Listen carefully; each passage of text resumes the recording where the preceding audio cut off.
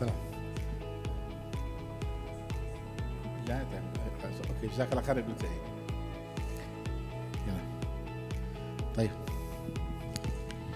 طيب بسم الله الرحمن الرحيم. Good morning everybody. We'll start our second day of this conference. This session will be about dialysis. It's my pleasure to present Professor Saeed Al-Ghamdi. Professor Saeed Al-Ghamdi is a consultant nephrology and professor of medicine at King Abdulaziz University, Jeddah.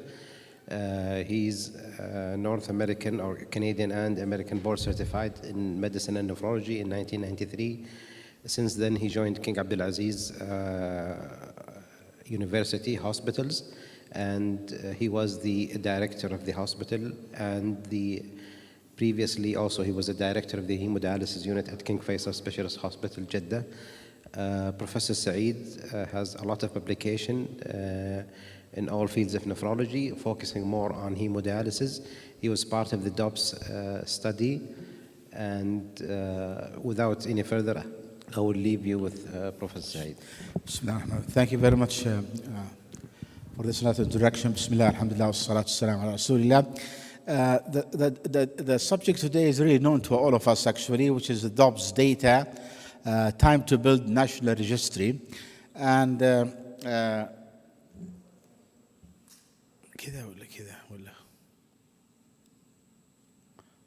okay, you know that the goals of DOPS, usually it's known to everybody to describe the variation of hemodialysis practice from its name, actually, and to identify the best practice for future recommendation and translate the finding to improve clinical outcome in hemodialysis patient.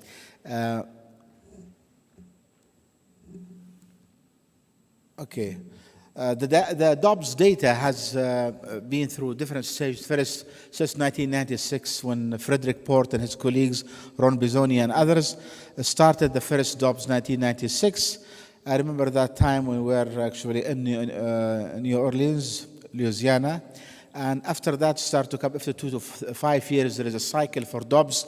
And Saudi Arabia has the privilege to go into DOPS in 2009, the DOPS 4, when we went actually there with the cohort study only, where just to see how we go with the data. And fortunately, we got the data from Saudi Arabia at that time from 20 centers, which showed us that we need to continue. And then after that, DOPS Saudi Arabia came within GCC DOPS for 5 and 6, and now DOPS 7. What the findings showed, actually, the most interesting, I'll just go show the data were more astonishing, is the lowest treatment time we have from all over the world in Saudi Arabia at that time in DOPS cohort, where we have 2008 mean treatment time in dialysis, which is even the lowest in the world at that time. Okay. Second thing, the urea reduction ratio more than 65%, which is the minimum acceptable urea reduction ratio by Brown at that time, and we actually Saudi Arabia was about 50% of our patients population. They have achieved that target, which means that we are really lagging behind the world in the adequacy of dialysis. Similar to this one is KT over V, where a significant proportion of our patients having KT over V less than acceptable 1.3. And when we look at the bone disease, we have a similar thing. We have only 33% of our patient population, they are within target, only 33%. And serum phosphorus, similar things, 35% of our patients within the desired target. We have some which is hypophosphatemia due to nutritional factor, and the majority of the patients, they are actually over range. Similar to this one is hemoglobin. Hemoglobin, at that time, only 50% of our patients, they are within target. So we conclude that DOPS 4, which is the cohort of Saudi Arabia, that at least half of the patient, which is really interesting, I didn't show it to you, about 45% of our patients, they are having very low PTH, less than 150. And the reason behind this one actually because in the Kingdom MOH was distributing one strength for calcium bath in my judgment, which was all 3.5 milliequivalent, which is really quite high at that time. So that's probably behind it. And the other thing, that indiscriminate use of vitamin D from everybody with no proper evaluation of the status. So we had significant, if you accept the definition of endemic bone disease on the mere presence of PTH less than 50, but that was really quite an issue. And 22% of the patients have very high PTH, actually more than 1,000, not 600, and there is a significant number of patients requiring parathyroidectomy. And I remember the years follow, we used to do once parathyroidectomy every year. Sometimes we have 2 parathyroidectomy every year in the hospital. 7% of the patients, they have hypercalcemia, which was considered at that time one of the highest because the average about 4 to 5. 20% of the patients, they are using IV vitamin D only, and the majority oral vitamin D, and significant proportion, one of the highest in the world of use of cinacalcet was in Saudi Arabia, presumably due to the high PTH level. The DOBS program then moved to, as I said, after that cohort for Saudi Arabia, they moved into the GCC country, which include the other 6 regions of the world. So all GCC countries has become, I think, okay. And Saudi Arabia was actually leading by 20 centers of hemodialysis, followed by Emirates, followed by others. And some countries, they have only 1 center to participate in this study. Okay, these are the investigators of DOBS and from various GCC countries. The most astonishing part of that Saudi, which was published 2015, at that time that the majority, only 90% of the patient, the majority of the patient, they start late for dialysis with very low GFR, less than 5 Saudi Arabia, and together with most all GCC countries. But because Saudi Arabia is really contributing by the majority of the centers there, it was the heavy weight there in terms of data, and you could see that significant proportion of the patients start late on dialysis with eGFR of 5 only. Vascular access was also, the majority of vascular access was temporary access, and only 90% of the patients, they start hemodialysis with permanent access. Not the same like the rest of the world, like especially Japan and Kazakhstan, other, where they have up to 90% of the patients, they are with access. Regarding the instant vascular access, again, the same thing, same issue. We have very low number of permanent vascular access.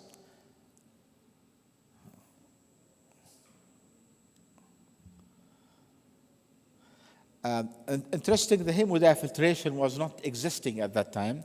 And the GCC countries, some countries, they have higher than us, but overall, almost 9% of the GCC countries, they have HDF. And in Saudi Arabia, actually less than 5%, in some hospitals only, they have online hemodiafiltration. So it was really very low at that particular time. Treatment time, again, it was still, despite it being slightly better than what's been reported in the cohort, but still we are the lowest in the other regions of the world in terms of treatment time.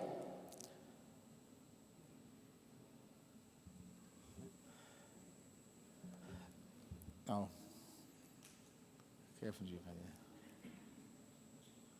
Okay.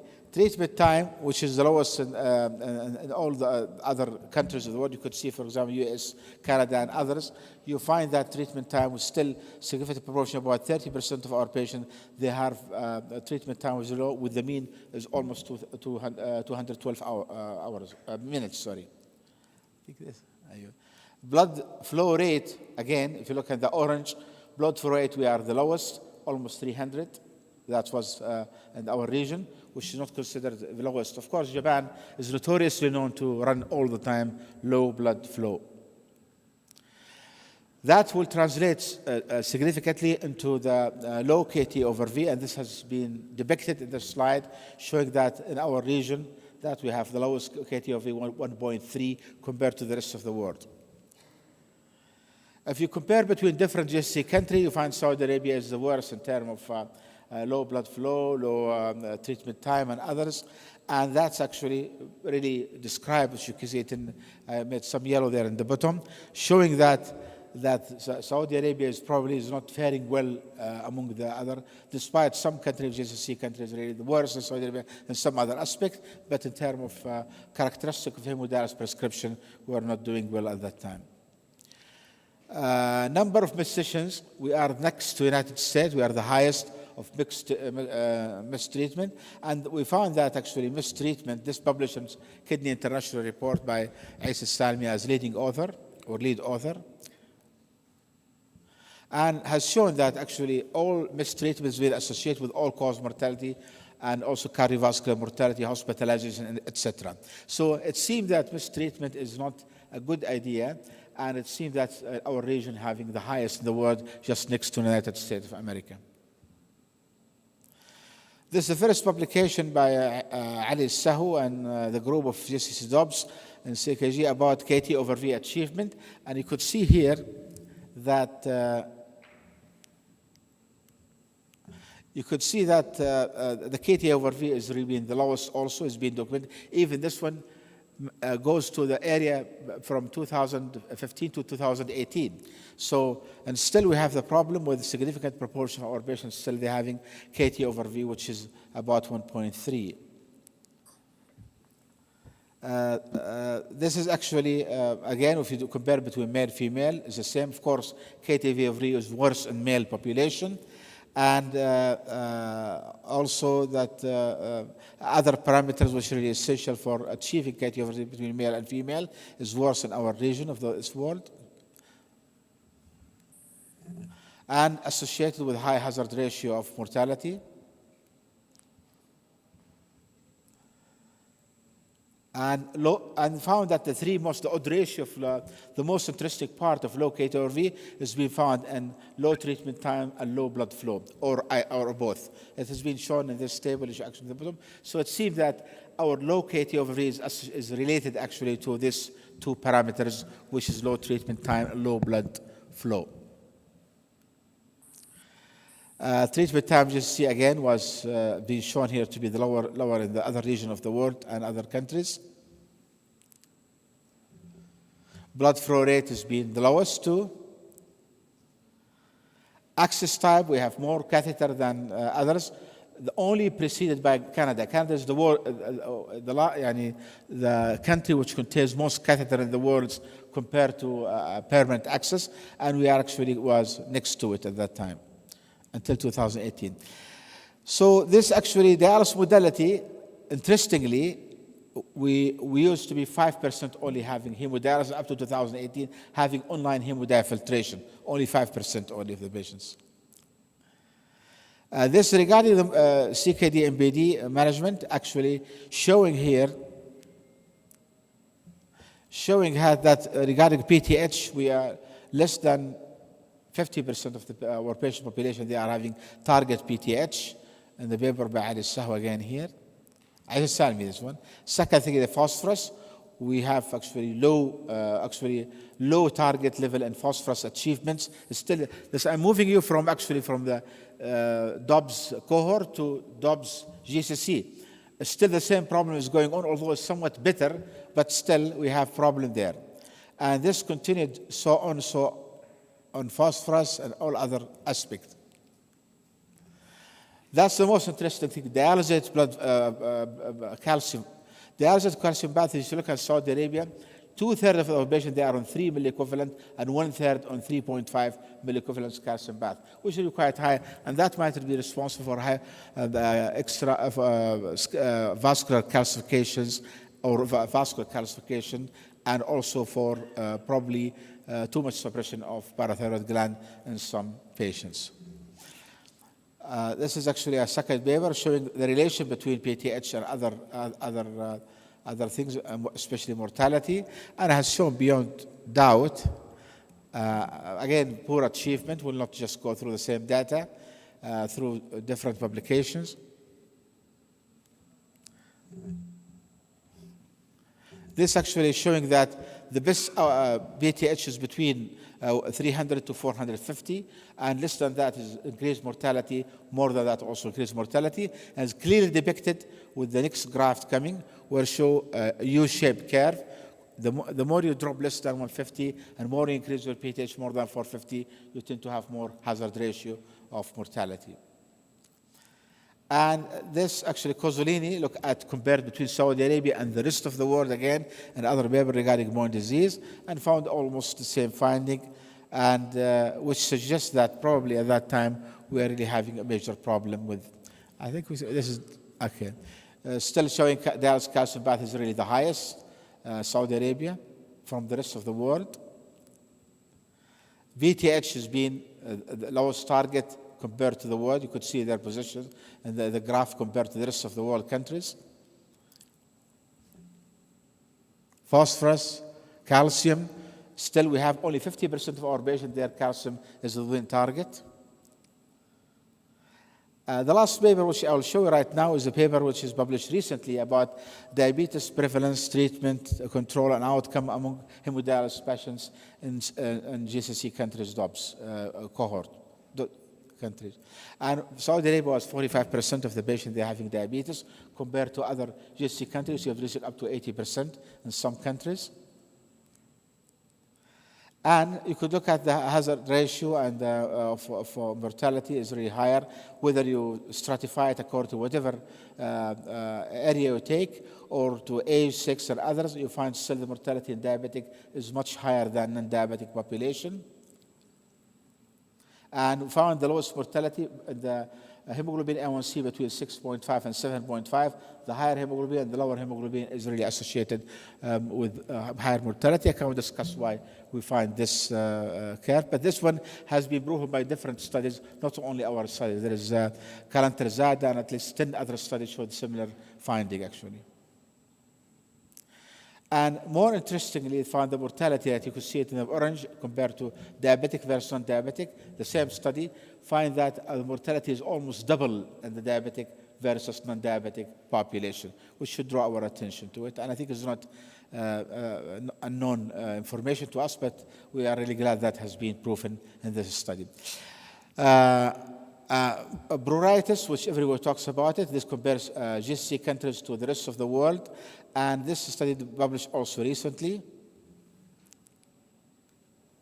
and found that we are the same like the rest of the world. Severe pruritus almost 8% in GCC countries compared to the rest of the world. But the most interesting thing that the association between pruritus, severe pruritus, and other outcome measures. I don't know why it's not moving this one. Yeah, I mean, whatever you take it, the mortality is much higher, hospitalization, infection rate, inpatient mistreatment, all inpatient with high, severe pruritus. And this actually has brought us to now, what are the lessons we learned from DOBS? DOBS taught that hemodialysis in Saudi patient population are their young population, but they initiate dialysis at GFR, which is low, which suggests that late referral to hospitals. And hemodialysis patients have the lowest KT over V, and that's probably due to low treatment time and low blood flow. And we have actually hemoglobin, which is really similar to the rest of the world. It's not different, but the most important thing that PTH and BD, bone disease, really we have the worst record in the world. We have much higher PTH and much lower PTH, and also we had hypercalcemia, hyperphosphatemia, more than what you see in the rest of the regions. And this will lead actually, if you look at the first, that whether can we have more improvement, and fortunately Ministry of Health decided to go with a different pattern of outsourcing of dialysis in the kingdom. And at that time there was His Highness Dr. Abdullah Rabi'a, the Minister of Health, together with Aqil Ghamdi, Ayman Karkar, and Adnan Alfi, where they actually put the blueprint of the outsourcing program. Unfortunately, what we see is their work from that time, which was really magnificent work in my judgment. And this actually look at for now the data. Of course, I blinded the source of the data for a reason that still is not really authorized to release full data. But certainly you could see here that we reach levels, look at the BTH, we look at the phosphorus, and one center in central Saudi Arabia is much superior than what you see in the past. And this is for both companies, for Diaverum and DaVita. They are doing marvelous jobs. And the fact they are doing that marvelous job, not because they are marvelous per se, but because the role of MOH actually in that good project, they have the full oversight of the project. They are having actually continuous supervisory role on that project, which led to this magnificent result, which you could not see it. Unfortunately, this result is not published, but it's available to some of us who's been having the opportunity to see the data. But certainly the data, if you take my opinion, is really the best, which many European countries, I compare that one to many countries, is much superior. But unfortunately, is not published data. And this is going on, whether you take central Saudi Arabia, western Saudi Arabia, southern Saudi Arabia, all excellent result, superior result. Whether you believe it or not, even a small town, like this small town in remote area, they are faring well, the same like Riyadh area. So that's the beauty of such project. And you can see it everywhere. And if you look at this result here for HDF, we used to be actually less than 5%. Now we have actually, until today, 34% of the patient population out of 7,500 patients, almost outsourced patients. They have 34% of the patients, they are on online hemodiafiltration. In conclusion, the cohort of DOBS has shown that how much problem we have in Saudi Arabia in this regard. And we show you that all the parameters was listed on the world, but with the outsourcing programs, with the new vision of Ministry of Health, we have moving along to be actually one of the best countries in providing healthcare service in the world. But unfortunately, this one, besides being exceeding expectation, that is not yet known to the rest of the world. Finally, just 2 minutes that, unfortunately, we have to look very carefully that the national Saudi data until now is not really available to the international arena to see how much we have progressed. Because I know that outsourced area, 45% of or less than 40%, but still this really constitutes. And I'm saying that you have to be included with the rest the same like DOBS, and you show the result and might give an example how the role of MOH in the future is not building hospital, it's to supervise those hospitals. And that's why actually in the world there is many registries, like everybody knows RDS. Thousands of publications out of use RDS data. Similarly for European data, ERA data. Many publications. The last thing I've seen is actually 2 publications about mortality and the area which has been increasing in the European country and the dialysis population. But that's really nice. It's available like these 2, the Kidney International, one from USRDS and one from European data, showing how much important. In Saudi Arabia, unfortunately, the data coming right now, which I presented from DOBS, coming in the form of publication, 12 publication, but also Scott have data. But I think that the information of Scott is more demographic data, is nothing which you could mine and bring useful information. So, and most of it is published, and it's good, excellent. It's provide us with some knowledge. It's be published annually in the national in the annual report. But still, I think we need more. What we need the same to take this data, which is the big data there, and then to transform it in the future to bigger data and leave it to any researcher from all over the country or even outside the country. It's intuition, it's science, so they can bring us some beautiful idea, like the same what has happened. Most of the beautiful idea you have in dialysis right now coming out actually from resilience data in the United States. And bone disease and anemia and even in the reverse epidemiology, obesity, others, all came from those centers. So things you cannot improve if you cannot measure. And I think that is really important. It's important for our improvement in the future. And I think I conclude here and I stop. Thank you very much. Thank you very much, Professor Al-Ghamdi. And I think we have some time for a couple of questions. Any question from the audience? Yes, Dr. Sinead. Thank you, Saeed, and really congratulations for this excellent work and to you and your team. As you know, I mean, when we get any data, we have to have an aim from getting this data, and one of them to improve the quality of care that we provide to our patient. And there is no doubt now having this outsource program, it's help in that regard. And we know that this is not a majority of patients involved in this outsource program. So what can be done for the majority of patients who is still getting the dialysis? You need to improve the quality of dialysis to those patients. Thank you very much. This is an excellent question. I think very simple. I mean, all the data is owned by MOH. Okay? MOH controls all, or the dialysis committee control all over the country, the dialysis activity. So what you do exactly, observe your experience with the outsourcing patients, which is about 7,000 something patients, and compare it to the rest, about almost close to 12,000 patients not yet on this program, and see where is the problem, where can you improve. And I'm sure when you have data, even if it looks redundant data, at the end with a brilliant idea, what's your questions, you can get lots of answers. So I think because it's your data, and both they are your babies, so whether you take this outsourcing is yours. There is not a company, they're just delivering the service. Actually, you hire them for service. And but eventually it's your data, you can mine that data and bring up some information.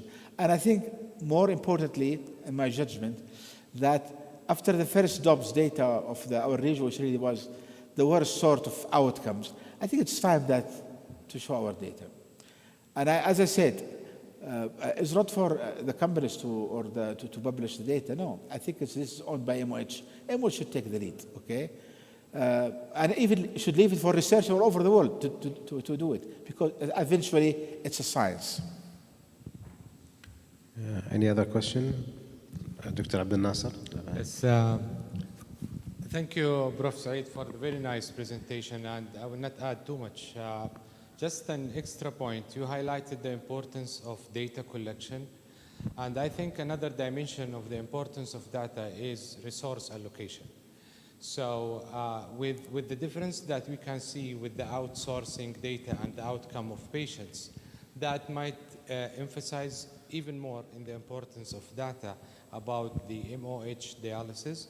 So the areas that have been deprived or has the lowest outcome might be sourced more with the outsourced centers. And that is another dimension for that. As a conflict of interest, I had before a relation with one of the companies, so everybody knows that But I would rather say you are absolutely right. But from resource allocation and others, I think it's very simple by just wondering to know how much does it cost this company or that, and how much does it cost you in MOH. According to our colleagues who made the blueprint for dialysis, they declared to me at that time, I'm their friend who's sitting together all the time discussing, they said the cost is almost twice what the companies they provide. It doesn't mean that the government is spending a lot. They want the best result. But doesn't mean that this way is the best. Go look at their experience, your experience. That's good for your own work. Like what Abdel Nasser mentioned, that resource allocation, look, is it worth it? Is it worth the money? Is it worth that? All the questions. Now you have the data. I mean, you should listen to me, okay? You have all the data. You can't say, well, you are more costly to me and get out of the but what you'll find actually that it costs you more in the other model than what you see right now. And you can also go and look for cheaper price. I mean, the market's open. I'm not representing anybody here except my country, my science, my knowledge, my common sense. That's what I'm working for. And anybody can challenge with that regard. I'm not here just try to make it bright for one or others. This is not my idea. And honestly, I think you have the data, and that's the purpose of data. Mine the data, get the information, knowledge, and after that make the decision what's the best for you. Sorry, just because of time, to be on time. Thank you very much, Professor Saeed Al-Ghamdi. Now, the next speaker will be presented by my colleague, Dr. Sultan Al-Dalbahi. Okay, Assalamu alaikum wa rahmatullahi wa barakatuh. Good morning again, and now we will move to the second lecture, and this will be a virtual, and it will be given by Prof. Andre Davenport. Prof. Davenport is a consultant nephrologist, and he's a honorary senior lecturer at the Royal Free Hospital. Dr. Davenport is graduated in medicine from University of Cambridge.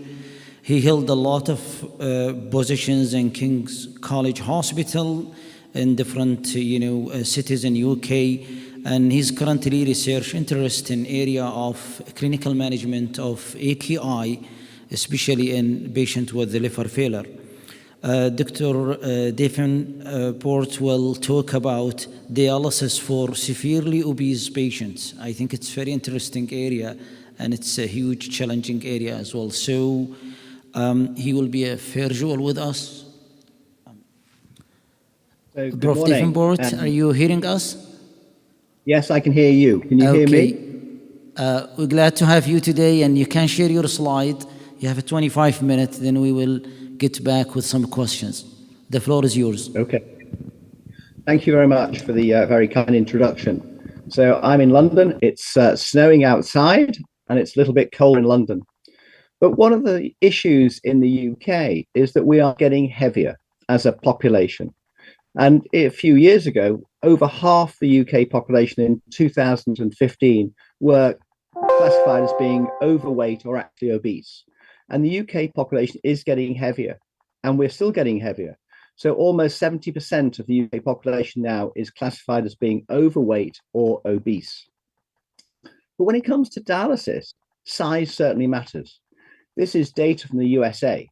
And what we have here are 1 year survival, 12-month survival for men and for women.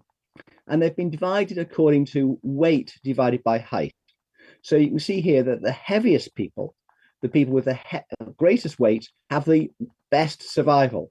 Those patients who have a low weight compared to height had the worst survival. And you can see for men, there's this fall to around about the 50th centile, and then it plateaus off. But for women in the US, you can see there's almost a linear decline in terms of outcomes. So women get heavier women do much better in terms of what happens in terms of survival on dialysis in the US. So the question is, well, if you look at the general population, we know that obesity is an increased risk of mortality, particularly cardiovascular disease and cancers. If you think about it, patients with obesity are more likely to have stroke, suffer with sleep apnea, have heart disease, suffer with type 2 diabetes, fatty liver, and obviously cancers, and also have joint and other problems. So we obviously have what's called a paradox here. And that is, in the general population, obesity is a risk factor for mortality. But in the dialysis population, obesity appears to be a survival factor. So we have this concept of, well, why should this be? Well, if we think about how we set about prescribing dialysis for patients, we think about solute clearance, we think about volume and sodium balance, and we think about electrolyte balance and acid-base status. And the way we dialyze patients is we use this concept of KT/V urea, this sessional clearance of urea during a dialysis. And we adjust the amount of dialysis according to V, the volume, so we give the same target for everybody. Now, the question, of course, is, well, where does this concept of KT/V come from? It comes back from a study back in the 1970s, so many, many years ago, when things were different. It was a small study, only 151 patients. Average age was 49.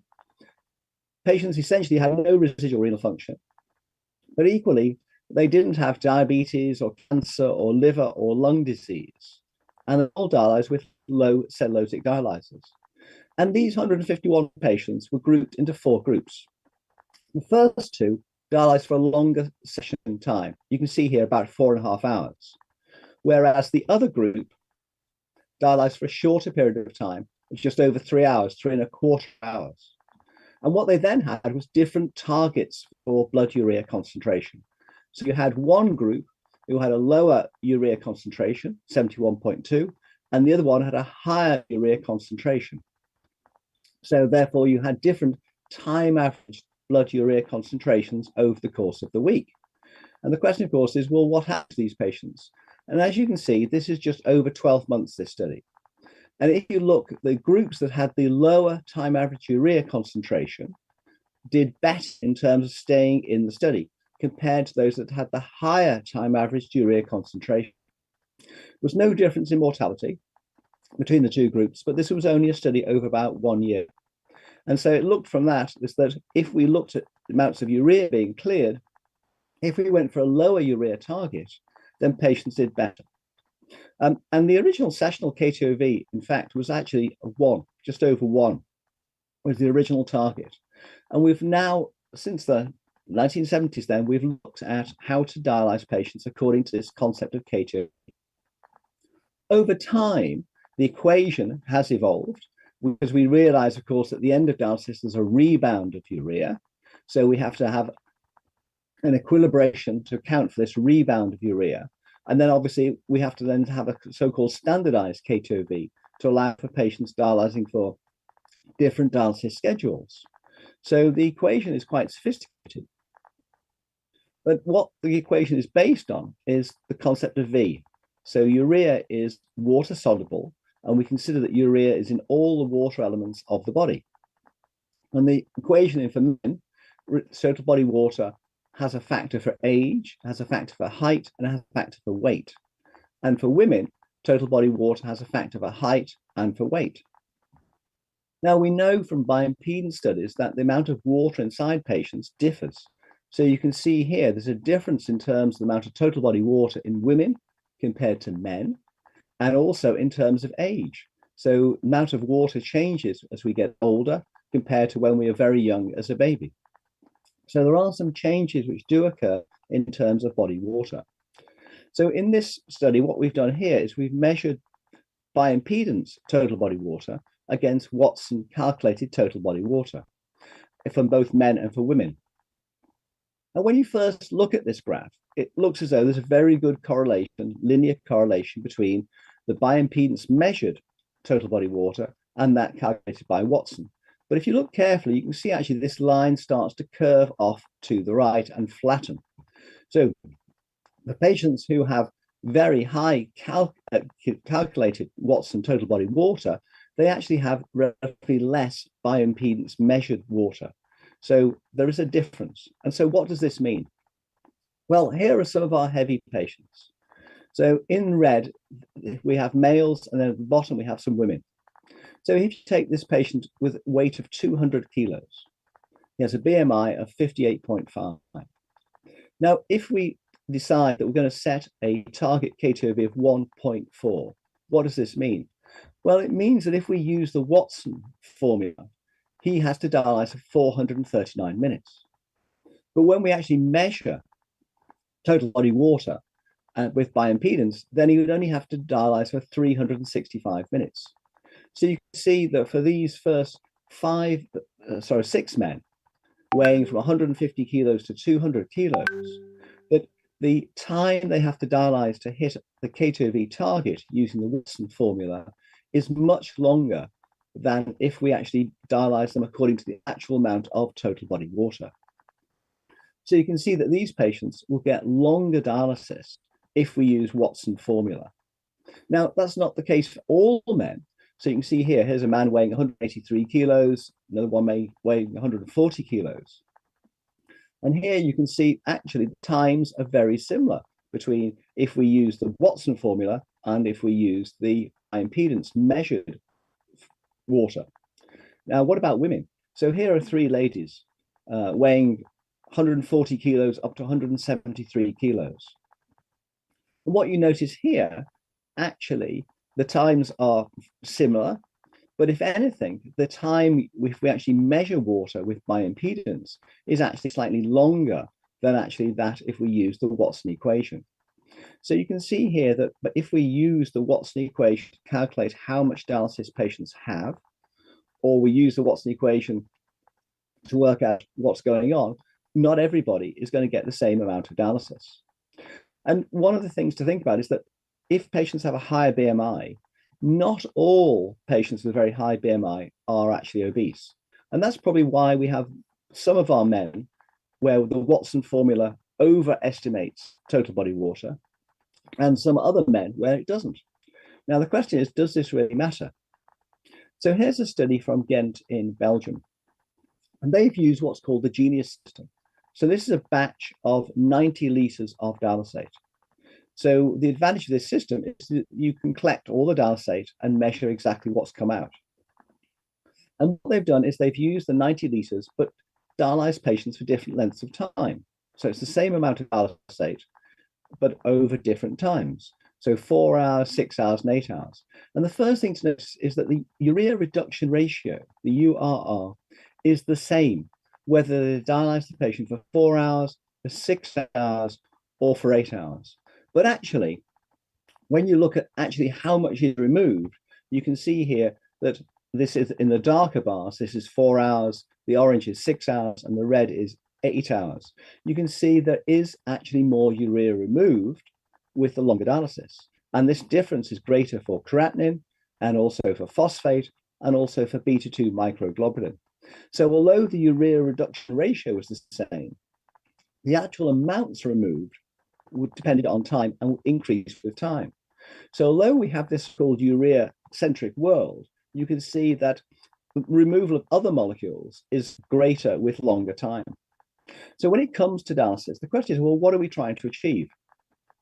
We're trying to get the waste products of metabolism, so how much we're eating, resting energy expenditure, and physical active energy expenditure. And if we think about resting energy expenditure, well, we have a lot of resting energy expenditure from muscles, not much from fat tissue. The brain is very active. The liver is active. The kidneys, obviously, our patients have kidney failure, so the kidneys aren't very active. So resting energy expenditure is mainly to do with muscles, brain, and liver. And if we look here, this is looking at body mass index, BMI, against resting energy expenditure. What you can see here is that these lines are not straight. Again, as BMI increases, then resting energy expenditure tends to level off, tends to flatten. The curve flattens to the right. And again, if we look at, this is looking at Watson total body water against resting energy expenditure. And again, you can see that this curve, particularly for men, flattens off and goes as Watson water increases. This effect is not so much for women. And then if we look at body mass index against body fat, you might have thought that as people get higher BMIs, they just put on more fat. And you can see for most people that actually is true. But when we get to these very high BMIs of 50 plus, you can see that these people are all here on the right-hand side.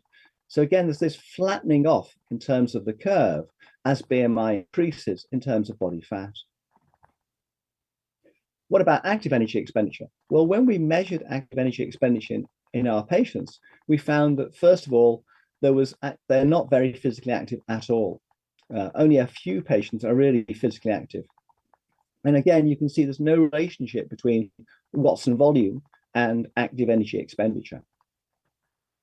So this is looking at body mass index again against lean mass. Now, what you can see here is that there is an increase as BMI increases, and lean mass also does actually increase. And you can see here, these patients with very high BMIs, both women and men, actually have an increased amount of lean mass. So just having a high BMI does not mean you're all fat. There's quite a bit of muscle there as well. So if we think about what we're trying to achieve, we've talked about solute clearance. There's also volume.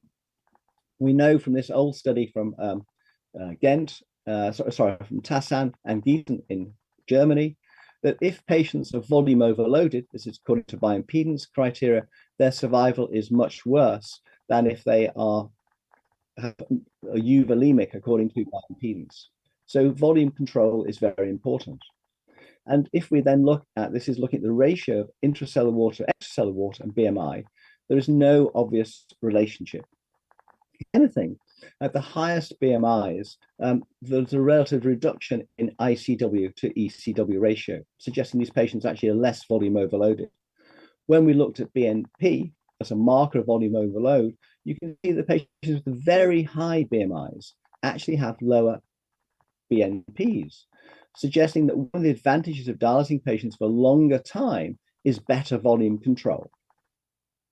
And we know that from years ago that if we do intensive dialysis converted to conventional dialysis, patients tend to do better with intensive dialysis. So we think that more dialysis does actually help. If we go back to the original NCDS study in the 1970s, if we actually divide these groups, if we take either the group that had the low urea targets, you can see that the group with the longer session actually did better than the group with the shorter session. And again, if we look at the patients who had the higher urea targets, those that had the longer session did better than those with the shorter session. So if we then think about, well, okay, what about energy expenditure? So if we look at energy expenditure, there's a relationship between energy expenditure and lean body mass, but also obviously with appendicular mass.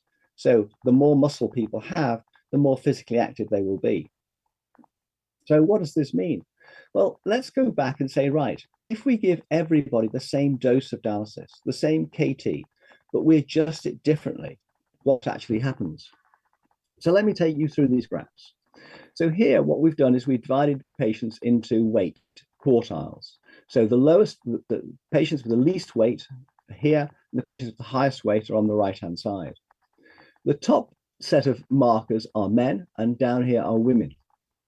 And what you notice is this, that as patients get heavier, both men and women, then they get effectively more dialysis. If we look at and convert the KT but adjust it for body surface area, again, what you can see here for men, as body surface area increases, men get more dialysis, but not for women. For women, it is very, very stable if we adjust it for body surface area. Down here is resting energy expenditure and total energy expenditure. And again, what you can see, particularly for men, that as men increase in size with more resting energy expenditure or more total energy expenditure, then they get effectively more dialysis. Whereas for women, it's relatively flat.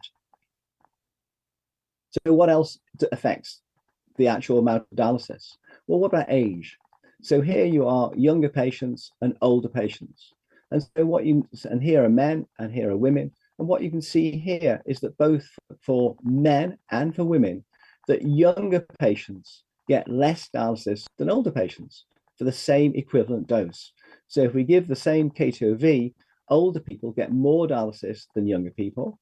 What about ethnicity? For men, it's relatively similar. This is sort of Asian over here, this is black, and this is white.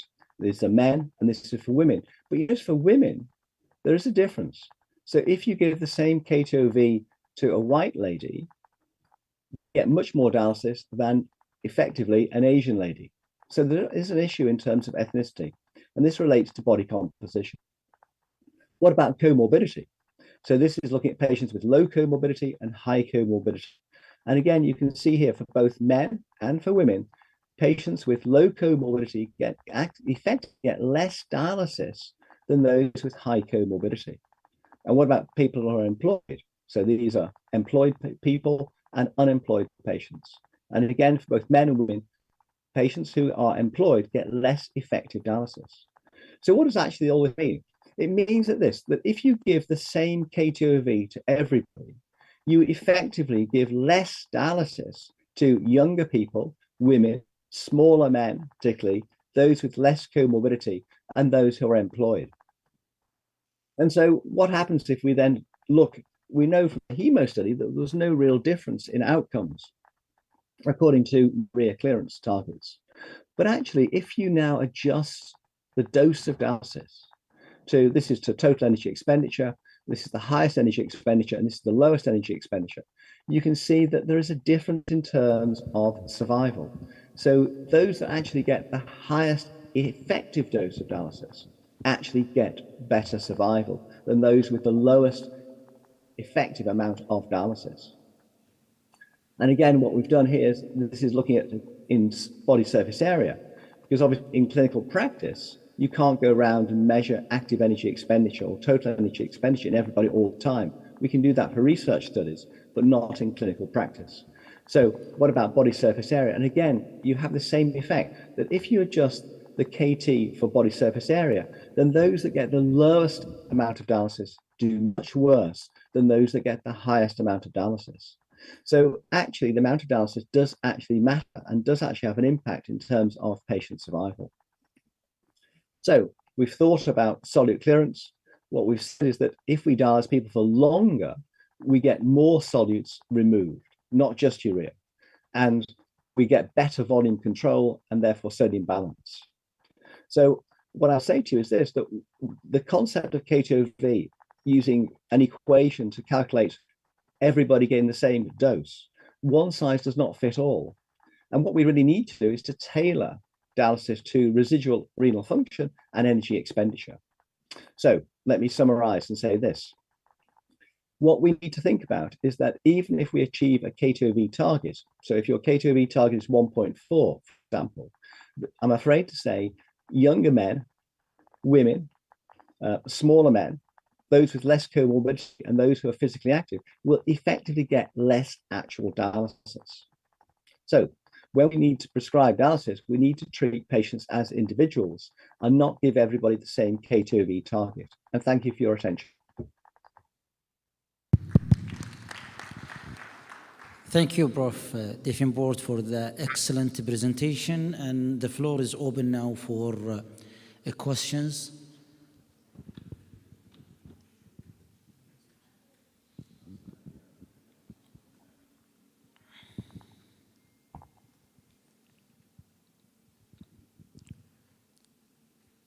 Okay, I think we will move now to the third lectures, and it will be introduced by Dr. Faiz Al-Hijeri again.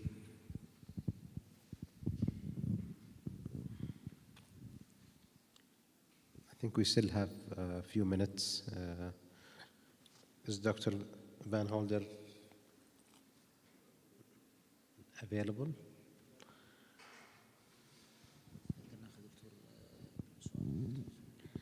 Okay, since we have time, I'll go back to Dr. Sumaya Skandarani. If you can go back to your question to Professor Saeed Al-Ghamdi.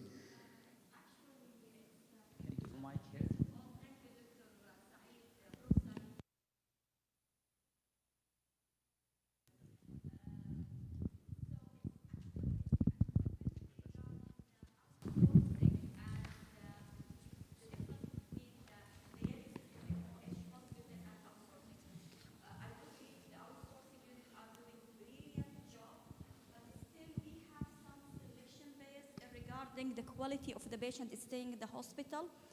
So basically, most of the patients staying in the MOH hospital, they have other comorbidity preventing them. So we have also to put this in consideration when we compare between the data for this is the only comment. No, that's right. But you are absolutely correct in your statement, because like, for example, you cannot take King Faisal specialist hospital patients and compare them to somewhere outpatient. But I must assure you that there's something called comorbidity scale, something, forget the name of that one, is being done, and I think a significant number of those patients, they are having some comorbidities. Not all the patients, they are actually very healthy, young. No, that's not correct. But again, it's not the same like what you see in MOH or some other hospital, because they are having high comorbidity index. Like they do have, and I remember when they started the first program, there is many of those patients. But unfortunately, MOH, the committee is getting every day more superior than the day before, because they're learning from the past and they're adjusting, readjusting, and they have lots of changes and major impact on this program, yes. Thank you, Professor Said. Okay, we'll move on to the next speaker. It's my pleasure to introduce Professor Raymond Van Holder. Professor Van Holder is a professor of medicine and nephrology at Ghent University in Belgium. He published a lot of articles, more than 900 publications, which includes reviews and book chapters on mainly related to adequacy of dialysis, uremic toxins, and various topics related to general nephrology. He also serves as a member of several editorial boards of several journals, and including the nephrology, dialysis, and transplantation. And he has been the chairman of several societies and working group. He was the chairman of the European Uremic Toxin Work Group, and he was also a member of the executive board and treasurer of the KDIGO guidelines. He also chaired the European Renal Best Practice and the Renal Disaster Relief Task Force, which is part of the International Society of Nephrology. He also was the founder and president of the Belgium Society of Nephrology and a past president of the European Society of Artificial Organs, and he is the past president of the EDITA. Currently, Professor Van Holder is retired from the Ghent University, and he's the chair of the European Kidney Health Alliance. He will talk to us about a very interesting subject, which is towards green nephrology and dialysis. And without further delay, I'll leave the floor for Professor Van Holder. Good morning, everybody. Thank you for the kind invitation. I just have a question. Do I have to share my on screen, or do you show my slides?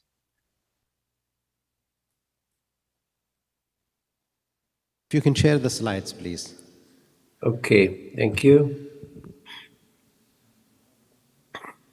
The host disabled participant screen sharing, it says. So you will have to allow me to share slides. Okay, 1 second.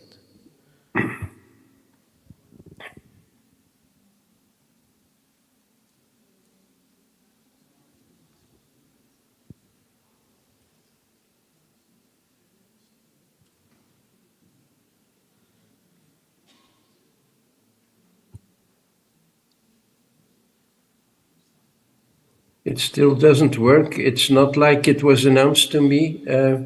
It said that you would display the slides and that I should say next, so it's equal to me, but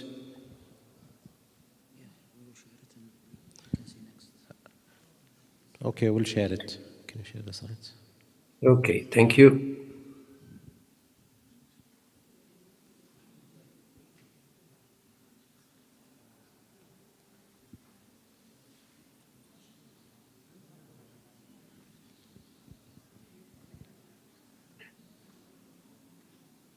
I maybe can start already my presentation. Okay.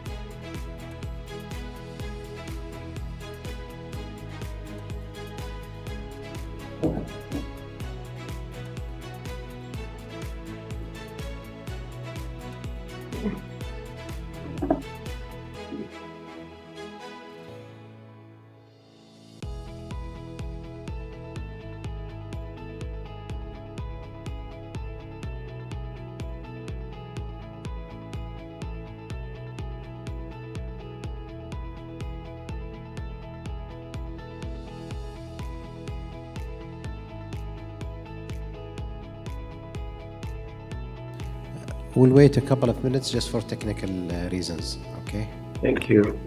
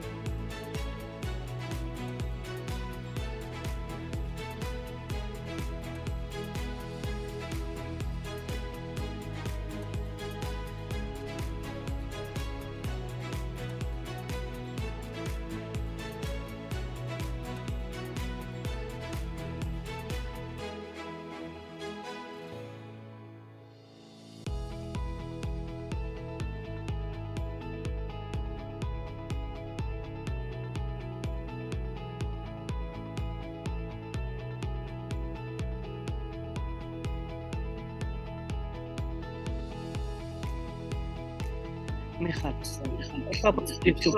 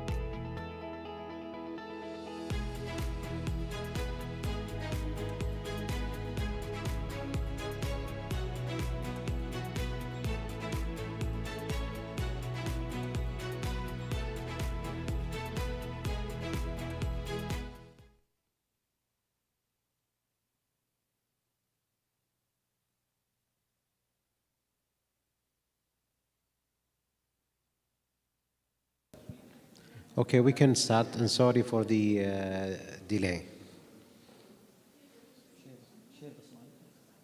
We will share the slides, or he can share this? Okay, you can share the slides now. Excellent. Okay, thank you.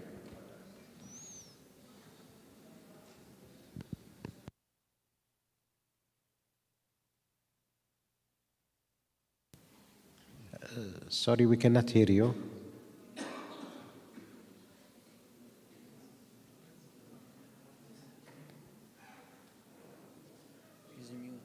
Maybe you're mute.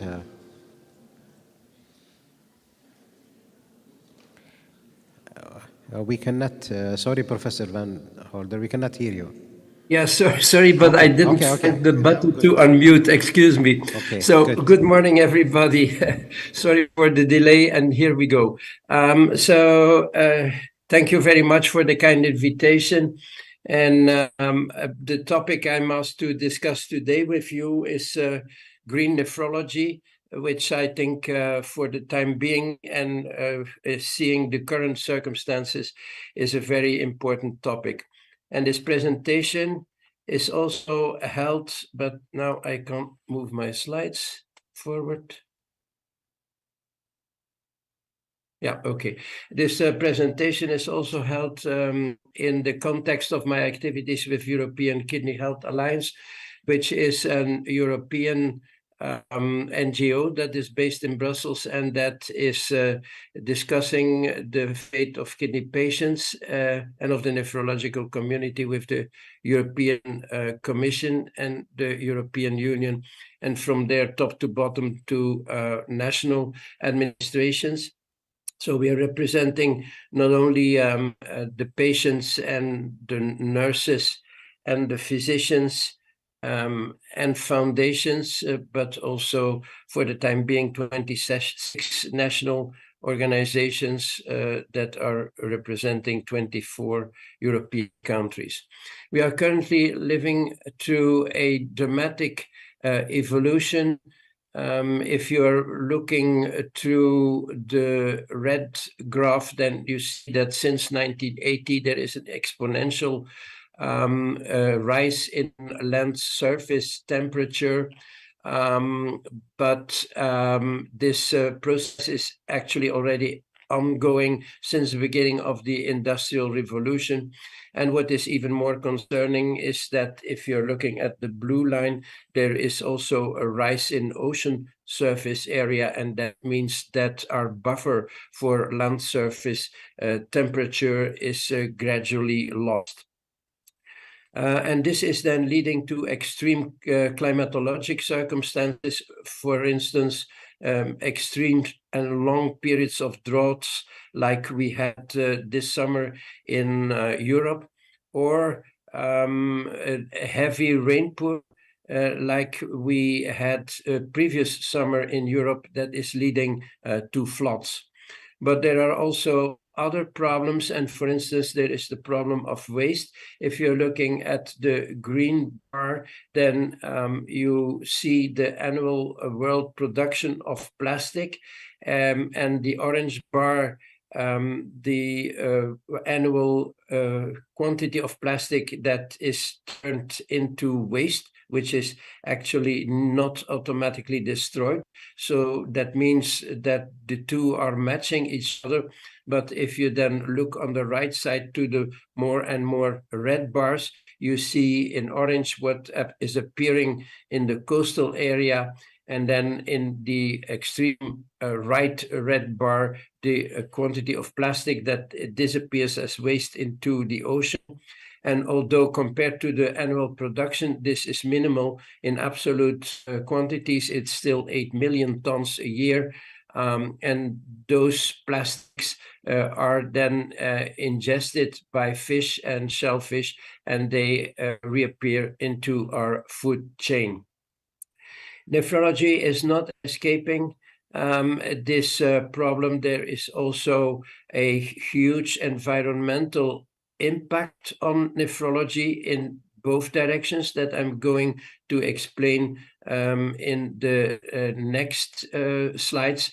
And because also of the attention of the European Commission for the ecologic or environmental problem, we wrote this spring this review paper in nephrology, dialysis and transplantation, which is the source of the slides that I'm going to show you soon.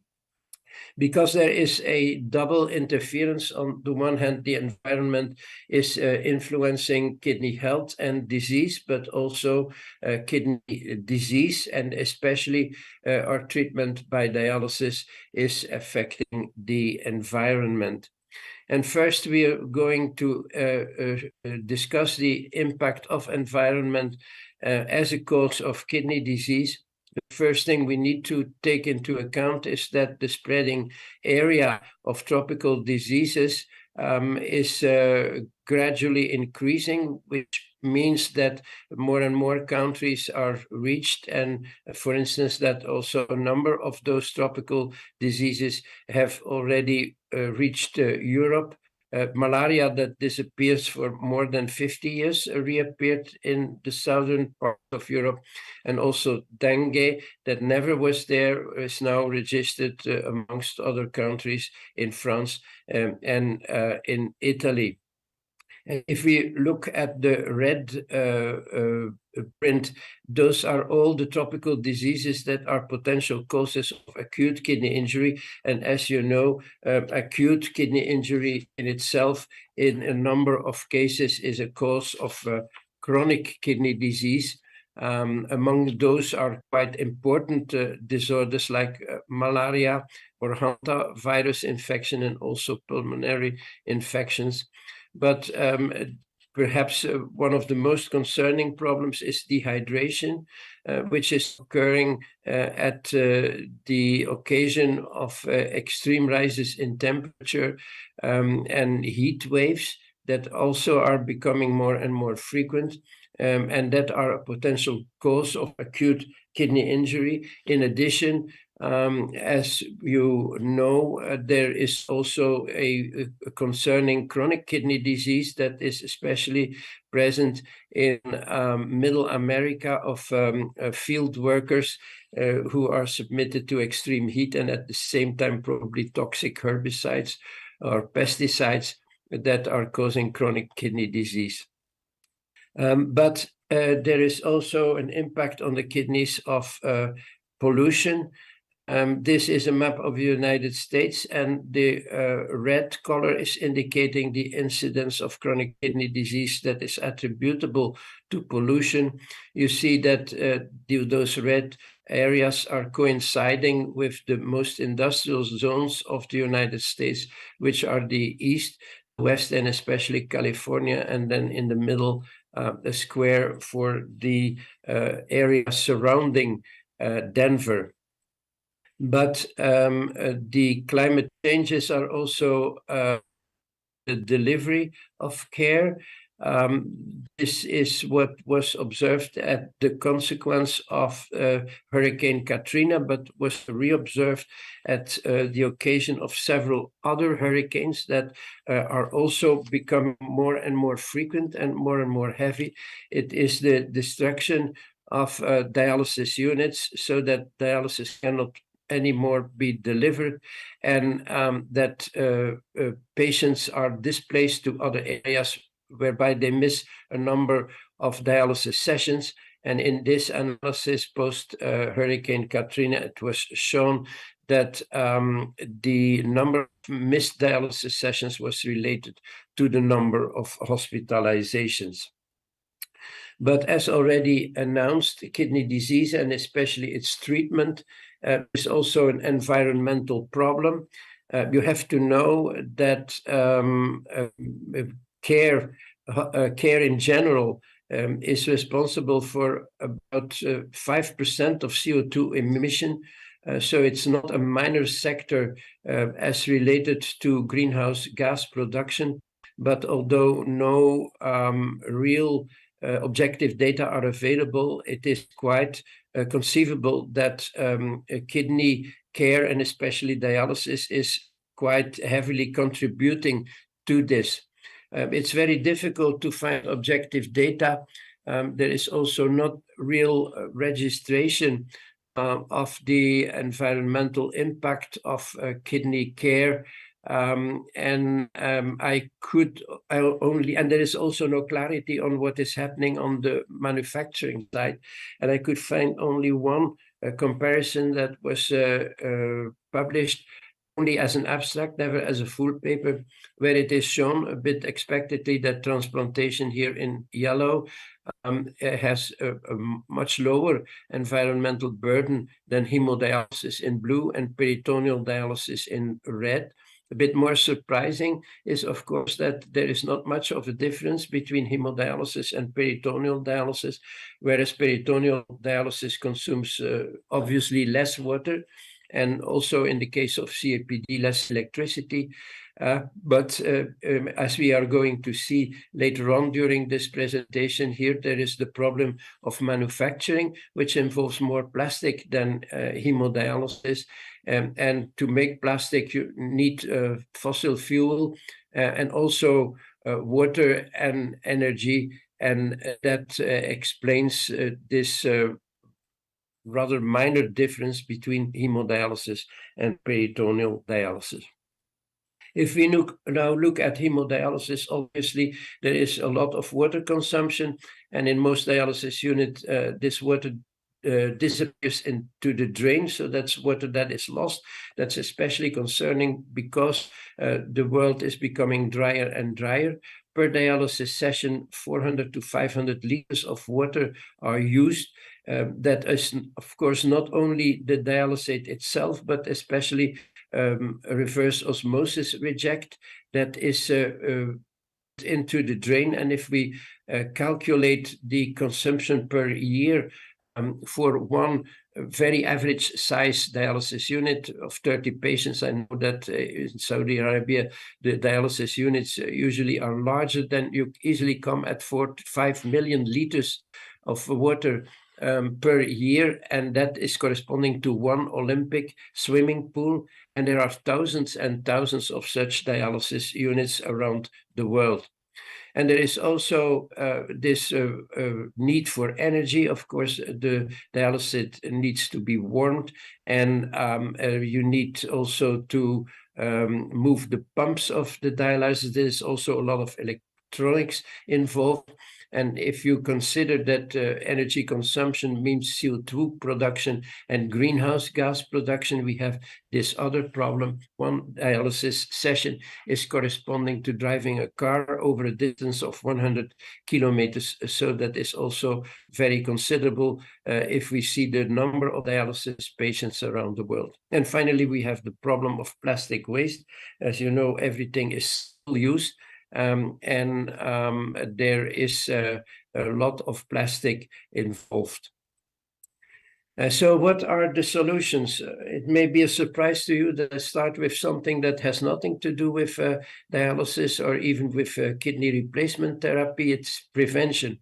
If you have a problem with a certain approach, then the best way to solve the problem is to make that it doesn't occur. And that is, of course, the role of prevention. Prevention starts with primary prevention. And again, you will say that's not the task of the nephrologist, that's the task of the primary physicians. But I think it is our task to instruct and to talk to primary physicians. There is obviously a need of education and of better organization. We also have to talk to national administrations to take care of this, because at first stage, it is something about healthy lifestyle, combating obesity, smoking, lack of exercise, energy intake, glucose intake, salt intake. But if you look at what governments, national governments, are spending on prevention, it's very minimal. In Europe, it's 3%, but I'm quite sure that also elsewhere around the world, not enough attention is paid to prevention, and it needs to be better organized. And we should not forget that primary prevention also goes along with healthy lifestyle, but also with eco-friendly lifestyle, fresh vegetables, and biofarmed foods are good for the environment. Not eating red meat is good for the environment, and especially for greenhouse gas emission. Eating no foods that coming from industrial sites again is not only good for health but also for the environment, and using alternative transport sources and not going by means that are driven by fuel, by fossil fuel, again, is not only healthy, but also healthy for the environment. We, of course, have also secondary prevention. Here we enter the area of the nephrologist. We are lucky to have SGLT2 inhibitors that will be discussed elsewhere during this meeting as a second mean to prevent progression of kidney disease, as compared to what we had before, which was actually only inhibitors of the renin-angiotensin-aldosterone system. But still, my impression is that a number of patients will escape this treatment, that it does not take away entirely the need for dialysis. And finally, also that there are other mechanisms that still should be studied and treated. Also, there is the need for treatment of rare kidney diseases. So there is a lot of research to be done. And I think nephrology in this area is lagging behind to other chronic diseases like cancer and diabetes. And if we talk prevention, then it's also a question of education that needs to start already at early age with children.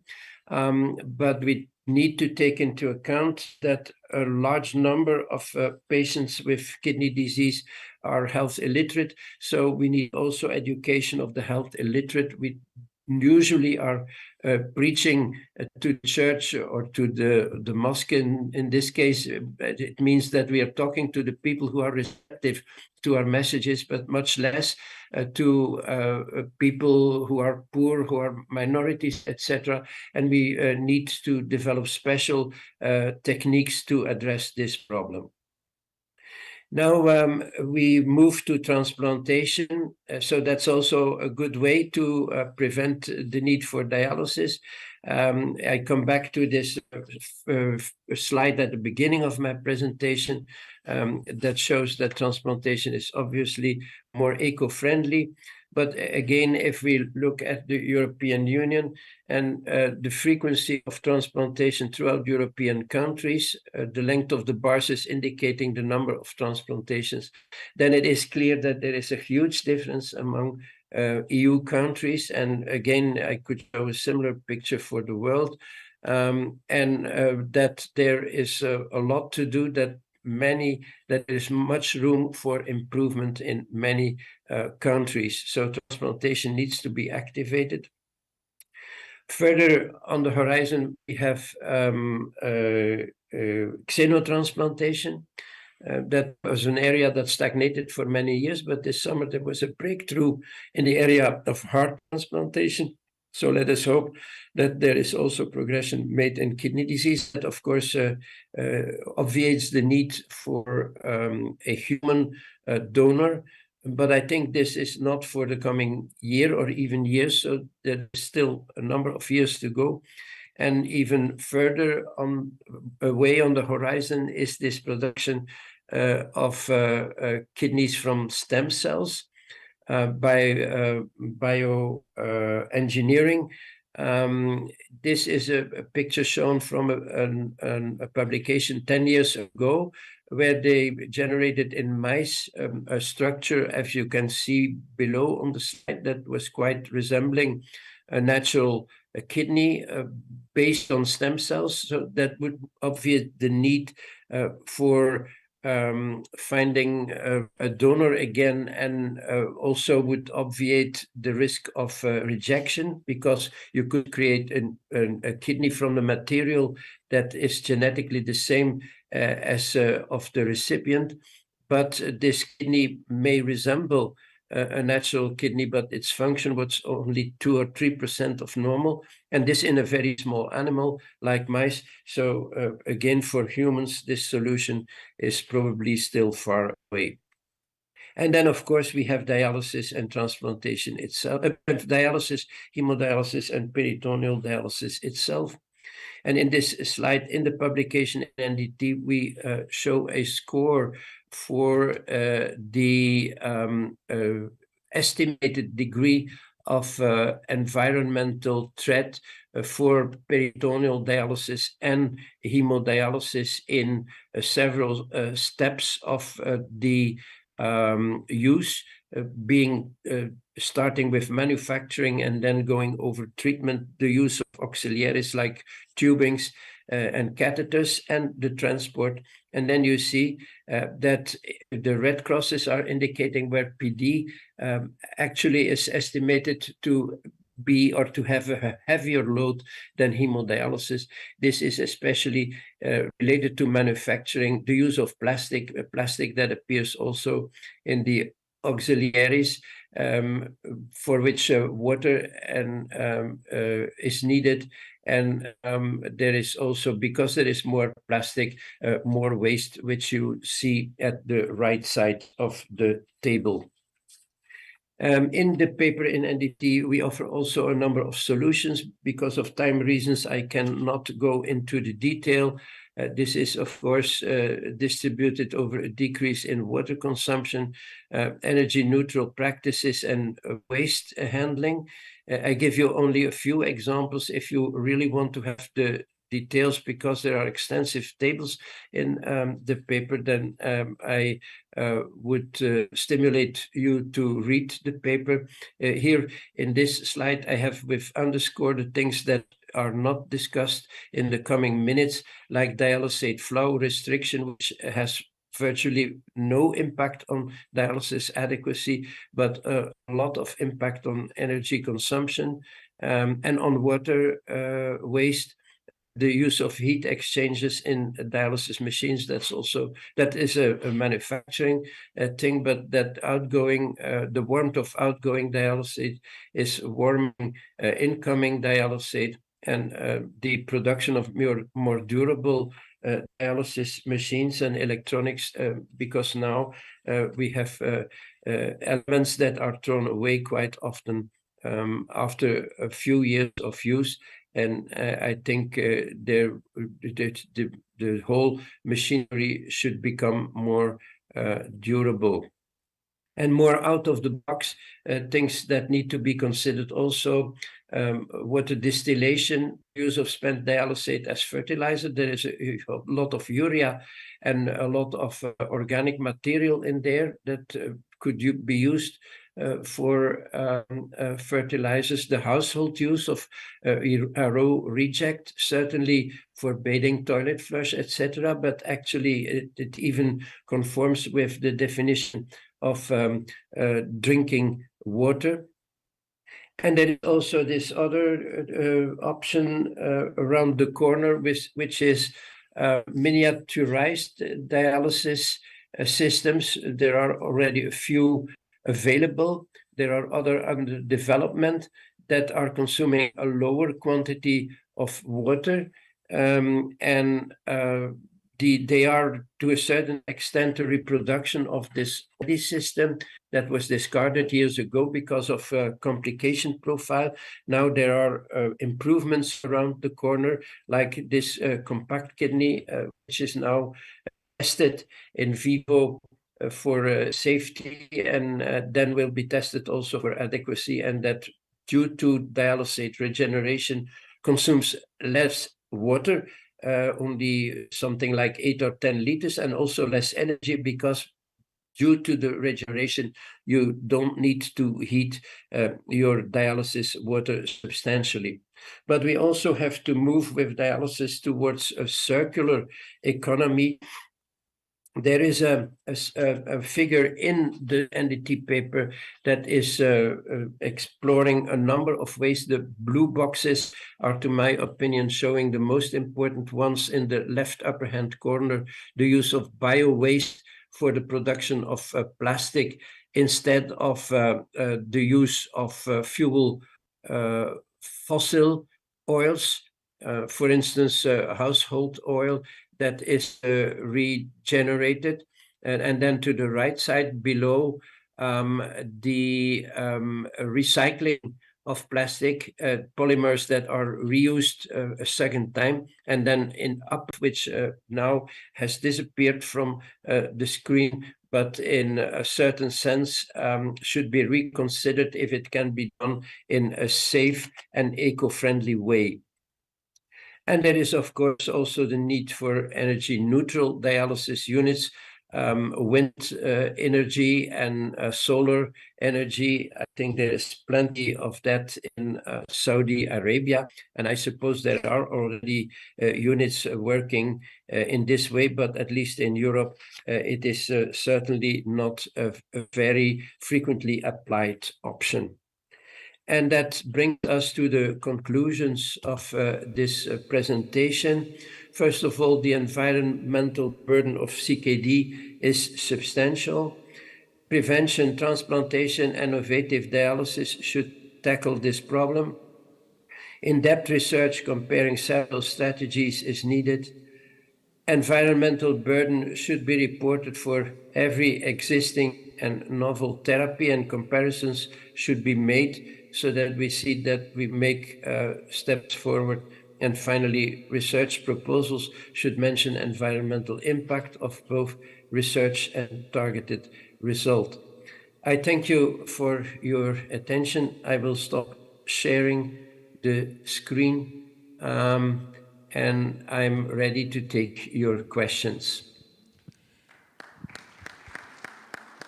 Thank you very much, Professor Van Holder, for this very interesting presentation. for very important topics, especially in this part of the world, especially related to the water consumption.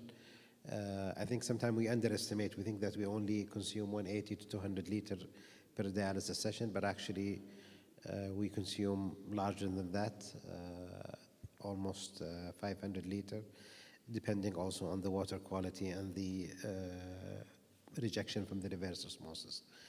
Now I'll leave the floor open for any questions or discussion related to this topic.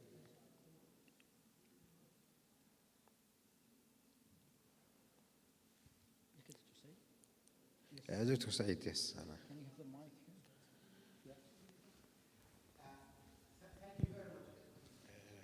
Could you speak a bit louder because I have difficulty? Thank you very much.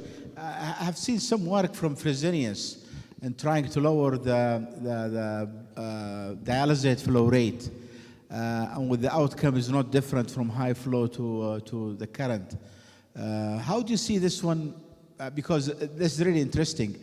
Also, they have found actually in some of their sponsored projects that even it lowers the electricity. So I think probably you're absolutely right, and I must congratulate you on the title of your presentation, because we need this one, not only this part of the world, but all over. People, they are fighting for water and energy. Thank you. Thank you. I fully agree with you. But just a comment on adequacy, because I've worked a lot in uremic toxicity, but if you bring down or you move up, for instance, from 500 to 800, it makes perhaps a difference in removal of something like 5 to 6% for urea, which is the easiest one, and even less for middle molecules and protein-bound molecules. So if you're would be going from 500 to 400 or even 350, it's the same thing. The impact on removal adequacy will be not very substantial. And we have personally, I'm also not such a very strong believer in ketonuria, and I think we have to look at the clinical reaction of the patient and then see what we have to do.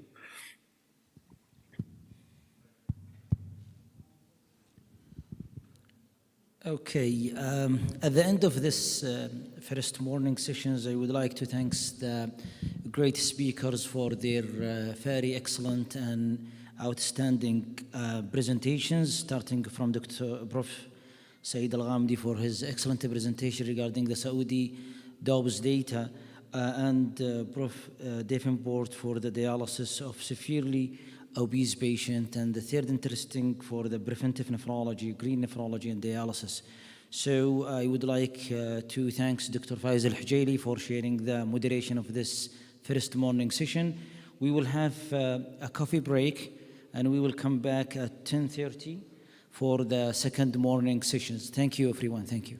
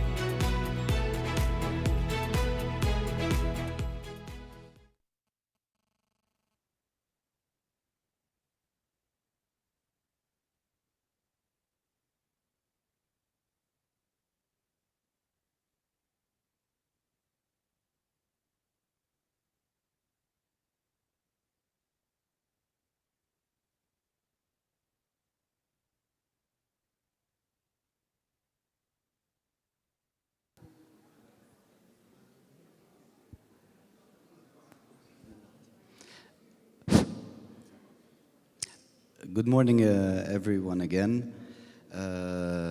Today, our speaker is Dr. Andrew Davenport, who gave a lecture about dialysis in severely obese patients earlier today. Dr. Andrew is going to give a second lecture about incremental hemodialysis. Let's welcome Dr. Andrew again. Welcome, Dr. Andrew. So thank you very much for the kind introduction. It's now stopped snowing in London, so hopefully the weather will start to warm up. I'm going to talk today about incremental dialysis.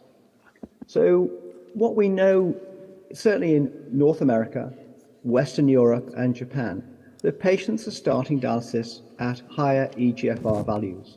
If you look at this trend, this is US RDS data, you can see that the number of patients who start dialysis with an EGFR of less than 5 mils per minute is falling, whereas the number of patients starting dialysis with an EGFR of 10 to 15 or even 15 or greater is increasing.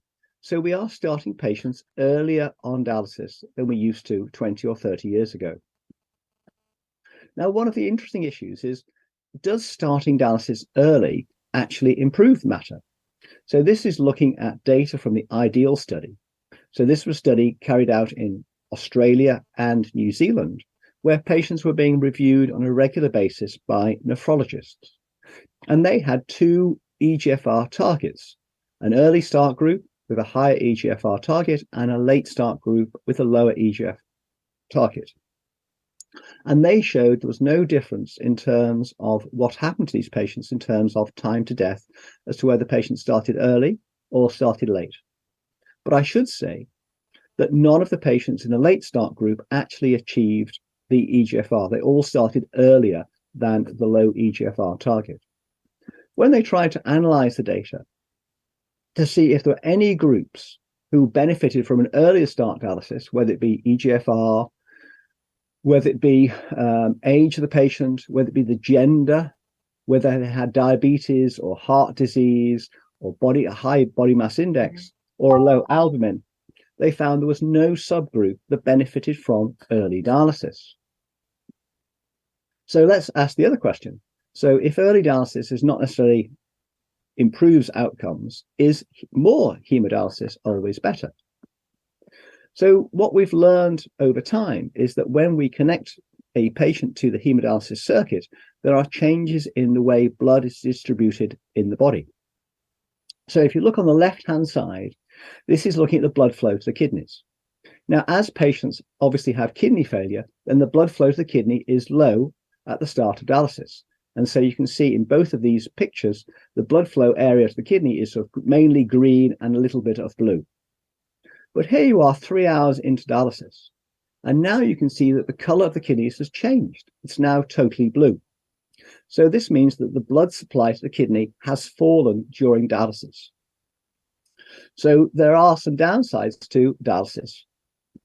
And this comes from the American More Frequent Hemodialysis Network studies. And in this study, they've looked at patients who dialyze at home. And these patients are dialysing for a long time at home, more than 4 hours, and comparing them with those who dialyze for 6 times a week compared to those who dialyze for 3 times a week. And conventional is called 3 times a week. More frequent is on the right-hand side of the pair of these graphs. Now, if you look for black, so black is anuric. So you can see at the start of the study, no patient was anuric. But what you can see is by month 4, there are starting to be patients who have lost residual renal function. And you can see there's less than about 10% here in the conventional study, but almost half the patients on more frequent nocturnal hemodialysis have lost residual renal function in the more frequent study. And here at the end of 12 months, you can see that almost 60% of patients have lost residual renal function with more frequent dialysis. Now, you could argue that in the previous slide I've shown you in terms of the fall in blood supply to kidney, this could have been due to aggressive ultrafiltration and trying to take off too much fluid too quickly. But here, if we think about it, if we're dialyzing people for 6 times a week and we're dialyzing them for over 4 hours per session, then the amount of fluid being removed, or at least the rate at which the amount of fluid is being removed, is low. So what we're saying here is that it's unlikely that these patients lost residual renal function due to episodes of intradialytic hypotension. So it looks as though giving patients more dialysis causes a loss of residual renal function. So let's think about incremental dialysis. So what do we mean by incremental dialysis? Well, to be honest, it's anything other than 3 times a week, 4 hours. So therefore it could be dialysis schedules less than 3 times a week. Or it could be dialysis sessions less than 4 hours. But the other side of incremental dialysis is this, that once residual renal function is lost, then we have to increase the amount of dialysis. And that could be by increasing the spectrum of solute clearance, so adding hemodiafiltration, using so-called middle cutoff dialyzer membranes, adding adsorption. Or it could be we increase the frequency of dialysis, so dialysis schedules of more than 3 times a week, or we extend the duration of the dialysis session to more than 4 hours. Now, what about looking at studies that have reported on incremental dialysis? So this is a study from Korea. And what you can see here in the hatched bars is that these are patients who dialyze twice weekly who have residual renal function, and the darker blue, those that dialyze 3 times a week who had residual renal function. And you can see from this study from Korea that over time, over 3 years, you can see that urine output in terms of urine volume was better maintained with twice weekly dialysis compared to 3 times a week dialysis. And here's a study from the USA. This is looking at KRU. So this is looking at urea clearance in the urine from 24-hour urine collections. And you can see again, but if you can look at people who've had incremental dialysis in the white, you can see that residual renal function in terms of KRU is better maintained in the incremental group compared to those who have conventional 3 times a week dialysis. And some years ago, we looked at this in terms of comparing one centre in the UK that had conventional approach to the dialysis. They started patients on 3 times a week, 4 hours, compared to a centre that had an incremental approach to dialysis. And we found that cumulative survival was better in the UK centre that had the incremental approach compared to that had the conventional approach. And more recently, this is a study published from Geneva in Switzerland, where they were looking again at patient survival over time. And this was again looking at, first of all, this is peritoneal dialysis in green. This is the standard approach to dialysis in blue, 3 times a week, 4 hours. And here are patients who have incremental dialysis. And as you can see, the survival of patients was better in this study with incremental dialysis compared to standard hemodialysis. And one other thing to point out was that, again, when we looked at patient surveys, and this is asking about patients, how long does it take to recover? How long does it take to feel back to normal after a dialysis session? Then what you can see here in this study that was published a few years ago, that patients who had incremental dialysis, more of these patients recovered quicker within an hour or within 4 hours of the dialysis session compared to those that had a standard approach to dialysis. There was no difference in what I call late recovery, so taking 8 hours or taking 12 hours to recover, etc. But these early times in terms of what's happening with the dialysis session does have an impact on patient recovery time and therefore patient quality of life. But of course, the data I've shown you is all observational data. So is it really just fool's gold? That we've very carefully selected patients for incremental dialysis. There are other reasons why these patients do better. Perhaps they have less comorbidity. Are they younger? Are there other reasons as to why these patients have done so well with incremental dialysis? Now, here's some data from the US. And actually, this is really important because it actually tells us who not to use incremental dialysis on. So first of all, this is looking at the risk of death. And first of all, KRU. So this is the 24-hour urine collection and measuring urea clearance. And what it shows here is this, that if patients have a low KRU in their study, less than 3 mils a minute, you can see they had an increased risk of death. And you can almost see a linear relationship between residual renal function, so better residual renal function, better survival, less residual renal function, worse survival, particularly with incremental dialysis. And then what about just urine volume? So again, you can see here that with a urine output of less than 600 mils a day, patients had an increased risk of death. So this probably tells us automatically that when we're looking at who should we offer residual renal incremental dialysis to, we're looking for patients with a KRU of greater than 3 mil per minute, a urine output of over 600 mils a day. And the other aspect, of course, is the weight gain. So this is looking at the weekly intradialytic weight gain. And you can see that if patients over a week have a weight gain of more than 6%, then again, they have an increased risk of death. So residual renal function is important, and also obviously the weight gain is important in terms of determining who would benefit from incremental dialysis. So what we had to do was set up a randomized prospective study. And we called it a pilot study, because obviously with a pilot study, you try to get information about how to do a bigger study. We initially recruited from 3 UK centres. One of those centres had a standard approach. Everybody did 3 times a week, 4 hours. One was selective for incremental, and one practiced trying to put everybody on incremental dialysis.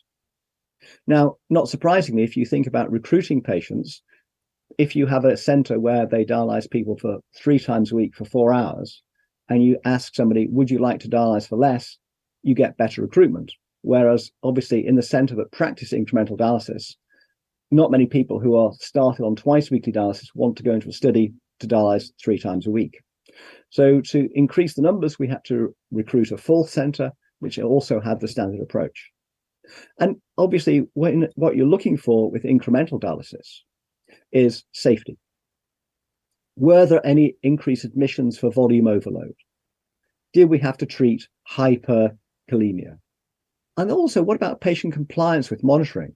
In terms of if we're asking patients to collect urine collections, would they do it? And the other question, of course, is what about the acceptance for the need for more dialysis? Because obviously, if people lose residual renal function and you say to them, oh, we now need to dialyse 3 times a week, will they accept it? So what we looked at was, first of all, what happened to residual renal function. Now, compared to all the observational studies, which showed a benefit for incremental approach, as you can see here, we found no difference in what happened to residual renal function, whether patients had an incremental approach to hemodialysis or a standard approach. And also, we found no differences in volume control. There were no differences in blood pressure. We also measured bioimpedance, and there was no difference in volume assessments with bioimpedance. We also looked at quality of life, because all the observational studies had shown that patients who had incremental dialysis had improved quality of life. Now, we asked patients to fill in a number of different questionnaires, Euroqual, the PHQ-9, illness intrusion questionnaires, and we found no difference in quality of life measurements. And the question is, well, why should that be? And I think that possibly we're dialysing a slightly older population, and in London, a lot of people live on their own, and it might be that just going to the dialysis centre and meeting other patients and meeting the nurses actually helps patients and improves their social ability. And it might be this is why we didn't see an improvement in quality of life scores. We also looked at function of patients. We looked at what happened with the clinical frailty score, and we also looked at the Montreal Cognitive Assessment, or MOCA. And again, there were no differences. So what has this pilot study told us? It certainly told us which patients are suitable for incremental dialysis. So we recruited patients with a KRU of greater than 2 mils per minute. We noticed there was a financial saving for the National Health Service, because obviously if we dialyse people twice a week, there's less cost for the National Health Service than if we dialyse 3 times a week. And the other issue is that it provides flexibility in the dialysis centre. So if you have some patients dialysing twice a week, it allows other patients to have an additional dialysis session. However, the downside is, what about additional work? So somebody has to monitor residual renal function. The patients have to do urine collections. And obviously there's the cost of analyzing all the urine collections. And then someone has to work out the residual renal function and adjust the dialysis dose. Now, this study that we did only lasted a year, so we have no information about longer term effects. So who can benefit? Certainly what we found was that if we had to recruit patients with a KRU of greater than 2 mils per minute, so if we said who may not benefit, then patients who have a KRU of less than 2 mils a minute. And then the other things to think about are what I call cardiovascular reserve and electrolyte balance. So if you have patients with very high potassium levels, it may not be a good idea to recruit them.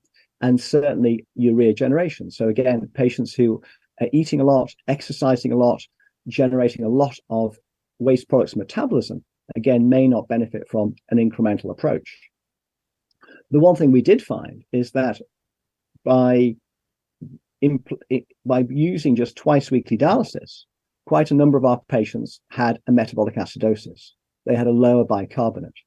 So I think one has to consider that if we are using an incremental approach to dialysis, you have to consider the patient as really as a CKD patient. And therefore, in CKD, we're often giving patients oral bicarbonate to correct the acidosis, and that has to be maintained. So what do I mean by cardiovascular reserve? So if you think about it, if we're only going to dialyze somebody twice a week, the question is, what sort of volume can they tolerate? So if you imagine in this cartoon, this person is considered to be euvolemic over quite a wide range. Over here, they become dehydrated and hypotensive. If we get them too volume overloaded, then there's be increasing left ventricular mass, hypertension, and obviously possibly pulmonary edema.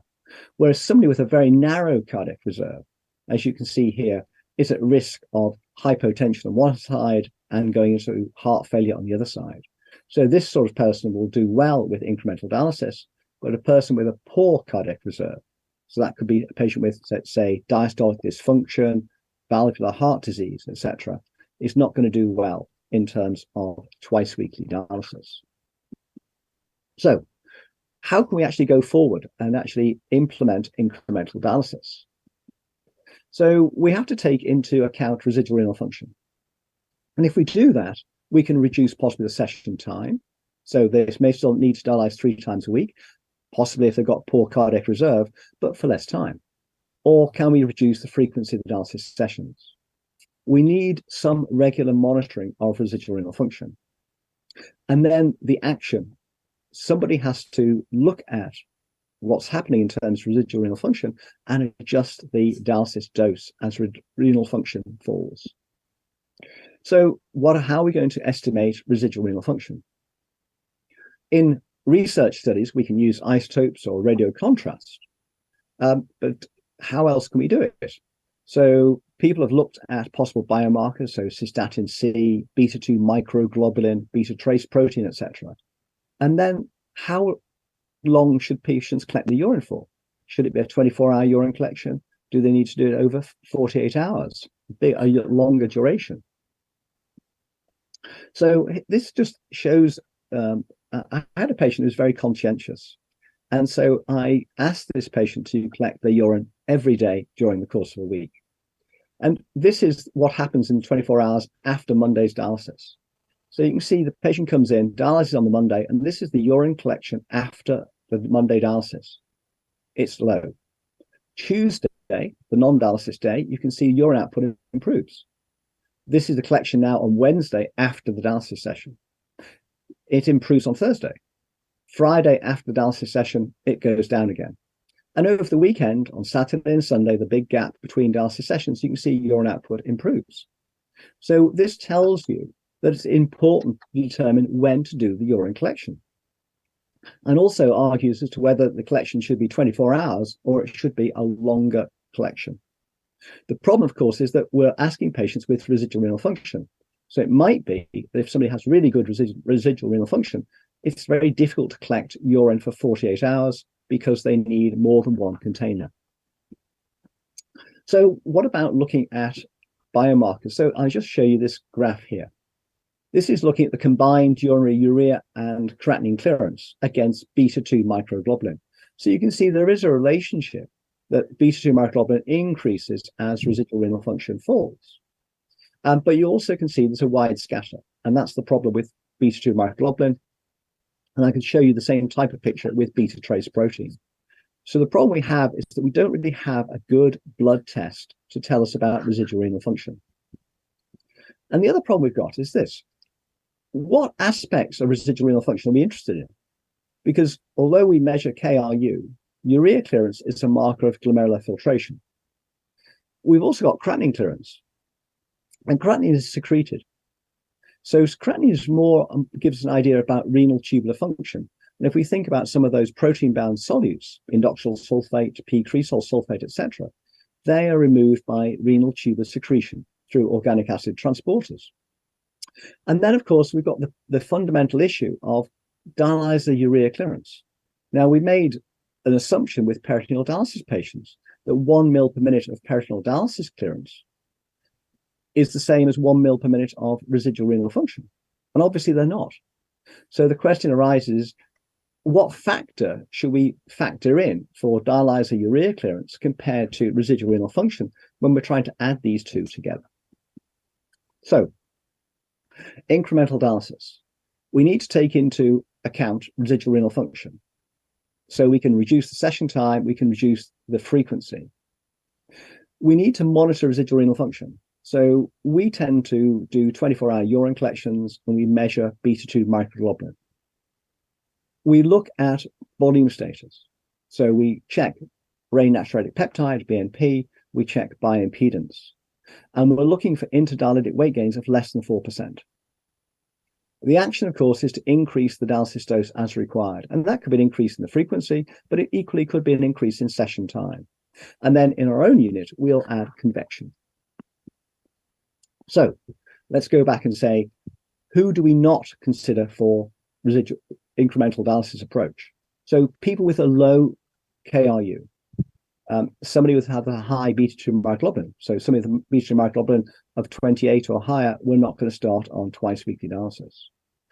We're going to be cautious with people with limited cardiovascular reserve because they may not be able to tolerate twice weekly dialysis. They could possibly start on 3 times a week, but shorter hours. Patients who start with severe hyperkalemia, we're not going to obviously ask to start on twice weekly dialysis. And again, patients with a very high urea generation rate. So what's our approach? So our approach is to try and ask patients when they first start dialysis to bring in a 24-hour urine collection. And we say to them that if they bring in the 24-hour urine collection, we could then reduce the time or the number of times they have to attend for dialysis.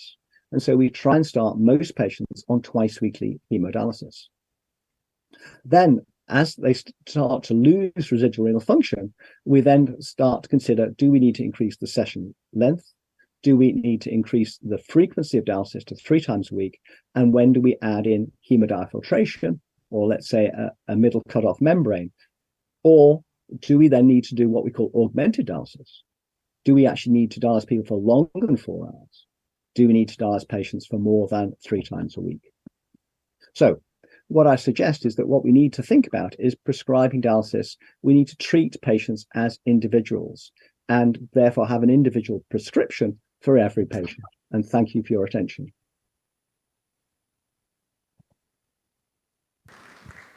Thank you, Dr. Davenport, for this outstanding lecture.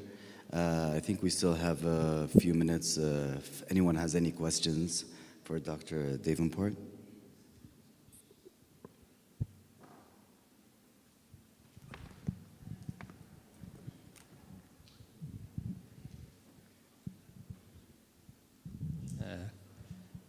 Thanks, Dr. Davenport, for this amazing presentation. Do you notice the drop in the urine output, even in those who you are avoiding the ultrafiltration during the dialysis session, or only limited to those who you do ultrafiltration? No, so you're absolutely right. What happens is we think that this reduction in blood supply to the kidney normally occurs during a dialysis session, not related to the ultrafiltration per se. And so there's some data from Holland where they looked at the blood supply to, let's say, the heart and other organs. And what they showed is that, you're right, is that in the majority of people, the reduction in blood supply was towards the end of dialysis. And you could argue, was that related to ultrafiltration and the rate at which fluid was being removed? But they also showed in a substantial number of patients a drop in blood supply within 20 minutes of dialysis. So at a time when there'd been minimal ultrafiltration. So we think that some of these changes do occur as a consequence of the person reacting to the dialysis circuit. So we think that these changes do occur without ultrafiltration, and in the very conscientious patients that I happen to show you on the data, he actually had very little in the way of interdialytic weight gains. So he had actually quite minimal ultrafiltration, and therefore you're talking about an ultrafiltration rate of 0.4 mil per kilo per hour or something like that. So very low ultrafiltration rate.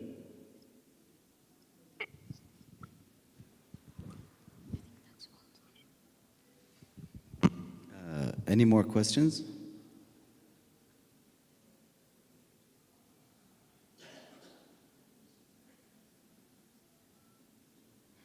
Thank you so much, Dr. Andrew.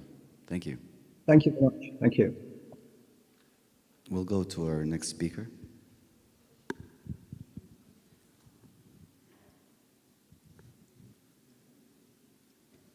Hello, good morning.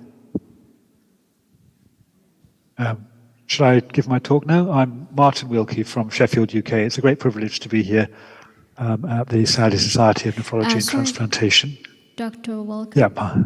Just, we need to introduce you first. Yeah, go ahead, please introduce me. That's great. So our next speaker is Professor Martin Wilkie. He's a professor of nephrologist at Sheffield Teaching Hospital. He has more than 25 years experience in caring for patients on dialysis, and his research interests related to enabling people to take a greater role in their own dialysis care, either at home or dialysis center. And he worked as editor in chief for peritoneal dialysis international unit till in 2020, was a co-chair for 2020 ISPD EuroPD joint congress, and as well he was the chief investigator for the UK catheter study and chair hemodialysis care scaling up program that was supported by the Health Foundation. And Professor Wilkie going to talk about the modern practice for peritoneal dialysis. Thank you very much. I've made the screen full screen. Does it look full screen at your end? Can you hear me? Yeah, your voice is clear. Good, great. Okay, I'll get started. So I'm going to talk about some of the more recent changes in the practice of peritoneal dialysis over the next 30 minutes or so. Those are my declarations of interest. So I recently published a review with Eamon Karkar in PDI, which is available free to download, and it summarizes some of these points that I'm going to cover. And you can see some of the changes that have happened in PD over the last 20 years that I think are worth considering. And just to run through them, they include better volume management through the use of icodextrin and APD, better understanding about glucose-sparing strategies, a real value of the role of pre-dialysis education and shared decision-making, and the need to educate patients and healthcare professionals consistently, iteratively, and to have systematic approaches for doing so. Another issue that has advanced has been that of catheter placement, and we can spend a bit of time talking about that. There's been great improvements in connectology. That's the way tubes join together. That's reduced transfer to HD and peritonitis rates. A new development has been the development of remote monitoring, share source with Baxter, for example, which I think is a great advance. We've learned the value of audit and quality improvement to reduce infection, for example. We've also got much better evidence base through large cohort studies such as PDOPS, for example. And we've got very, very good international guidelines that are available on the ISPD website. So there's a whole armamentarium of improvements which are available to us to use to improve the care of our patients on peritoneal dialysis. Another point which I just want to draw attention to is the KDIGO Controversies Conference on Home Dialysis that ran a year ago online, and we've been working together to pull together the document. I've co-chaired that with Jeff Pearl, and you can see the various topics involved in that. And if you go on the KDIGO website, generously supported by KDIGO, you will find those presentations which you can review and listen to.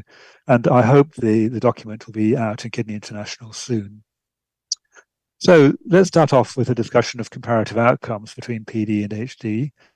And indeed, in the document, we conclude that there's no good evidence that one technique is better than another technique in terms of survival, for example.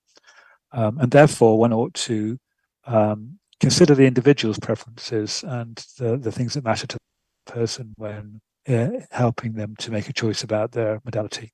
So if we look across the world, here you can see US RDS data, and you can see big variations in terms of use of peritoneal dialysis as a prevalent therapy. From Hong Kong that use PD, have a PD first approach, all the way down to, for example, to Japan, where there's much less use of PD as the first therapy. Big variations in between. So in terms of those outcomes, I think it's valuable to draw your attention to this propensity scored matched mortality comparison through systematic review and meta-analysis that was published in 2020. And it looked at 17 different studies and concluded that either stratifying by region, Europe, Asia, North America, or by diabetes or non-diabetes, that you could see any significant difference between the modalities in terms of survival. What about quality of life? The systematic reviews that show benefits in terms of quality of life for home dialysis therapies, peritoneal dialysis compared to in-center. But this very large study, the largest randomized trial of incident patients onto dialysis conducted in China, the China Q study, it was published in PDI last year actually, looked at quality of life as its primary outcome measure. And I think it's really instructive because what you can see are differences between PD and HD. So for PD, improvements in terms of symptoms of kidney disease, sleep and pain. However, for PD, disadvantages in terms of GI disorders, hypokalemia, and of course, peritonitis. If you're on peritoneal dialysis, you're at risk of peritonitis. On the other hand, if you're on hemodialysis, you're at risk of bacteremia. So what about the improving evidence? Having concluded that there are no big differences between in terms of survival between the different modalities, big differences that would mean that we would say as clinicians, oh, one is better than the other. We can't say that. Let's look at the improved evidence we have about the management of patients on PD. And the first thing I think that's really important is the SONG initiative, Standardized Outcomes in Nephrology, which has been run out of the Sydney group. And there's a lot of work here across transplantation, center-based hemodialysis, polycystic kidney disease, kids, and also peritoneal dialysis. And you can see what the important domains were for patients and caregivers. Infection being very important, mortality, also fatigue, flexibility with time. But also if we look at the SONG, the summarized SONG data involving healthcare professionals as well, infection, cardiovascular, mortality, technique survival, and life participation come out as being the 5 primary outcomes that really matter to people in relation to peritoneal dialysis. The next evidence we can get is from PDOPS, and really good data coming out of this a large multi-centered cohort study. And I'm just drawing your attention to variation in peritonitis outcomes based on practice patterns. And we start to get some really nice information. For example, we can see that with APD, there's a great chance of a cure of the peritonitis with the use of aminoglycosides versus third-generation cephalosporins, greater chance of cure, Cipro versus cephalosporin, interestingly, in this study too. Gram-negative organisms had a poor outcome, and so on. So quite a lot of granular information coming from that study.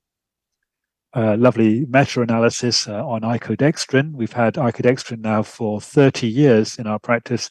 Evidence has been growing considerably. And what do we learn from this meta-analysis? We learned that there's moderate associations with mortality and technique failure, if you like, transfer to HD, strong evidence around ultrafiltration clearly, surprisingly, given the way icodextrin works. I also added to this in terms of glucose-sparing strategies. We know for diabetics, many of our patients are diabetic. They're using a glucose-sparing strategy gives better control of the blood sugar. This is from the Impendia Eden study that was published 10 years ago now on a glucose-sparing strategy, a randomized controlled trial. So that was very useful too. So these feed into the guidelines. This evidence that we have feeds into the guidelines that we use in our clinical practice. And the prescribing guideline that was published in 2020, really interesting because it talks about really trying to understand the patient's objective when it comes to managing their dialysis therapy. And listening to Andrew Davenport talking about incremental hemodialysis, the message is the same there. So we need to understand what the goals are of care and how we go around adjusting the treatment to consider that. So we've got frail elderly people on dialysis for whom the objective will be to maintain their volume status. Uremia is not a big problem, for example. We want to make sure that the treatment is as unintrusive as possible so that they can be at home with their families, for example. Whereas young people on the transplant list, we're keen to give them high dose dialysis so that they are able to function as effectively as possible, and so on. So we can stratify our therapy. We can also consider patients' perspectives, what really matters to them. We can also consider local resources, and so on. So this is thinking more about the holistic management of dialysis given the individual perspective. What about incremental peritoneal dialysis? Having heard Andrew talk about incremental hemodialysis, what about peritoneal dialysis? And there are some real potential values of that. And Andrew articulated some of these. Lesser onerous prescription might enable greater life participation. Patients really value having a night or two off the machine per week, for example. We use less solution, so it's less expensive. You may require lower catheter flows if you're doing CAPD, therefore less catheter problems. Using lower volumes is associated with lower intraperitoneal pressure, so perhaps fewer mechanical effects, fewer connections. You end up with less risk of peritonitis. We know that if you do more connections, the peritonitis risk increases, and so on. There's a whole range of potential benefits of the incremental approach. There's a summary of the guidelines taken from the ISPD website, which you can go to and download those guidelines for free to look at and use in your practice. So let's think about barriers and enablers for people to be considered for peritoneal dialysis. The only absolute contraindication to peritoneal dialysis is having no peritoneal membrane. People also need to have somewhere to dialyze. They need to be able to have a home. But beyond that, as we look at the different barriers, which are articulated here on the left by Matt Oliver from a study published over 10 years ago now, physical barriers, decreased strength, vision, hearing, cognitive barriers, language barriers, memory problems, etc. We need to be thinking about our solutions. How do we enable people to gain confidence and be able to manage independently at home? One of the solutions we can think about is providing assistance. And here in the black bars, you can see where family support made a big difference to these individuals. But there are also other approaches we can use to support and train and enable. Technologies can help, remote monitoring can help, and so on, to think about how can we empower people to overcome barriers and be independent.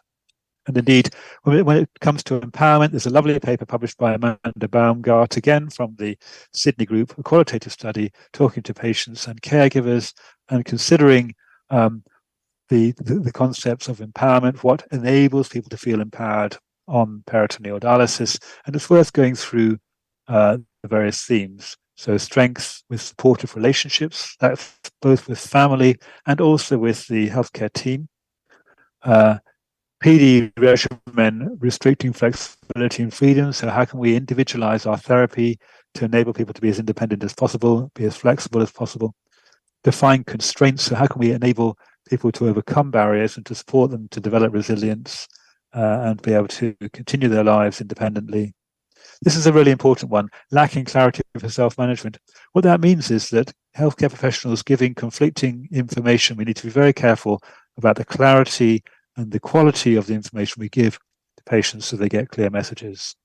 Regaining lost vitality, that's talking about enabling physical functioning, life participation. And there's a good guideline now on exercise and peritoneal dialysis. What can we do to enable people to be active and to be involved through their lives? And then personal growth through adjustment. So that's enabling people to build resistance and resilience and learn to accept their schedule and understand it better. So there's lots of different things we can do to empower people to be independent.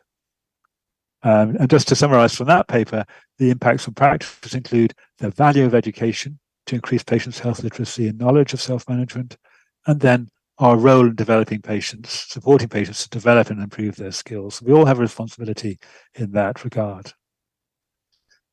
When we're thinking about extending peritoneal dialysis for many of us, many of our patients present in an unplanned way, and peritoneal dialysis can be used for unplanned starts, but that requires, again, a systematic approach. One has to have a system that runs at each centre to enable that to happen. And that includes responsive placement of peritoneal dialysis catheters, high quality education so that the staff are able to use the catheter immediately but safely while reducing the risk of leaks, for example. Administrative support so that patients can get the materials they need to be able to be managed at home promptly and effectively. Identifying those patients, have clear protocols for teams, and support patients in decision making through education. So talking to education and shared decision making, this is the NICE guideline, National Institute of Clinical Excellence guideline, recently published last year or so on shared decision making. There's a lot of information there, again, well worth looking at. What is shared decision making? It's a collaborative process that involves patient and healthcare professional working together to achieve a joint decision about their care. So that's the concept of it. And indeed, in the KDIGO document that we've revised and sent back to the journal, we've really pulled this out as being important, that we would say that for individuals who are reviewed in chronic kidney disease clinics, recurrent evaluation, iterative education, note the point iterative, meaning education requires to be given several times during that patient's course and refreshed, and preparedness planning are important, governed by principles of shared decision making.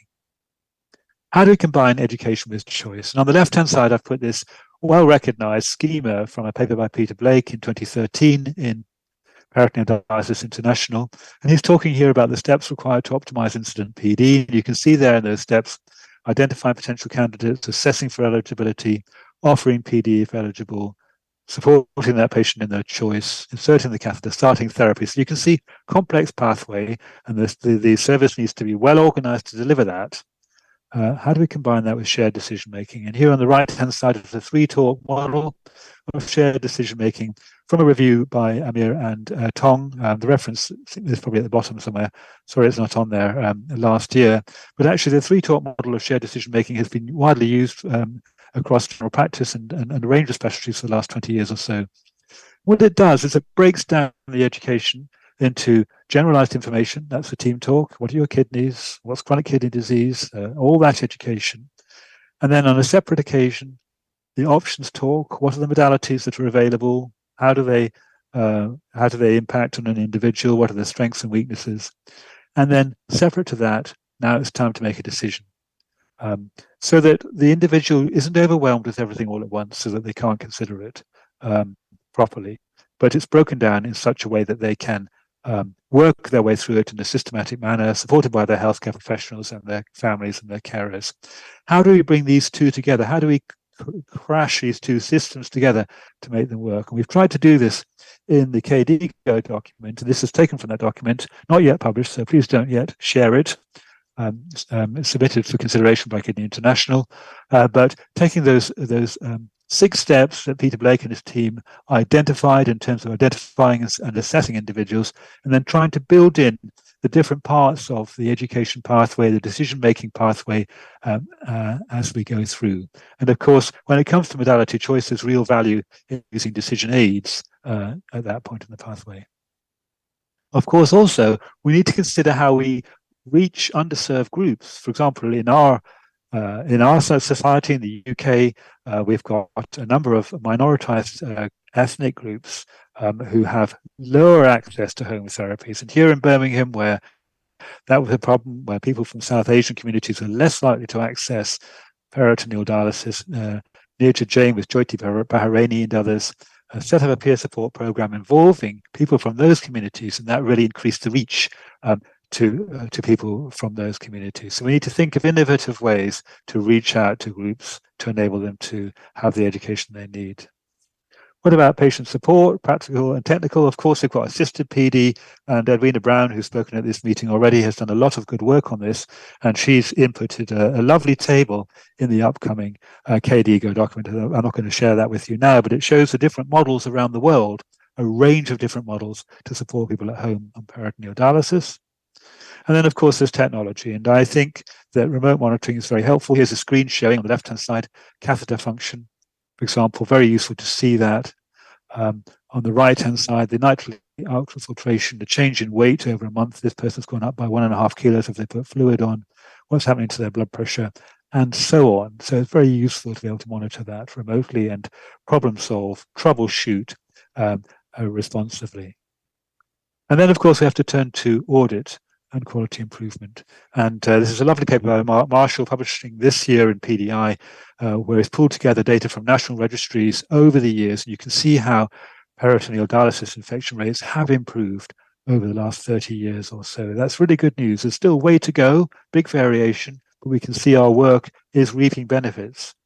And that has been seen, for example, in Australia and New Zealand, where they've applied quality improvement through their registry, delivered to their centres systematically, big improvement through that pathway. And the latest guideline, 2022 ISPD guideline on peritoneal infection, available again to you to download, and you can see how the infection target has been brought down from 0.5 per year down to 0.4. As we manage to galvanize our technologies, our understanding, our quality improvement, we're improving the outcomes for patients. At the beginning of PD, it used to be every few months that patients got infected. Now we're down to less than 1 infection per 2 years average, with many patients not having any infections at all. And of course, how does that feed into registry data? And I showed you the screen in my talk a couple of hours ago at this conference, but it's very helpful to be able to have a dashboard which shows you where you are as a centre on the key outcome domains. So here we have in the UK, according to centre, starting on a home therapy, where does our centre sit? Starting with definitive access, a decision made for transplant listing, these important quality metrics being available for everyone to review. How do we reduce transfer to hemodialysis? Again, from the ANS data registry, very excellent registry. You can see over time, transfer to hemodialysis becoming less over time, which is really excellent to see. And then you can see from PDOPS, that paper by Mark Lambie published in CJASN this year actually just shows where patients go to when they leave PD. And it depends, depending on the healthcare system. For example, in Thailand, with the PD first policy, when patients come off PD, they are, they're mostly coming off to because they're dying. For example, in Japan, mostly there's this hybrid combination of PD and HD, which is really interesting. In the UK, I'm pleased to be able to say that the main reason for transferring off PD is transplantation. So, and in Saudi Arabia, of course, there's very strong transplantation. So equally, that may well be your experience too. What are the reasons for switching to HD? And they're articulated here in this slide, but they essentially go infection, top of the list, catheters, mechanical problems associated with catheters, leaks and hernias, for example, volume and clearance, and then psychosocial burnout. What can we do about burnout? That's very important. I've tried to put them together on this schema over time. You can see how the various complications accumulate over time.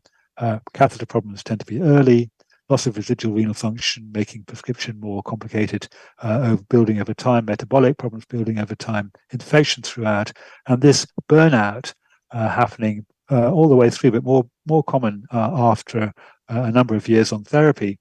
And we need to be attentive to it so that we can respond to it. And again, a lovely qualitative paper from Karine Manera in the Sydney group, looking at what feeds into that burnout, the unrelenting responsibility, overwhelming daily grueling regimen, having to do PD to survive, life coming to a halt, in other words, not being able to participate in life, bearing the burden, and the kind of responses that we can have, drawing inspiration and support, relying on faith and hope for motivation, but support not only from the family, from the team as well, in order to try to overcome that. Providing support in terms of assistance can be very valuable too, and of course recognizing when the time comes for an individual to transfer to hemodialysis.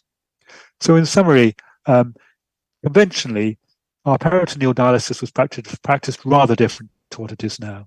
We used to go for young people with few comorbidities or frailty so that they could do their dialysis themselves at home. In the modern environment, we're using shared decision making. We see that PD has real value for frail older people at home, and it may be delivered through assistance. What about the evidence that we use? Well, we've got much better evidence, and our evidence is much more patient focused, particularly when it comes to prescribing. We're considering holistic considerations, nutrition, incremental dialysis, and then we can also monitor patients remotely as well. So I put it to you that the barriers to PD have had a number of solutions developed to them. We understand them so much better than we did. We can respond to frailty and social isolation through our multidisciplinary team approaches. We can work well on education and shared decision making to enable better choice. Our education through clinical teams, through conferences such as these, helps to overcome healthcare team prejudice. Our catheter insertion pathways can be responsive and can involve both percutaneous by excellent percutaneous inserters, supported by people with advanced technologies such as advanced laparoscopic insertion. We know how to respond to late presentation. We know what we can do to try and reduce the risk of technique failure. We can also think across the world how finances can enable people to be able to have that therapy at home. So thank you for listening. These are some of the different groups that I've referred to that have supported the work that I've been involved in, particularly pulling out KDIGO, PDOPS, the NIHR, and the others. So thank you very much. I'll be very happy to take any questions. I'll just unshare my screen now, if I can, I think, just get to it. Thanks, Prof. Welcome for this great talk. I think we have time before. Yeah, I'm not sure how. Yeah, go ahead. Talk to me. I'm not sure how to answer. Yeah, thanks. Any questions? Thank you. Not sure. Here we go. So, yeah, great. Hi, Claudia. Okay. Any questions for me? I covered a lot. I'm happy to answer anything, or people can send me an email as well. wilkieme@gmail.com. Thank you very much. I think we could move to the next if there is no questions. Right. Okay, thank you very much. Thanks.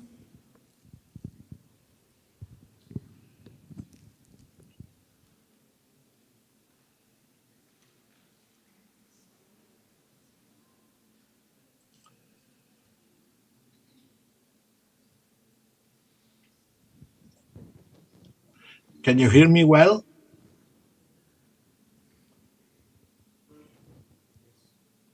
Hello?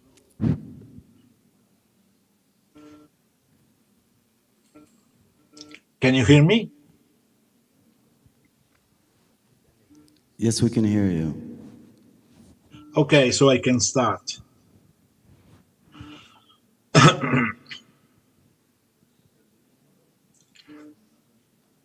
Thank you very much for the kind invitation to speak about the promise of absorption in blood purification.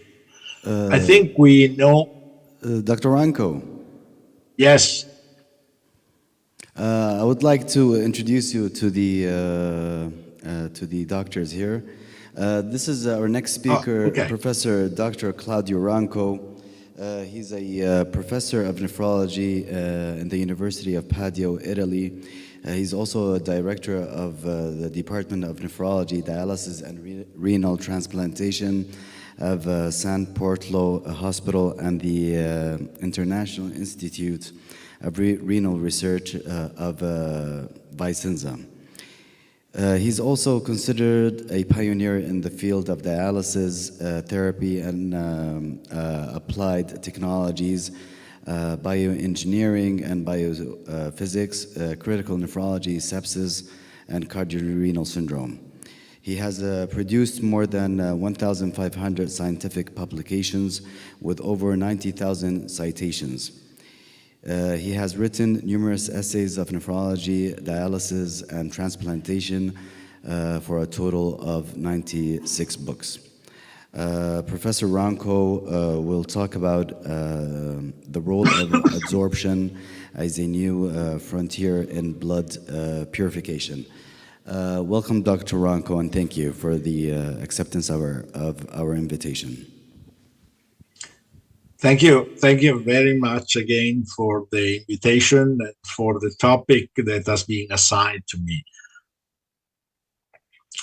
Why do we need mass separation for blood purification? I think it is well known that kidney failure, liver failure, or infections may lead to development of a series of molecules in blood that require at that point removal, and these molecules can be significantly subdivided into small, middle, and large molecules. This is a proteomic assessment in case of uremia, or in case of sepsis, we have a similar pattern where you see peaks of concentration of molecules that indeed may affect the different organ function, including the heart, the kidney itself, the immune system, and the neurological system, leading to higher mortality and lower quality of life. These molecules are well known to be somehow distributed on a wide spectrum of molecular weights, and in particular, molecular weights between 10,000 and 50,000 may affect the significant symptomatology and clinical outcomes in these patients. So what kind of separation process do we normally have? I think we basically use separation by a barrier like dialysis and ultrafiltration, but we can also use separation by a solid agent, which is adsorption. Diffusion is well known to be dependent on concentration gradient and diffusivity of the solute, more temperature, surface area, and thickness of the membrane.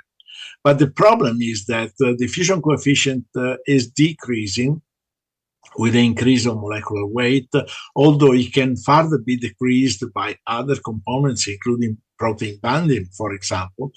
And at that point, to remove larger solutes, you need convection. Convection is well known to be a solvent-drug process where you produce ultrafiltration and solutes are carried over across the dialysis membranes. The final result depends on a variable called sieving coefficient, which is the relationship between ultrafiltration and plasma water concentration of that solute. This allowed us to develop different kinds of membranes with different profiles in which you see two main parameters are considered. The retention onset, where the sieving coefficient starts to be at 0.9, and the cutoff value, where the sieving coefficient of that specific solute starts to be around 0.1. We also know that membranes can be an active component and absorb materials, including endotoxin and pro-inflammatory mediators. So with the years, we have improved the quality of membranes, increasing hemocompatibility, porosity, flux, and finally, we are now also adding adsorption as a bioproperty. In fact, there are membranes that can be used to absorb substances, as in the case of AN69, that compared to cellular triacetate have a significant amount of absorption of beta-2 microglobulin.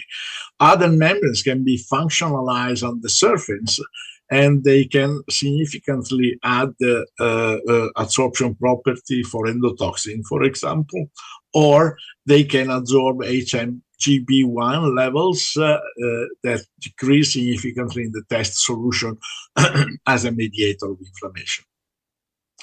The result of all this is a kind of clearance of molecules that could not be cleared by simple diffusion and convection and can be cleared by adsorption, as in the case of the Osiris membrane.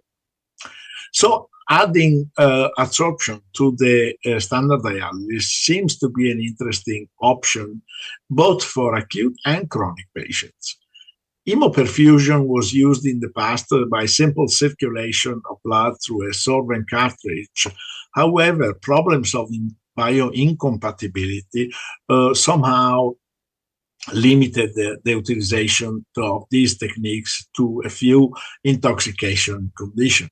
And the problem was that indeed there were side effects such as chills, fever, cutaneous rash, thrombocytopenia, leukopenia, and aluminum load. Today, we have advantages and a rationale to use sorbents because they can overcome limitation of the dialysis membrane. They have a potential selectivity for removal, and they can be placed in contact with blood without alteration of coagulation or pressure profiles. But requirements are requested to do an excellent hemoadsorption, which are basically demonstrated effectiveness, hemocompatibility, mechanical strength, no fouling or clot reactivation, and well-designed cartridge. And this is the requirement for an effective sorbent therapy. Effective and safe sorbent material, adequately designed cartridge, optimal utilization of the available surface, high hemocompatibility, and easy application of the technique.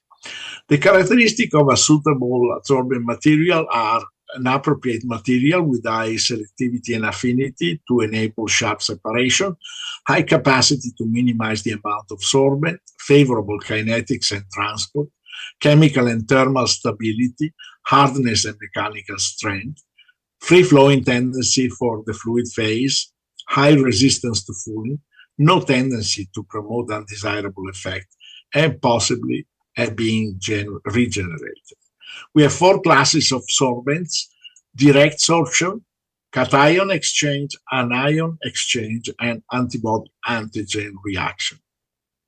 Sorbents can be natural, such as zeolites, aluminosilicates, or porous carbons, while synthetic sorbents are today built with almost all polymerizable monomers. They can come in fibers, granules, spheres, pellets, flakes, powder, and they are basically divided into macroporous, mesoporous, or microporous, depending on the pore structure of the beads. Here we have example of functionalized sorbent materials that are represented by polymeric substrate to which different groups have been attached and functionalized on the surface. How do we measure the capacity to adsorb? We use adsorption isotherms. This is a kind of adaptation of the Langmuir isotherm that is utilized in industrial chemistry, and it basically defines the level at which saturation occurs in the available sorbent bed at a given concentration. This is an example of a study like this where we studied in a specific mini module with sorbent the amount of vancomycin that is removed until a point in which you see the curves reaches a plateau, and at that level basically vancomycin concentration doesn't change anymore, showing that the cartridge has been saturated. And together with this, if you study mass reduction, you can calculate the amount of solids that can be removed. In the past, we used uncoated charcoal, and there is no wonder why this was bioincompatible with the surface that is extremely rough. But more recently, polymeric substances have been coated with biocompatible materials. And you see that the effect is a very, very nice and smooth beans of sorbent that can be placed in contact with blood. Their surface is porous enough to permit also internal flux and exploitment of maximum membrane surface. More recently, new neutral macroporous resins have been developed by a company in China called Jafron that allow significant amount of absorption in the surface and in the internal part of the beads. The reason for this is that there is a specific nanoscale molecular sieve control technology that characterizes the structuring of the resin inside and outside. We have studied at the University of Padua the surface and the spectrum of pores that are available in these beads, and we have analyzed morphologically these beads, arriving so far at 20,000 magnification, where the pores start to be well identified. Pores can also be characterized by density, which means the number of pores, and by distribution of the radius. That describes very well, describes very well the capacity to permeate different solutes. In fact, in some cases, surface penetration depends on the surface shear rate and coating and the hydration of the molecule. But the internal phase is very important because of the exploitment of the surface of the sorbent. And there are van der Waals forces, ionic bonds, and hydrophobic bonds that are generated to link solutes into the surface of the sorbent. We need an adequately designed sorbent cartridge because of the fluid phase pathways are between the particle, outside the particle, and inside the particle.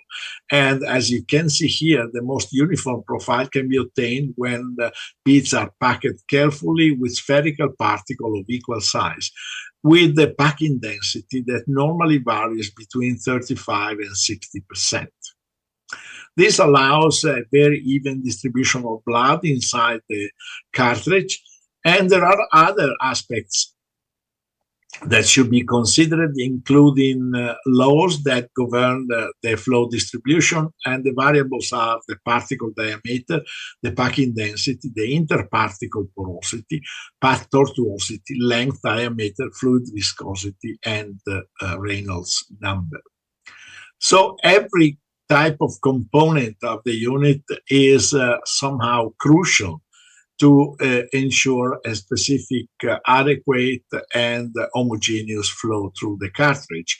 And this results in the, let's say, stable pressure profile throughout the session with no significant tendency to channeling or to clotting during the treatment. In order to further analyze this, we have studied this with the CT scan, where we analyze cartridges of different dimensions and different volumes. And you see that in all cases, the flow distribution appears to be quite even, similar to a plug flow. And this is in part due to the improved interparticle rheology, given the surface of the beads that are coated with very biocompatible material. In order to study the maximal utilization of all available sorbent, we utilize mass transfer zone analysis, which is the difference in distance between the zone where the whole sorbent is utilized and the zone in which no sorbent is utilized. And to do this, we have set up a very nice experimental circuit where we can make a specific drawing of the blood circulated through the sorbent cartridge in a way that we can design and analyze a specific mass transfer zone at different times, where we have excellent design of the cartridge on the top part and bad design of the cartridge in the lower part, where we have a flow-through conditions from the beginning. Hemocompatibility is another requirement, and we have studied carefully this And in particular, we have utilized a specific machine in our institute called Galileo, where we characterize biocompatibility by static and dynamic tests, and we use a human monocytic cell line in order to incubate them in a steady condition and dynamic conditions. And this publication has clarified the concept that basically there is no difference both for static test or for dynamic test in terms of apoptosis, necrosis, and cell viability. Finally, application of the technique should be easy. And we have today a variety of adsorbers that are available for different options. And they can be utilized in a simple circuit like hemoperfusion or hemoperfusion combined with hemodialysis or with the CRRT. We can also obtain plasma filtration and circulate plasma through the sorbent. And in some cases, we can also combine this with CRRT or dialysis. We have been using for years some type of sorbents for intoxication, and here is a very long column of materials that have been utilized, and these are the different companies manufacturing this. And this is the list of the material utilized. Basically, these have been utilized for intoxication and for poisoning. And more recently, cytosorber, for example, has been utilized for drug intoxication and overdose in case of amitriptyline or digoxin or ketapine. And in all cases, this has been demonstrated to be very efficient. For this reason, Jafran has developed a specific cartridge that may be utilized for drug overdose, biotoxin, pesticide and herbicide, rodenticide, and industrial toxin intoxication, removing significantly these compounds from the blood. And these are studies done on organophosphorus poisoning, for example, where standard therapy was compared to therapy including hemoperfusion, and there was a significant improvement in rescue success and in the lower rebound of poisoning levels. You see also that from this study, there was less atropine use and high success of therapy rate with lower rate of myasthenia and higher survival. And it was evident that more frequent therapy of different sessions is more effective than a single session. In fact, you can see that the levels of concentration tends to saturate after a while, and therefore it is better to have more frequent rather than longer duration of therapy. Adsorption has been proposed recently for the use combined with dialysis in chronic dialysis, where complications are due to specific molecules that are hardly removed by standard dialysis. These symptoms can be improved significantly if you utilize the sorbents in combination with the dialyzer, even if you use that once per week. And this is demonstrated by a recent study enrolling more than 1,400 patients that characterized by a difference in a group that was treated with standard dialysis, and the other group was treated with standard dialysis plus one additional use of a cartridge of adsorption per week. And there was significant reduction in beta-2, PTH, inflammation, cardiovascular events, and improvement in quality of life. Another study done with the same concept, in which 4 groups were subdivided into low flux and high flux, and low flux and high flux plus hemoperfusion once per week, again demonstrated similar results in terms of success. So in my editorial in blood purification, I just wrote the idea that these two randomized trials may open the way to research for those patients in which large uremic toxin accumulating in the blood seems to be responsible of pruritus, sleep disorders, higher need for EPO, and hospitalization and complication. In the past, these sorbents were mostly utilized to remove beta-2 microglobulin. This is an old paper that we published in the year 2000. But more recently, we have discovered that these sorbents are capable of removing pro-inflammatory and anti-inflammatory mediators, especially in sepsis. And with this, we have somehow promoted the idea that these sorbents can be utilized to remove molecules that are very active in the immunodysregulation syndrome. In fact, the utilization of sorbent leads to a decrease in the activation of the nuclear factor kappa B, which is responsible of humoral and cellular effectors in sepsis and other conditions. For this reason, hemoperfusion has been utilized in pancreatitis, sepsis, burn, trauma, cardiac surgery, ARDS, and in combination with cardiopulmonary bypass, with the concept that the cascade of sepsis, infection, immunodysregulation, and organ damage has a progression of target molecules that go from pathogen, endotoxin, cytokine, and retention molecules. In fact, sequential therapy that we propose is based on the idea that there are solvents today that can remove different types of pathogens from the bloodstream, including viral particles. After that, we know that we have triggers molecules such as pathogen and damage-associated molecular patterns that may require specific removal. Now, among these, pathogen-associated molecular patterns, such as endotoxin, can be removed by a polymyxin B immobilized cartridge that has demonstrated capacity of removal both in vitro and in vivo.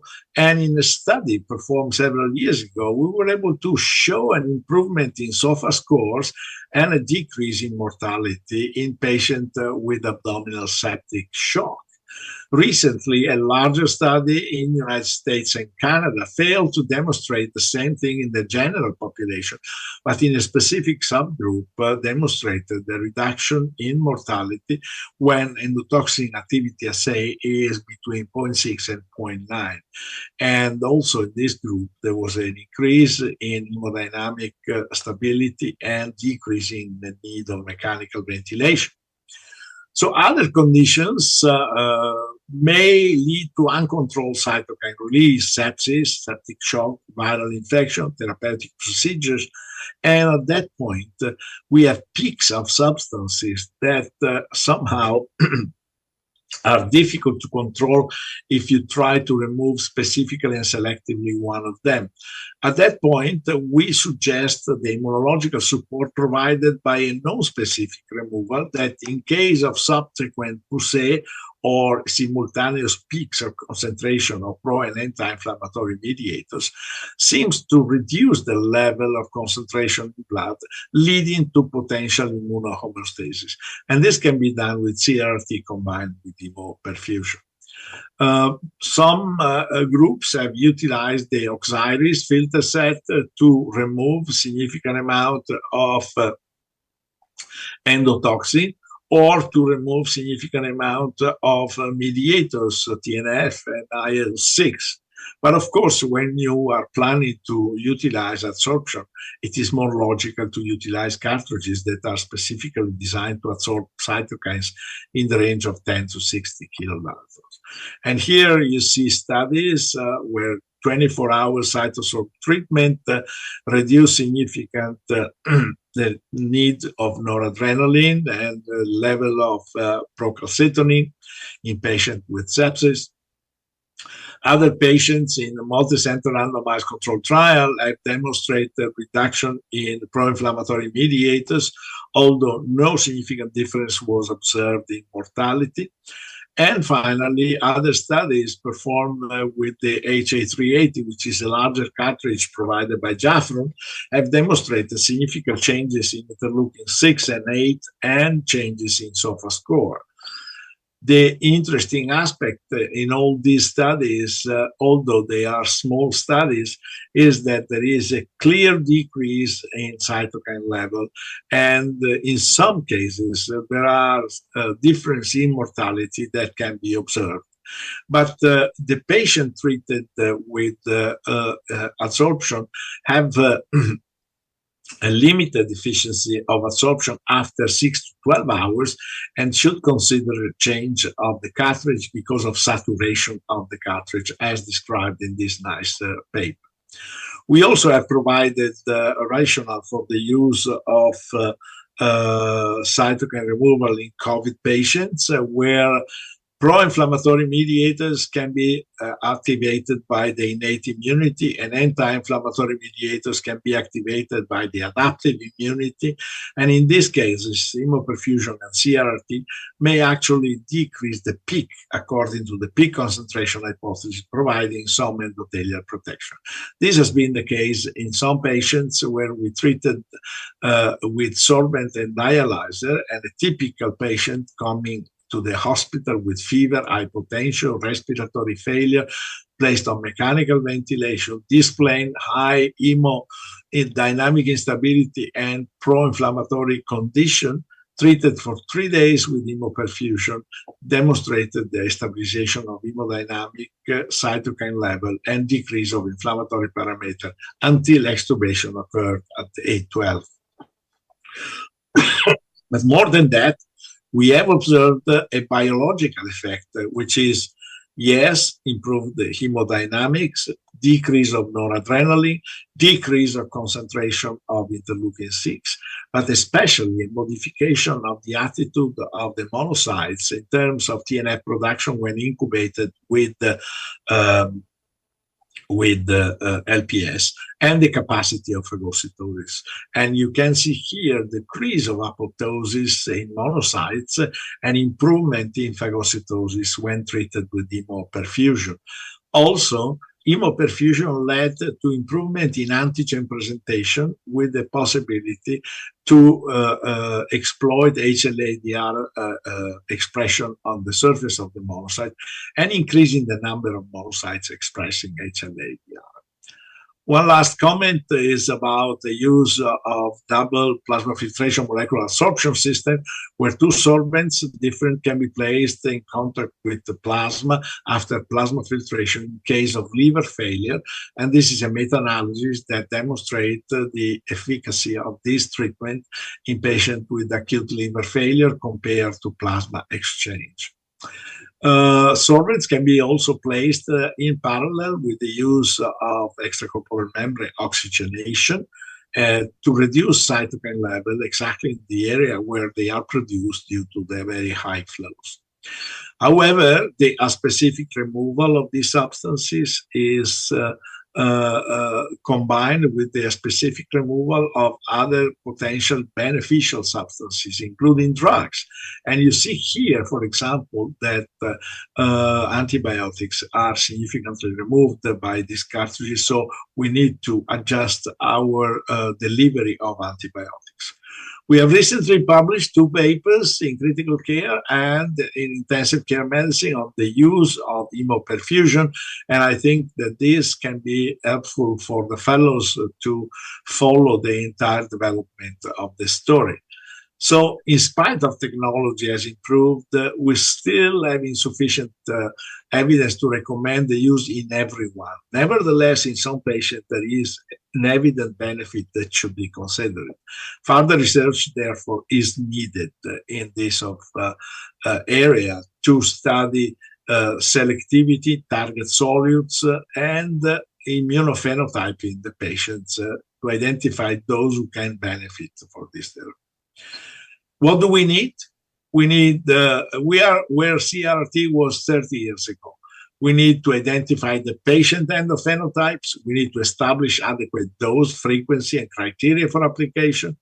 defined target molecule and biomarkers, identified adequate endpoint for clinical trial, consider potential side effects to promote medical academic alliance with industry for progress, and use homogeneous terminology.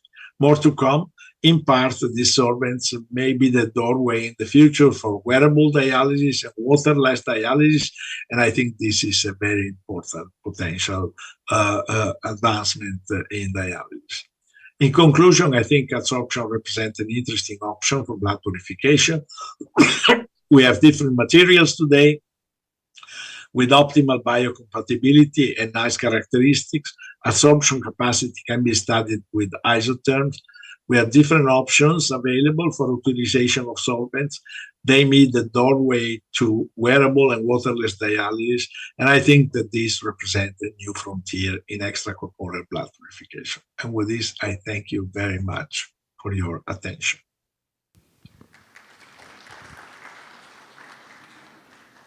We would like to thank you, Professor Ranco, for this amazing and informative lecture. We'll go to the audience for any questions.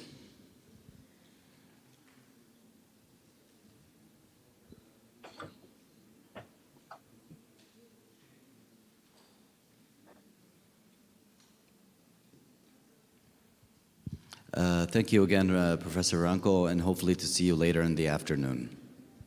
Absolutely. Thank you.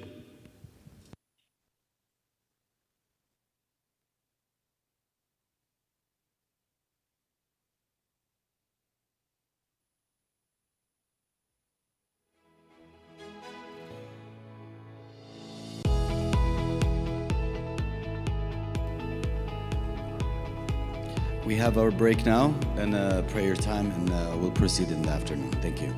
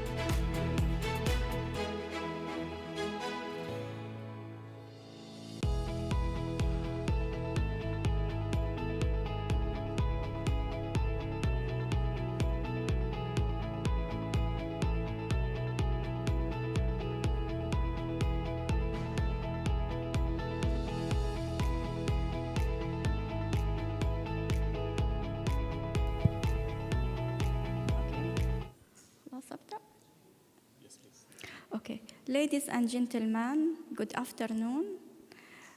Before I start the session 6, I would like to thank the organizing and scientific committee to give us this chance to participate in this prestigious educational program. As everyone knows, acute kidney injury is cornerstones of the kidney disease, which usually started by prevention and optimal treatment. For that reason, we have today a pioneer speaker in this field. And we will start by our first speaker. Assalamu alaikum. We'll start to introduce our first speaker, very well distinguished speaker at an international level, Dr. Khalid Al-Ma'atham. He is a consultant medicine and nephrology. He had his postgraduate studies at Saudi Board of Internal Medicine, and he had his fellowship in general nephrology and glomerulonephritis at University of Toronto, Canada. Currently, he is the chairman of nephrology department at King Fahd Medical City, and he is the associate executive director of academic studies in Riyadh Second Health Cluster. Please, Dr. Khalid, the floor is yours. Okay, thank you, Doctor, for this kind introduction. Thank you for the organizing committee for the invitation. I'm not sure. I think we have to switch the slides.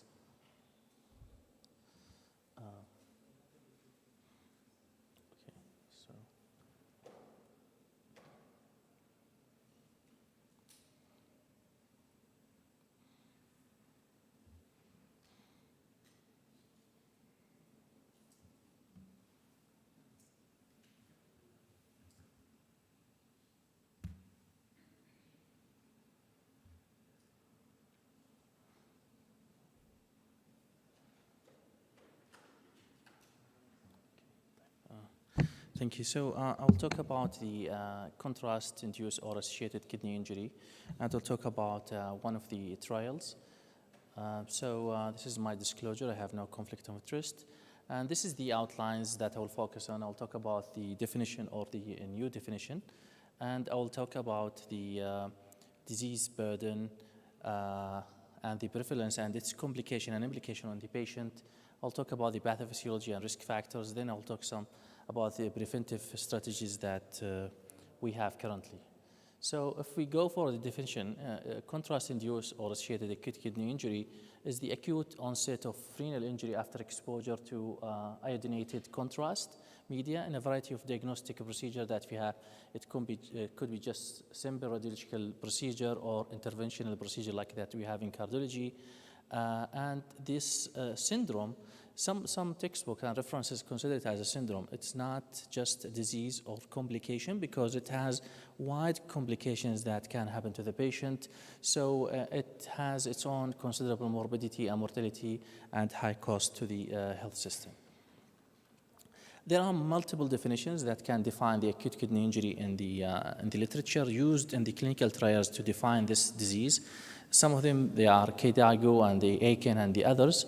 And just picked up one of the most common used definitions. And we have here the,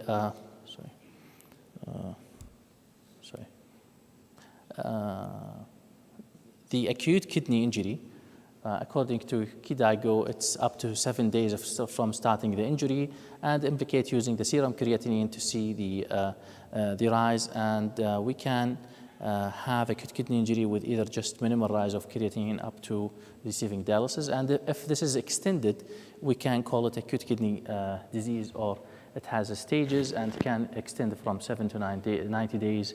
And if this progresses, it will become chronic kidney disease, as you know, if it is more than 3 months.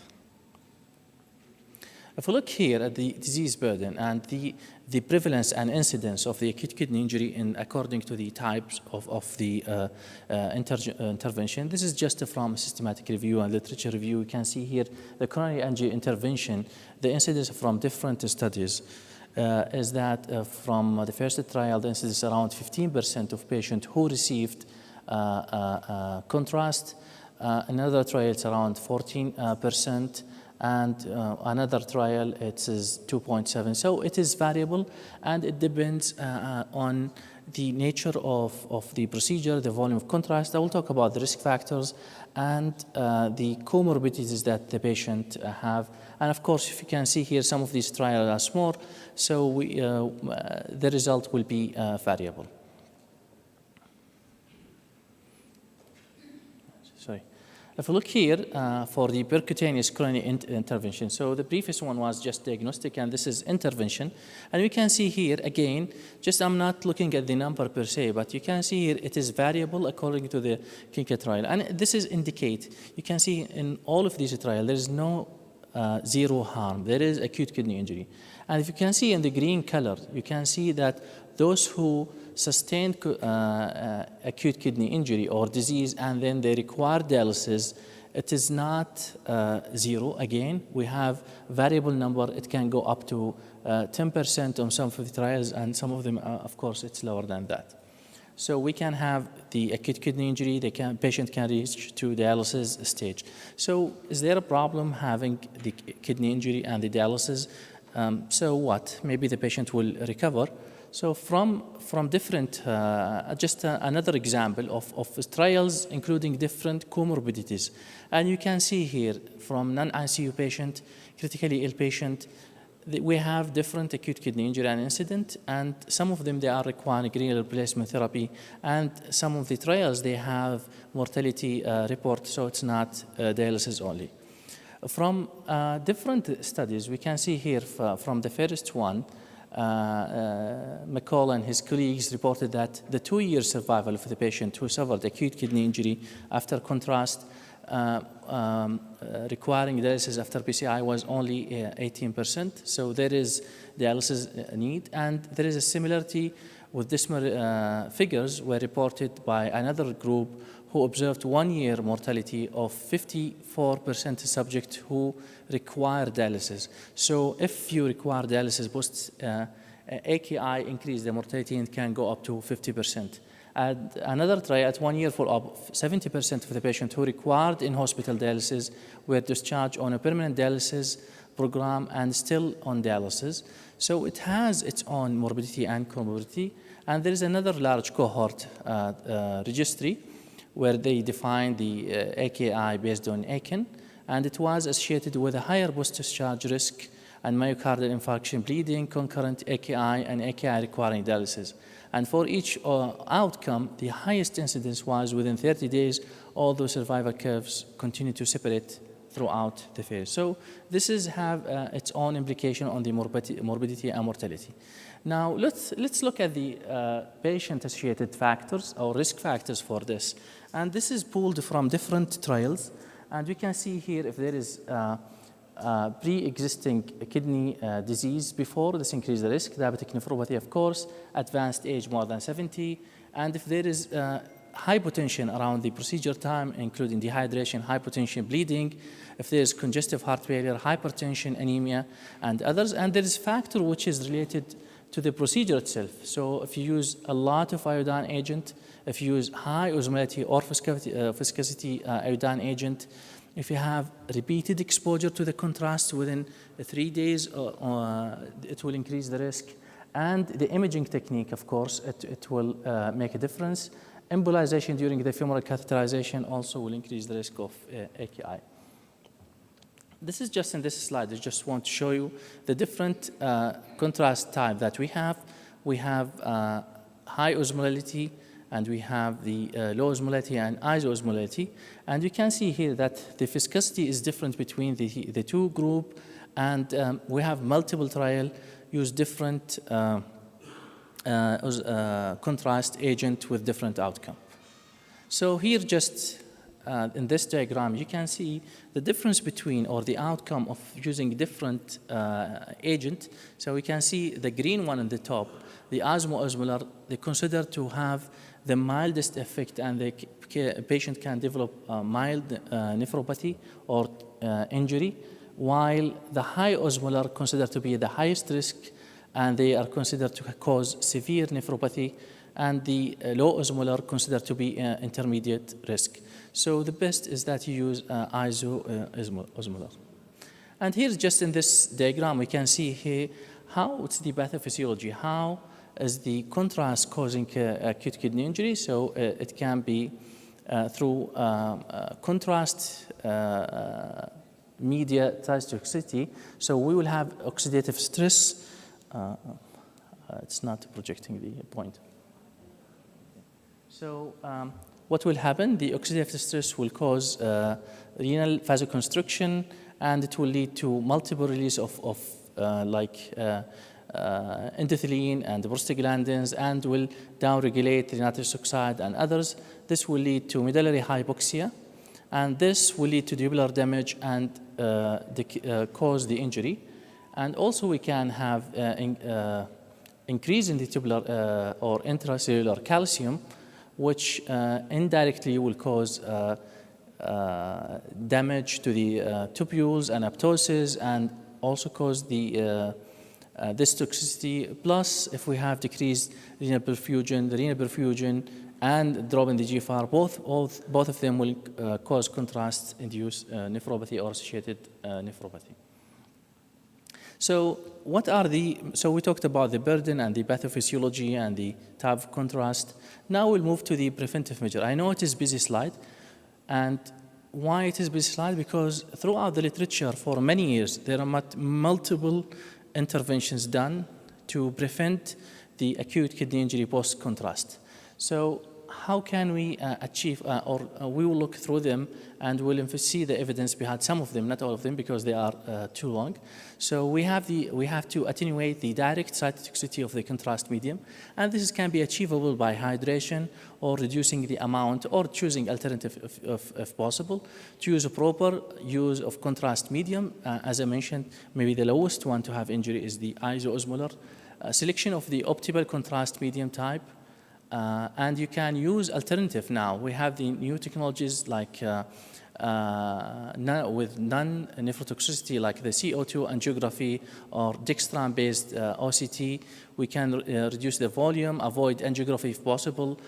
We can use personalized hydration through CVB-guided hydration or left ventricle EDB-guided hydration and others, or renal guard system. We can improve the contrast-induced renal ischemia or the perfusion by using some agent, although that evidence is not so strong. We can use calcium channel blocker and prostaglandins, antioxidant, and the routine administration of N-cysteine and sodium carb are not recommended, and I will show the evidence for that, and maybe high doses of statins are recommended. So this is from a famous trial, was published in New England 2019, and this is from Mehran, well-known person who investigated the contrast-induced.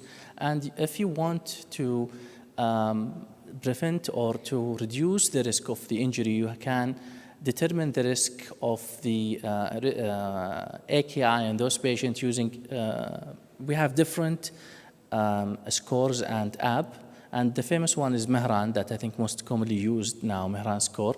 So based on the risk of the patient, you can use low or isoosmolar, you can minimize the volume, and you can stop the nephrotoxic agent, and you can proceed with the procedure. For low risk patient, it's considerable to stop the nephrotoxic drugs. It's not recommended as the high-risk group. And of course, it is recommended that you use the appropriate type of contrast. Here is now the pharmacoagent for prevention. And I will start with the first one. The most common and famous one is the normal saline that everybody uses now. And where is the evidence coming from? We have multiple trials. We have some multi-center controlled, randomized controlled trial, and some of them prospective controlled trial, and they used hydration, and they have different types of patients. They have patients with CKD, patients with heart failure, patients receive different types of intervention, and they have different definitions for the acute kidney injury. And also they implement different types of how they measure the hydration in the system. Some of them, they use the CVB assessment. Some of them use the renal guard or left ventricle assessment. And you can see on the right side, far right, you can see that we have positive evidence that using normal or hydration will minimize the risk of contrast in high-risk patient. How about, sorry, I think there is a technical issue here, but now in this slide, we are comparing the use of normal saline versus the sodium bicarb, and which one is better, because we have this long debate. And you can see here on this table on the right side, there is a summary of all the trials compared those two against each other, and also some of them included in a style system on top of sodium bicarb to see if it's going to add benefit or not. And the right side just showing that there is no difference. Almost all of the trials that are touching the unity. So the conclusion that the sodium bicarb is not superior to normal saline to prevent the acute kidney injury, even with the use of the in a style system regarding its low or high dose combination. How about the other pharmaco agents for prevention? We have big list you can see here, and this is done throughout many years. And you can see starting from statins, allopurinol, vasodilators, calcium channel blockers, prostaglandins, etc. All of them are tried to minimize or prevent the contrast associated kidney injury. And the evidence for most of them is negative. And I will focus about two agents. So we'll talk about statins. And statins in some trials was found to be positive to prevent or reduce the risk of contrast AKI. And this has two mechanisms. First one is reduction of mevalonate metabolites. And it usually the time lapse is less than 2 hours. It has multiple mechanism of action, increasing nitric oxide bioavailability, antioxidant, etc. And this at the end will lead to vasodilation, improve the perfusion, reduce inflammation and fibrosis. And the other mechanism is the reduction of the cholesterol biosynthesis, and this is by reducing the lipid itself, and this is maybe additional atherosclerotic or protective effect. Here is just a summary of the trial that used the statin. We can find it like almost 5 or 6 trials, and they have different types of patient and different intervention, especially coming from cardiac intervention. And they use the reference is the saline hydration, and they have the definition is almost the same in all the trial, and the comparison was either statin alone or with other combination. And there was positive result from some of these trials supporting the use of this, although some of them are negative. So what we have so far from the statin, or what we can conclude, so what we have as confirmed evidence is that it is dose dependent, so the higher the better. It has rapid action. It is independent of the LDL reduction, and it does not interfere with the routine hydration. The benefit is with all types and volume of contrast, and it has benefit for all racial population, but lower dosages in Asian patient or Asian. It is beneficial in patients with diabetes, beneficial in patients with CKD, but it has to be more than 30 ml per minute, and it has more efficacy in patients with high CRB, and maybe this is related because it reduced the inflammation and ACS, or patients who are undergoing BCI. There is still uncertainty about the efficacy of advanced stages of CKD, less than 30, efficacy in elder patient, more than 75, and efficacy in non-cardiogenic diagnostic or therapeutic procedure. And if we look here at the summary of the guidelines supporting the use of statins and the contrast acute kidney injury, we can find that the European guidelines recommend it as part of the preventive measures, while the other guidelines do not support the use of statins, maybe because some of them are old and not updated. So maybe we can find more evidence and it will be there at one point. How about, sorry. Okay. How about herbal medicine for prevention? Even that tried. I told you that we have, for many years, we are desperate to find something to prevent this kidney injury. And some of these herbs were used, for example, like green tea, garlic, grapes, and ginger, others. These herbal medicine or intervention showed benefit in the laboratory studies, but unfortunately, it has no data in the clinical phase, and some of them are negative. So maybe we have to find a clinical trial designed to discover or pick up these positive finding in the laboratory setting. I will finish with this trial. So this is a tertiary care experience. In this trial, it is a randomized control trial. They use the omega-3 fatty acid to reduce the risk of contrast in patients undergoing coronary angio. And you can see it's a single center, but it's randomized, and it aimed to determine if the omega-3 fatty acid reduced the risk of contrast in those patients. And they included 130 patients randomized between a group who received an acetylcysteine, high dose, and patients who were assigned to receive omega-3. Of course, both groups received isotonic sodium bicarb. And this is just in the table here. Sorry. In the table here, we can see the baseline characteristic of the patient, and they are equal.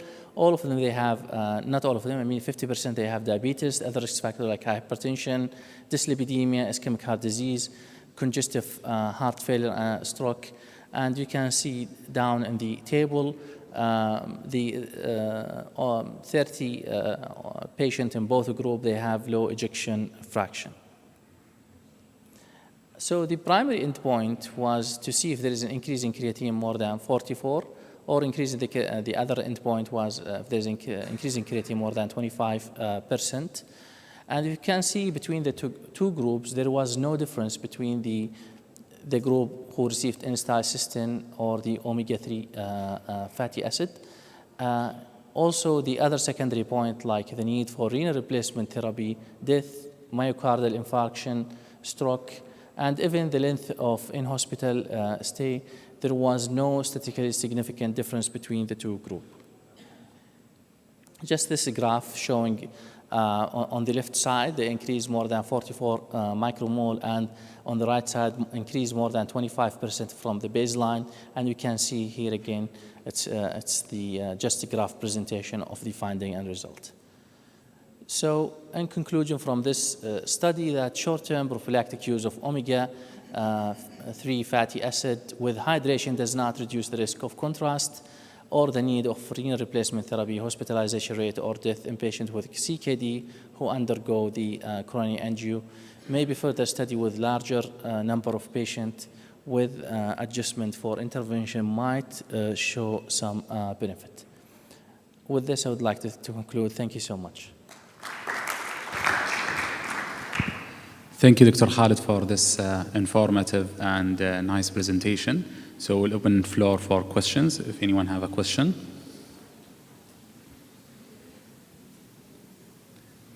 Yes, please. Yes. Thank you for the presentation. I want to ask about the type of statin we use for prevention and the dose, how much? And also for sodium bicarb, can use it for prevention, the dose, how much? Okay, so for the statin, it depends on the trial. Some of them they use the atorvastatin high dose, 80 milligram. Some of them they used because it's old. So not all the study included, for example, Crestor or Rosuvastatin. So the higher dose from the cardiology recommendation guidelines, it was utilized for prevention. Regarding the sodium bicarb, it's not recommended for prevention because, as we show in the trial, that it was not superior to normal saline. So no need to use it. You can use just simple hydration with normal saline or 0.9%. Okay, thank you. And second question? Please, the mic.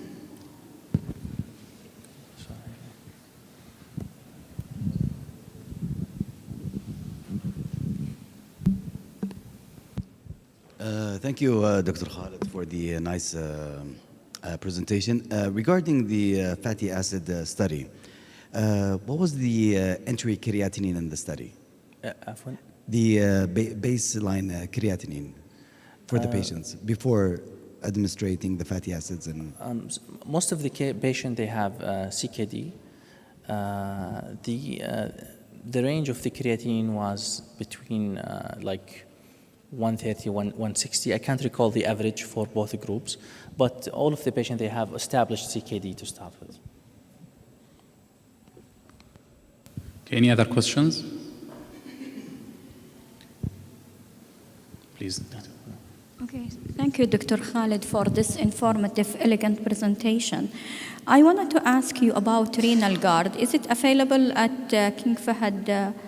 Because I'm a big believer in renal guard as a preventive measure for contrast-induced nephropathy. Unfortunately, it's not available at King Fahd Specialist Hospital in Dammam, but I'm wondering if you have any experience regarding this treatment-tailored prevention measure.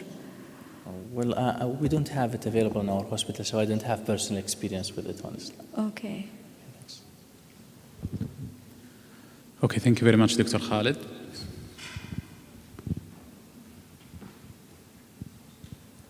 Our next speaker is? I would like to introduce our next speaker for today for the session of acute kidney injury, Dr. Khalid Al-Amri, who is a well-known nephrologist working currently at King Faisal Specialist Hospital and Research Center, Riyadh. He's working as an internal medicine consultant, nephrologist, and also intensivist. He finished his he's finished postgraduate training at St. John Hospital. Then after that, he did his fellowship in nephrology and critical care at Henry Ford Hospital at Michigan. Currently, also, he is the chairperson of the Department of Nephrology, director of CRRT. Also, he is member of multiple committee, and he received award for best teacher for 2022.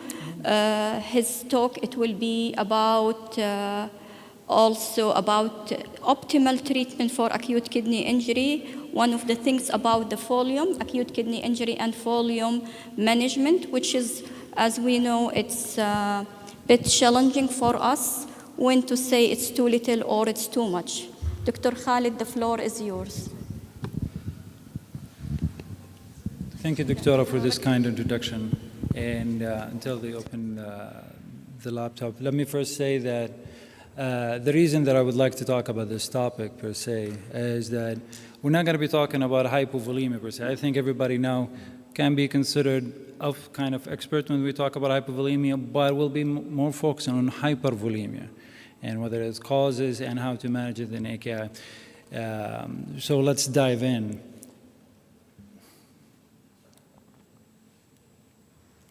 Okay. I have no disclosures in regarding to this topic. So as an outline for this lecture, I will be talking just a little bit of introduction about the AKI and in the acute setting when the hypervolemia, trying to find the link between both. But we'll also have to dive a little bit into pathophysiology. So that might be a little bit of a boring slide for some, but it's very important to at least establish the relationship between both. And also about the current practice of our evaluation for these two diseases, and if there's anything else that we can do regarding to that, and when do we consider fluid removal, especially in the acute settings, and we'll end up by conclusion as well. So AKI is a common complication, as everybody knows, and it also can go up to 20% of our generalized hospitalization patient and 50% in our ICU patients, with 30 of those patients required a form of renal replacement therapy. Now, the classic causes and classic teachings is, as everybody know, is pre-renal, intrinsic, and post-renal. It's very few that we see actually obstructive, especially in the acute setting, or at least considered the least common etiology. But if you look at the usual suspect, Usually it's pre-renal, intrinsic, and obstructive. Now, that being said, as a general practitioner nephrologist, as you all know, this is a very extremely, and if I may say, idiotically simplified to differentiate different etiologies of AKI. But it's nevertheless the easiest even to teach. Most common causes, as you know by now, of course, they overlap. Right? An example, you have a patient with a hypoperfusion for whatever etiology, from sepsis, bleeding, or hypovolemia. They may initially cause a reversible increase in the serum creatinine, but as they continue to evolve, a cellular dysfunction continues, leading to renal tubular cell injury and ischemic injury, which lead to eventually to have ATM. Now, in the long-term outcome, there is a strong and independent relationship between AKI and short-term mortality. Now, this study, actually, that was published in 2005, it was multicentral, that showed the mortality. It can go up to 50%, all right, in patients who developed AKI. Of course, this study has, of course, its limitation. There is a little bit of a selection bias that led to that. But it was one of the few studies that acknowledged the significance of AKI and its effect on mortality, especially in the ICU settings. And that is why we talk about AKI is very important, and we need to look at it differently every time we have the chance to, as it's not simple pre, post, or intrinsic as well. Now, when we look at the main goal of resuscitation in acute kidney injury, now, of course, is to reverse the kidney hypoperfusion caused by the true hypovolemia, or through a preload, what we call preload sensitive decrease in cardiac output. For fluid administration to achieve an increase in the kidney perfusion, fluid loading must, of course, it's not working. But of course, to increase the mean systemic filling pressure, leading to increase in the preload, and of course, ultimately to increase in cardiac output.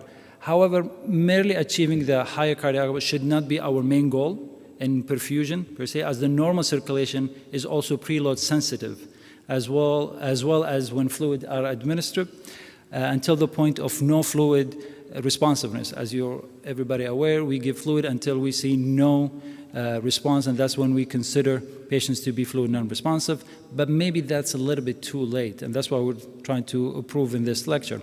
So in clinical practice as well, it is best to have a marker that can pinpoint the degree of or presence or absence of injury. But unfortunately, we do not have a well-unified or well-utilized marker other than maybe the urine output. But that being said, even urine output or oliguria is not necessarily a good marker for this irreversible injury. As you are aware, of course, the impaired renal perfusion with the appropriate compensatory neurohormonal response will lead to water and sodium retention, leading eventually to oliguria. And this actually study was one of the first that was able to link the relationship between hypervolemia and AKI. It was published in 2017 or 18, and it actually it was a prospective, observational, multicentral study in China that looked into 30 different ICUs in 28 different tertiary hospitals, included a little bit over 2,500 patients. Now, if you look at the graph on the right, actually, it looked at the daily fluid balance in acute kidney injury with the black bar looking for the non-AKI, with the dotted bar looking at the AKI patients in the first 3 days in the ICU, which showed also there was a big difference and significance, I should say, p-value of less than 0.005. And when the other one on the right, the graph actually looked at the cumulative fluid balance for those patients in the first 72 hours. As you can see, there is a relationship as well between AKI and the fluid, for the cumulative fluid balance as well in the first 3 days. So this study actually has established this relationship now. But is it a cause or is it a consequences? Right? Although there is now little doubt that the fluid overload is associated with AKI, it's difficult to disentangle the cause-effect relationship. Right? Furthermore, translating the result into a clinical practice is very challenging. So let's dive a little bit into why is that.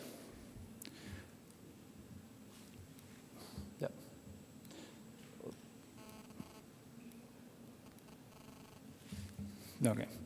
So first, defining fluid overload is not straightforward, right? In this study, actually, the definition of fluid overload was, or most of the literature as well, is defined by percentage increase in the total body water, right? Especially in the admission patient to the ICU. However, this assumes that the patients were intravascularly repleted on admission, right? It also ignores any insensible losses as well as fluid admission in the pre-ICU.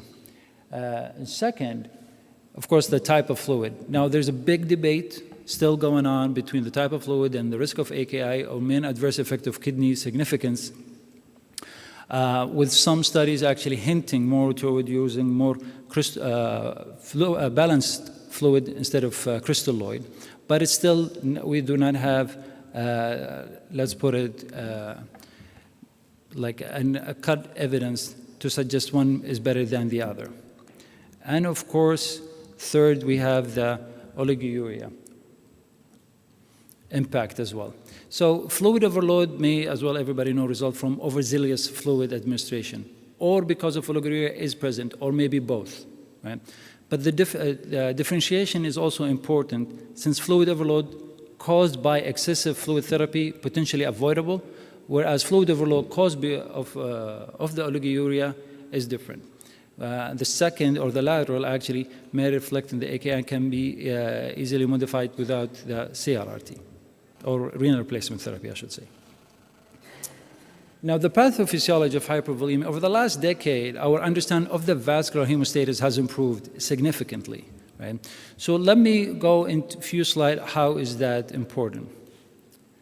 Now, this actually, in the classic Starling principle that was established in 1896, back in the 19th century, where they proposed the hydrostatic and the oncotic pressure across the microvascular wall, with the net sum, of course, of the hydrostatic outflow pressure and oncotic inward pressure causes the net fluid outflow from the vessel at the arterial side and into the venular side, right? This is what we classically teach at med school, unfortunately, still. The second is actually this illustration of the classic Starling principle. Still, the fluid are filtered outward into the interstitium and returns into the circulation post-capillary venules. It is assumed in the post-capillary venules as well that the oncotic pressure is actually was higher than the interstitial pressure. But this assumption has already been disproved, right? And this is where we have actually the revised Starling principle when we incorporate the known evidence now emerged in the last 30 years of the 20th century when they introduced the endothelial surface cell area, which included the glycocalyx barrier as well. And this is the barrier actually, the main reason why sometimes we see the capillary leaks. Now, excessive fluid and AKI with this illustration of fluid infusion, when they excess the capacity of lymphatic drainage in the microcirculation, will inevitably cause interstitial edema, right? In the kidney, this edema actually increases the subcapsular and intracapsular pressure, leading to the reduction in the forward of the renal arterial blood flow, with a reduction in the venous return and lymphatic drainage, ultimately causing hypoxia and AKI. This is similar, as we say, when we see patients with right heart failure, when we see a patient with actually cirrhosis as well.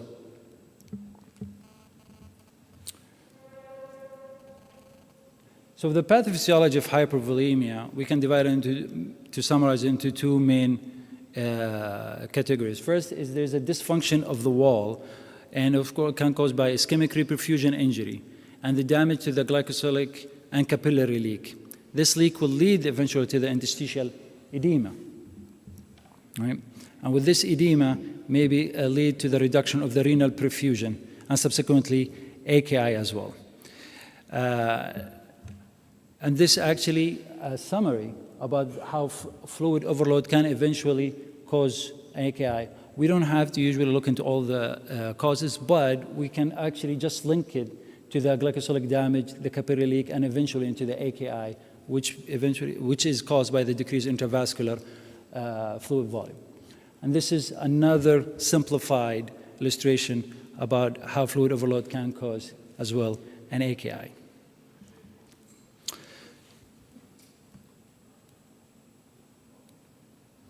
So how do we determine renal perfusion in the presence of hypervolemia?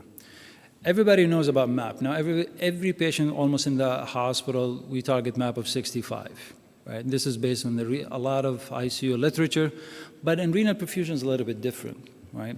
If you look at the renal blood flow, it actually depends on multiple things other than the MAP, right? It's basically determined by the pressure gradient between the inflow, which is closely related to the MAP, and also the outflow, which is determined by the renal venous pressure or the intra-abdominal pressure, which is known as AIP. And of course, the vascular resistance, depending on which is higher. Now, while vasoconstriction of both arterial beds result in decrease in renal blood flow, efferent arterioles vasoconstriction has less of an impact on the GFR than in the arteriole efferent. Now, as everybody knows as well, hypo or reduction in MAP eventually automatically means a reduction into renal blood flow, but also an increase in the outflow pressure may become the limiting factor of kidney perfusion, as we mentioned earlier, how it causes interstitial edema to the kidneys.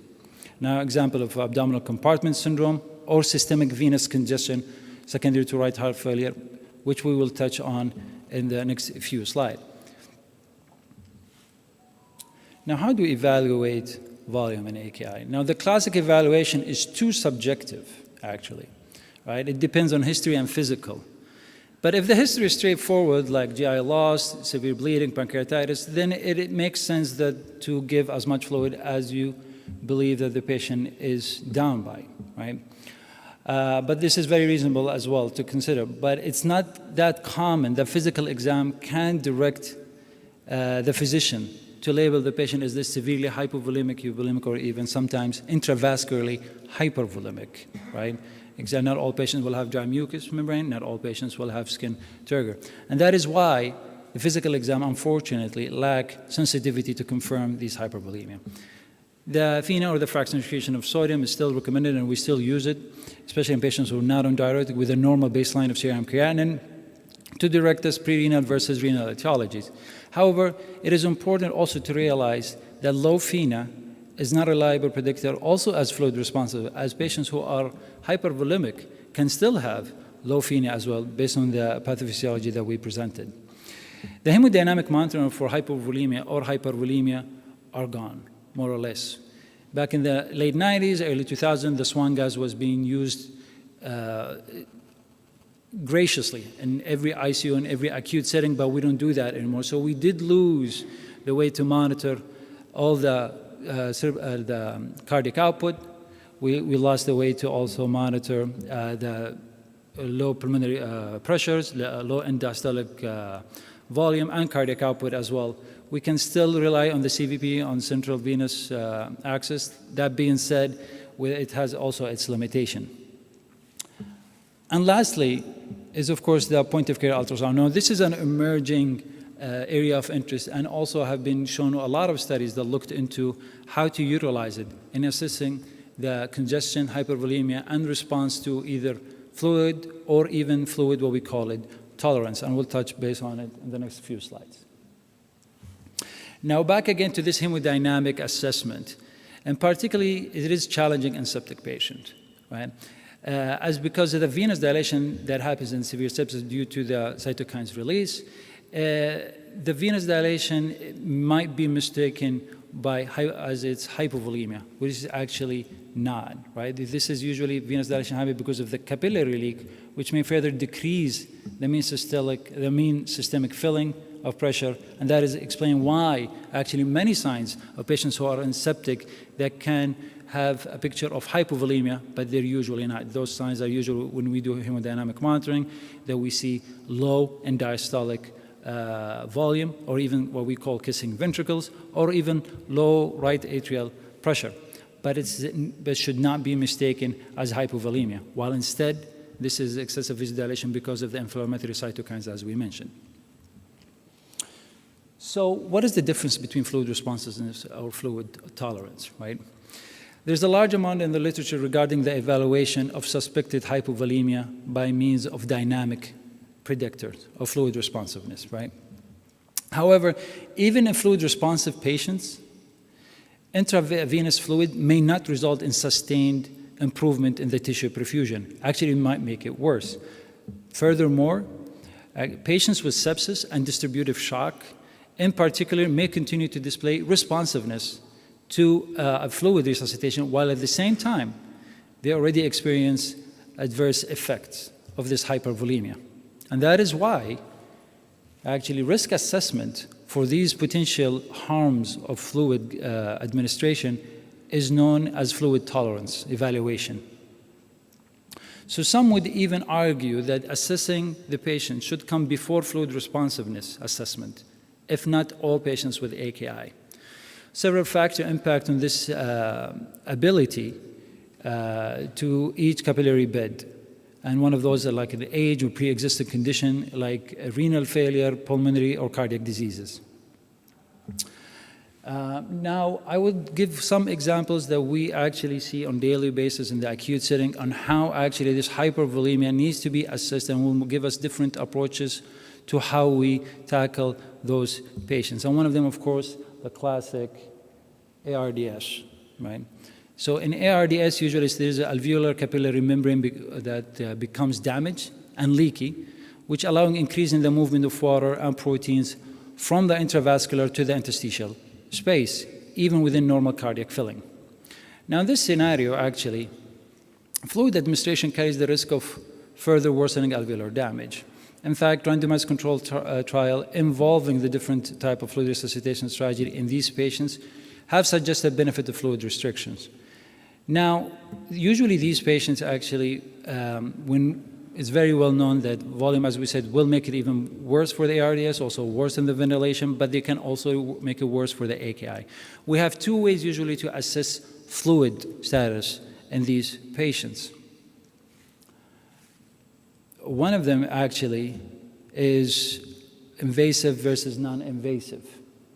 And this non-invasive, this invasive is called the extravascular lung water index, is not well used in different ICU or in different institute. But what you need to know about it actually, it is a quantitative assessment of extravascular lung water performed by invasive thermal indicator dilution. Okay? It is associated with progressive acute lung injury, and it's a close relationship with the severity of ARDS. There has some small studies suggested clinical benefit when we use it as a stop point of fluid resuscitation, but it's not well used because not a lot of, I should say, institute or ICUs are very well know how to do it or even deal with it, as it's a little bit, there's invasive when it comes to the ventilator with these patients. Now, the other one actually is the non-invasive evaluation for this extravascular lung water is ultrasound, right? Everybody knows that the lungs mostly consist of air, so the ultrasound beam is usually transmitted into the lung, but rather reflected by the pleural line that comes, which is a horizontal line, so it comes an A line. That's what we call an A line. This is a horizontal line. Now, what you see here on the right side of the screen is actually a well-defined vertical hyperechoic artifact, usually more than 10 centimeters, and obliterating the A line itself. This is what we call B line. The presence of these B lines actually indicate that the patients might have reached what we call fluid tolerance. So maybe there's no more fluid, a rule for fluid, even in the presence of AKI. Actually, giving it more might make it worse. And we know actually now the use of ultrasound in the lung evaluation outperforms actually chest X-ray because of higher specificity and has excellent correlation with extravascular lung water measurement by the thermodilutional as well, like the one that we mentioned. Right? Whether the patient has cardiogenic pulmonary edema or not, these B lines on the ultrasound is strong indicator that maybe fluid should not be given anymore. Now, how about the abdominal fluid tolerance, right? Organ dysfunction in this setting is caused usually by the hyperperfusion because of the reduced in the abdominal perfusion pressure, right? So if we just look back in the basics numbers, right? The normal intra-abdominal pressure anywhere between 5 to 7 millimole mercury. And we have the intra-abdominal hypertension, anything above 12, right? Now, with this, the perfusion, this is how we measure the perfusion. It's usually the MAP minus the intra-abdominal pressure. Any perfusion pressure target should be above 60, and this is associated with improved survival in the abdominal compartment syndrome, right? As the compartment syndrome is sustained intra-abdominal pressure more than 20. So we need to target higher MAPs if there is an increased intra-abdominal pressure. The compartment syndrome as well, abdominal compartment syndrome, is directly reflected by kidney function, as AKI is primarily mediated, as we mentioned, by the reduction in the renal perfusion.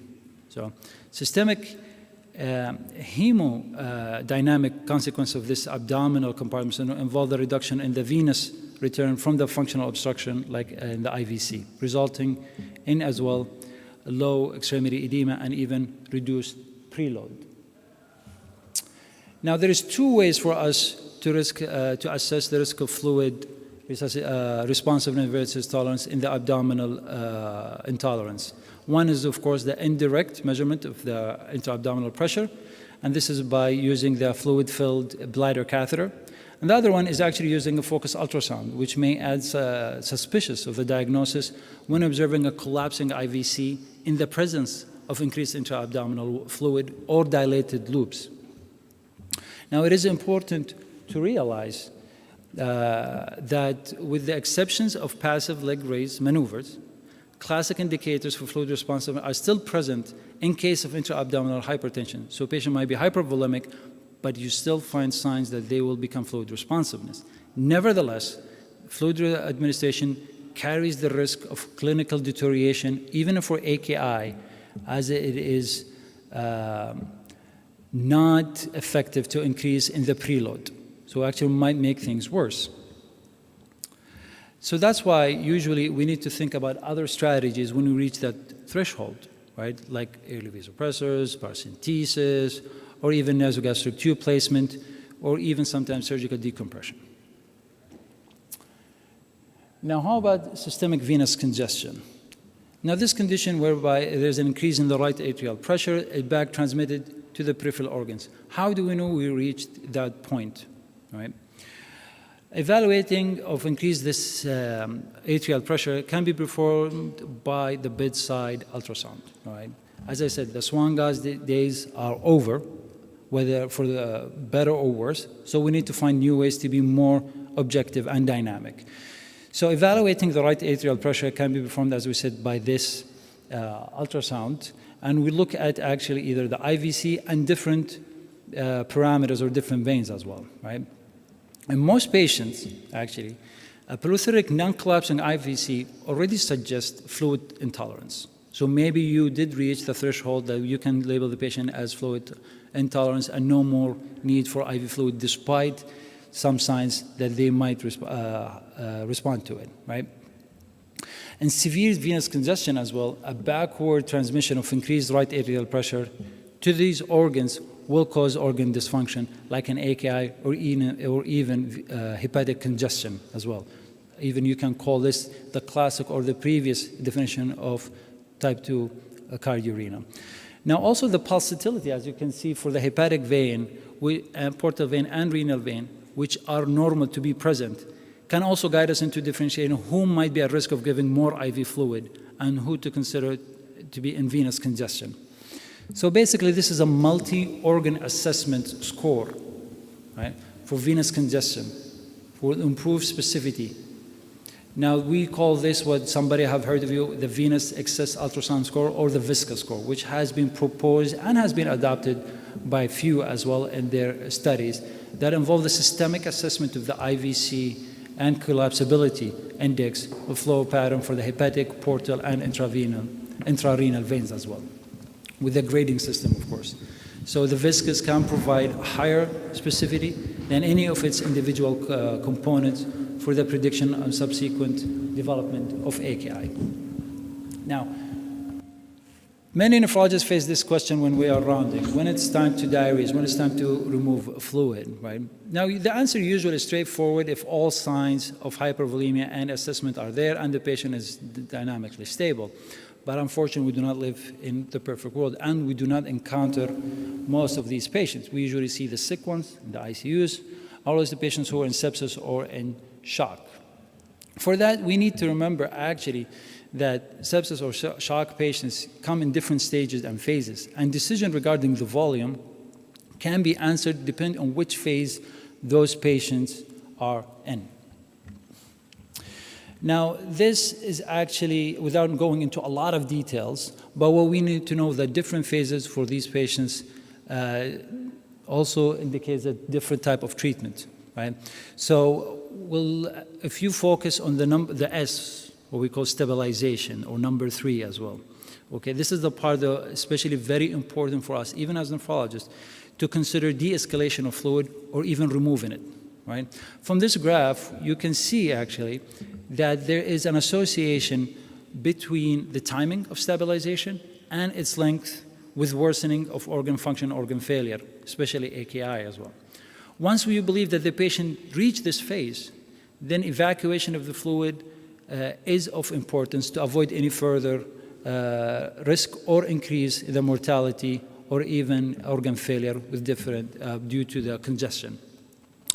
From this, also the term de-resuscitation has been developed and adopted by different physicians, especially in the ICU realm, which consists of 2 parts. 2 minutes. Okay.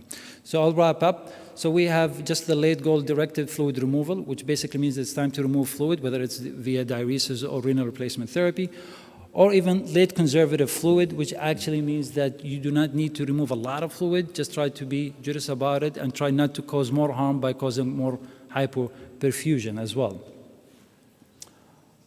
So the start of de-escalation is, as I mentioned, is the question is when to start, when to stop. But also you need to remember of the need to have dynamic assessment. And that's why having a way to evaluate tolerance versus responsiveness is very important, even when you start to de-resuscitate the patients. So I'll wrap up with this conclusion. Decision to give fluid should be tailored, depends on the patient, right? Not all patients will benefit from IV fluid. Not all AKI need fluid resuscitation from the beginning of the encounter. And that's why some has suggested to assess those patients with either their fluid responsive or their fluid tolerance, and also assess their risk and benefit. And the timing of the resuscitation is also important to avoid any increase in mortality or even hospital stay. I'll leave you with this last slide. Just as a reminder, the volume assessment needs to be a dynamic monitoring and also for assessment, knowing that changes can occur between hours or days. The days of having a static evaluation and solely history and physical are gone. As such, we need to adapt a new ways to assess them. Thank you. Okay, thank you, Dr. Thank you, Dr. Khalid, for this informative and updated presentation. We have time for one question only. Okay.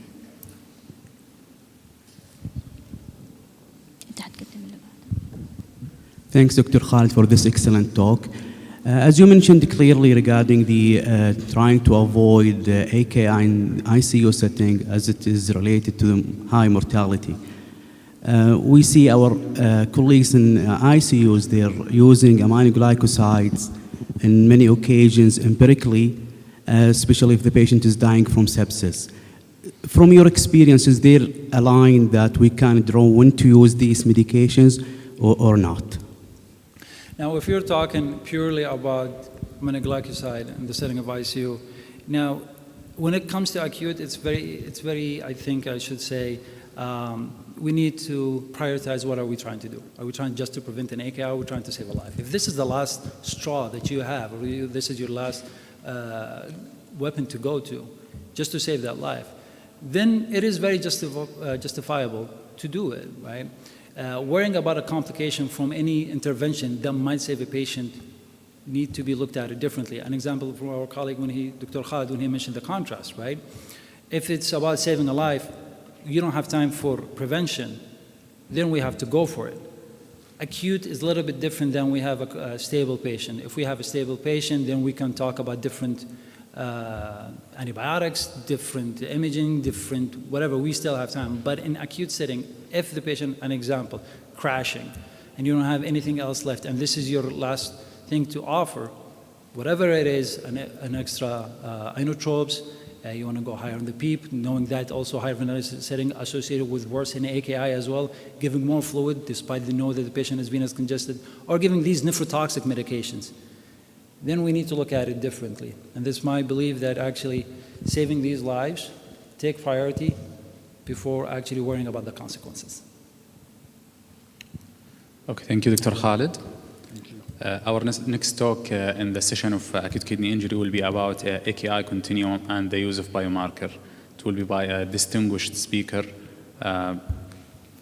Professor Claudio Ronco. He is a professor of nephrology in the University of Padua from Italy. He is also the director of Department of Nephrology, Dialysis and Renal Transplantation of the San Bartolo Hospital and the International Institute of Research of Vicenza. He is a considered pioneer in the field of dialysis, therapies, and applied technologies, bioengineering, and biophysics, critical care nephrology, sepsis, and cardiorenal syndromes. He has produced more than 1,500 scientific publications with over 900 citations. He has written numerous essays in nephrology, dialysis, and transplantation of total of 96 books. So, Professor Claudia, you are invited to start your speech. Thank you. Thank you very much for the invitation again. It is a pleasure to be with you and share a little bit of impressions of what has been an area that has evolved a lot in recent years, which is acute kidney injury, its continuum, and the possible implication of new biomarkers. AKI is common across the continents, and we have made an analysis with a snapshot published in Lancet, showing that this is actually something that occurs everywhere in the world. And it is estimated that every year, 13.3 million people are diagnosed with AKI worldwide. And this has an enormous impact on cost and deaths. And we have recently published a new review in Lancet that somehow summarize what has been changing over the last 8 to 10 years in acute kidney injury. First of all, it is now clear that AKI is a syndrome that is characterized by different pathogenetic mechanisms, and we need to identify those mechanisms for several different reasons, not only for understanding why this is occurring, but also because AKI has an impact on other syndromes and organs, and therefore we may require to have a complete understanding of what is the nature and the characteristics of the syndrome.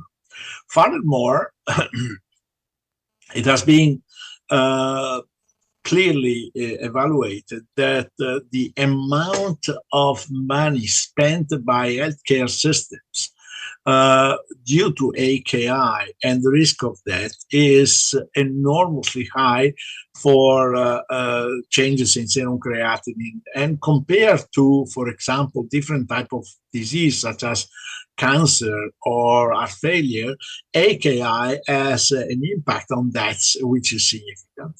This also impacts the cost of healthcare in the different healthcare systems.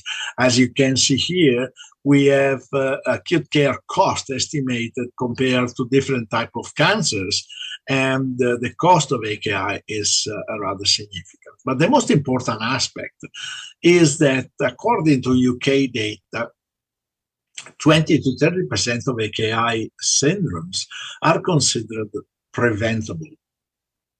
So if they are preventable, something should be done to avoid development of AKI, which in turn we will see may be the doorway to chronic kidney disease. So prevent this silent killer is somehow a must from the perspective of healthcare people. And the problem is that we have somehow elucidated the fact that patients may suffer from AKI, but the level of awareness about AKI in the medical community is somehow limited. So understanding the gaps of knowledge of non-AKI focused providers may identify opportunities to raise awareness, and improve awareness may be crucial to early consideration of AKI, recognition, prophylaxis, and management. We have tried in the past to use the term kidney attack to move a little bit and steer the pot as the cardiologists have done for the heart attack, in order to make people understanding a simple term that is indeed important for our patients. And we have done different sessions at our Vicenza course, somehow trying to increase AKI awareness with a specific program.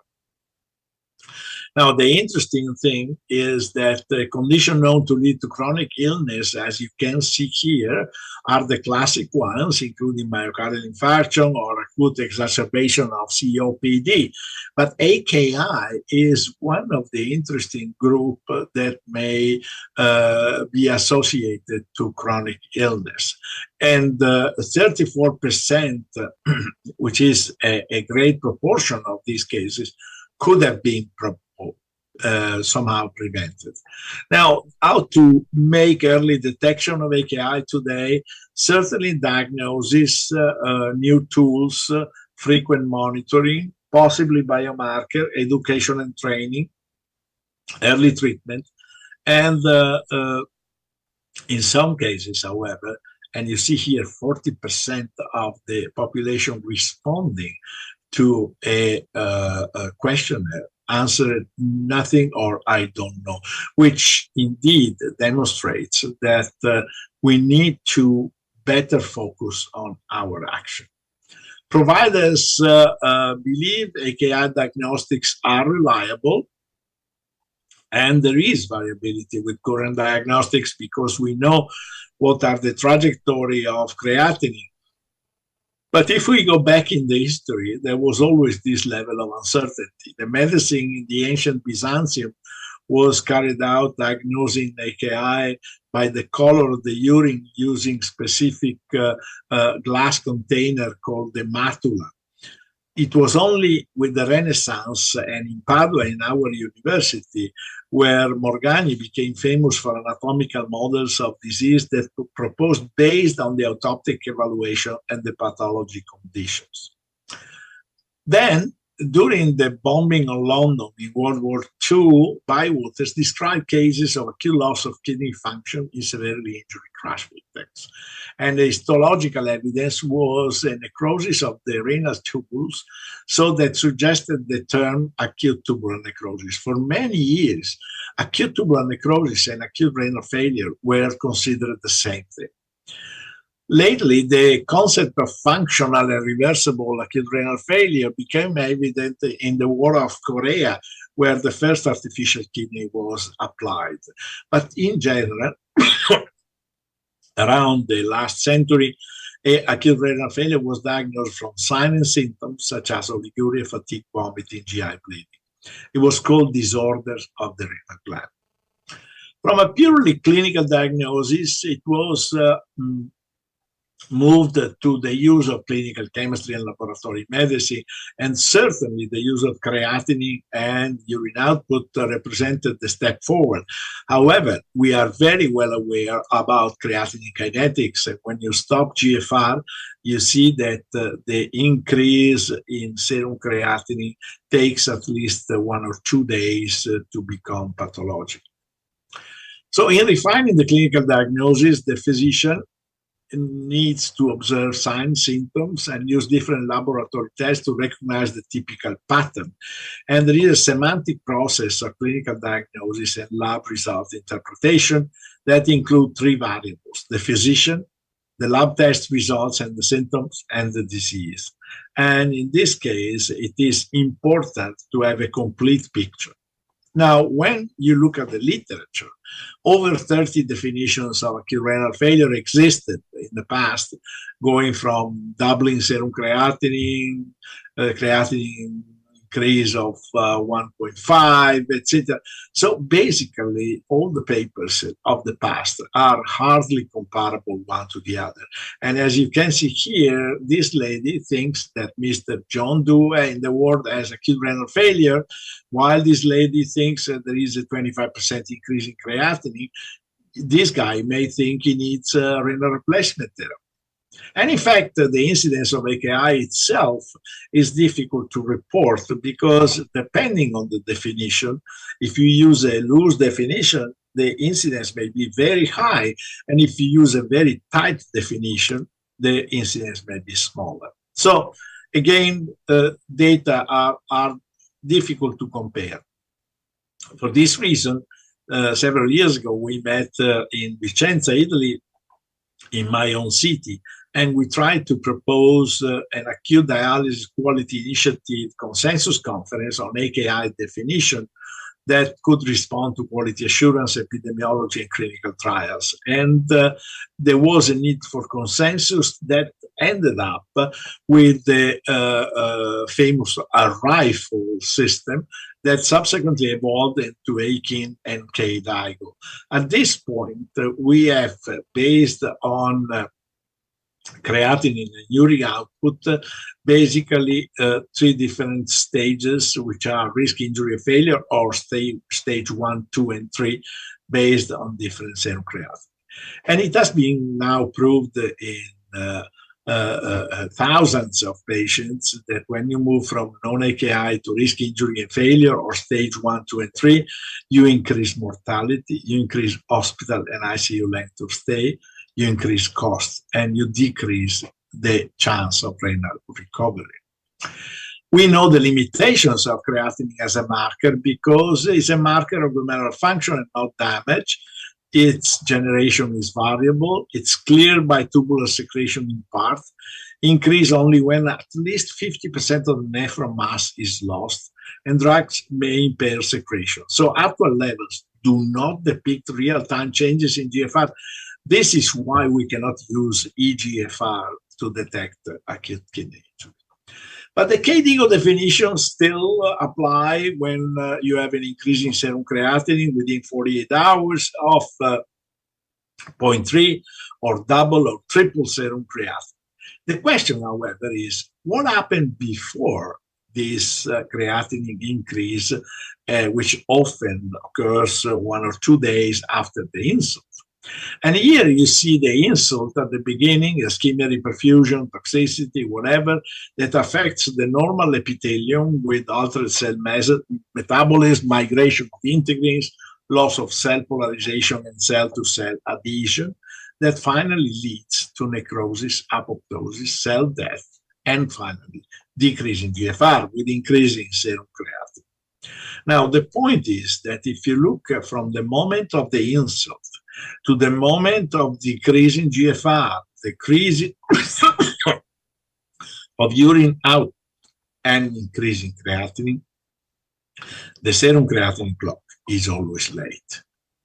And in fact, the level of damage may be variable at the tubular site with different types of lesions. But the question is, why should we not learn from cardiologists that used, for example, the concentration of troponin T to better understand whether or not an acute coronary syndrome is developing in their patient? So if they use electrocardiogram in ST elevation myocardial infarction for the diagnosis, when the electrocardiogram is silent, they use non-ST elevation myocardial infarction diagnosis by using biomarkers. To a certain extent, we could use also creatinine increase AKI but also non-creatinine increased AKI to diagnose an initial insult. And this is made possible by a certain number of urinary biomarkers that are available for early diagnosis of AKI. Here you see the number of molecules that have been tested, or even before the damage occurs, as in the case of TIM2 and IGF-BP7, which represent the so-called NephroCheck available commercially, is able to detect a condition of stress at the cellular level. So different biomarkers have been clarified by this nice review by Marco Cusa from University of Virginia that shows clearly different possibilities that are loss of tubular reabsorption and appearance in the urine, constitutive molecules induced at the tubular level, or infiltrating immunocells that produce substances at the tubular level. And here you see the case for KIM1, for example, for mGAL, for interleukin-18, and for LFA-BP. Now, in the cell cycle physiology, we have different checkpoints, including G1 checkpoint, which is basically a condition that requires integrity of the DNA in the patient. If the DNA is damaged at the tissue levels, there may be a blockade, and there are biomarkers such as TIM2 and IGF-BP7 that detect this type of cell cycle arrest at the G1 gate. Other substances such as mGAL or KIM1 represent possible biomarkers of damage. In the analysis, mGAL, KIM1, and NephroCheck are all good in diagnosing early AKI, although NephroCheck seems to overperform any type of previous biomarker. And different studies have been done showing a significant capacity to predict AKI with the receiver operator curve that presents values in the range of 0.8, 0.9. Also, these type of biomarkers have demonstrated a positive likelihood ratio of their presence in the urine to diagnose AKI in the very early stages. Now, in order to make it simpler and practical, two different cutoff points were identified. One is the 0.3, the other is 2.0. The first is very sensitive, but poorly specific. The opposite is true for 2.0.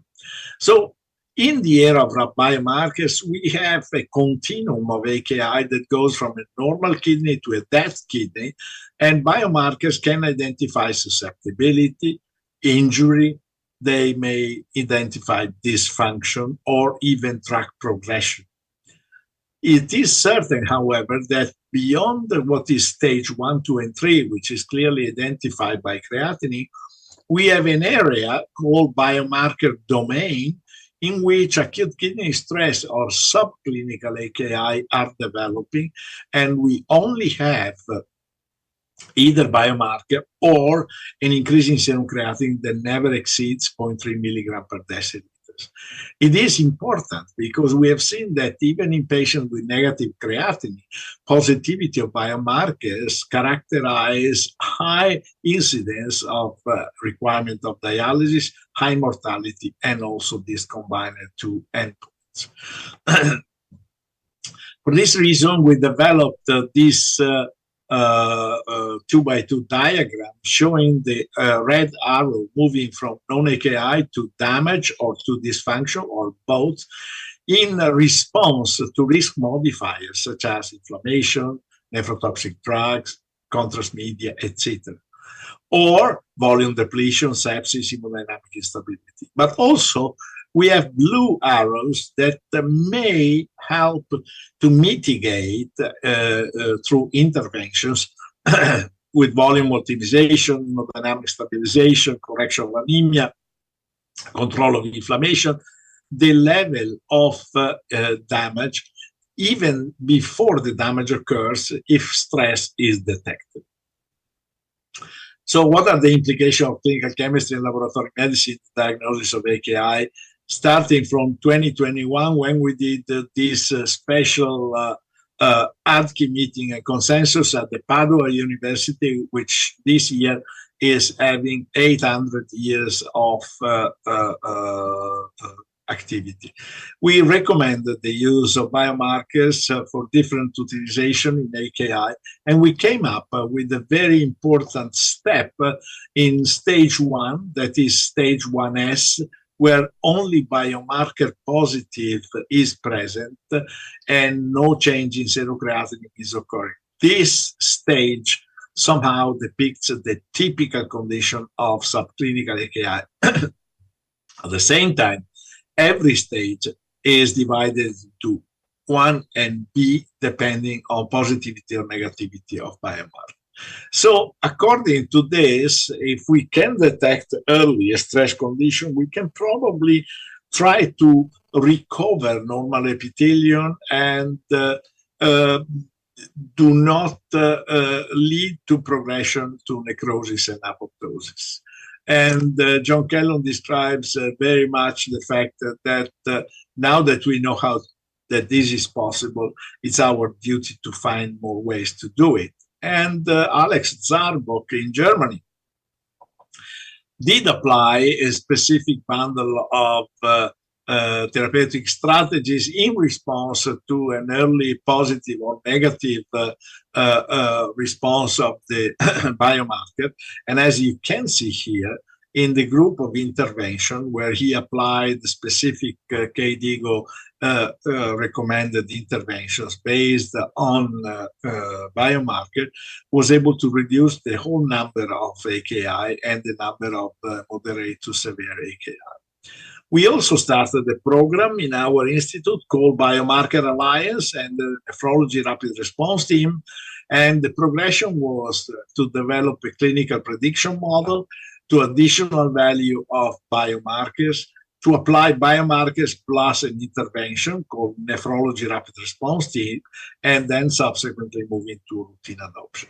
As you can see here, we could identify a group of patients, 4 groups of patients, with positive or negative creatinine, positive or negative biomarkers. And we have seen how this can be different one from the others. In particular, we detected difference in kidney survival in presence of negative biomarkers. There was a significant probability of kidney survival.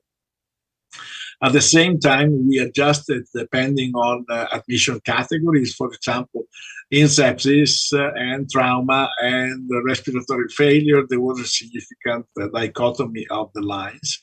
And once again, we can somehow stratify the patient per presence of combined positivity of biomarker and serum creatinine.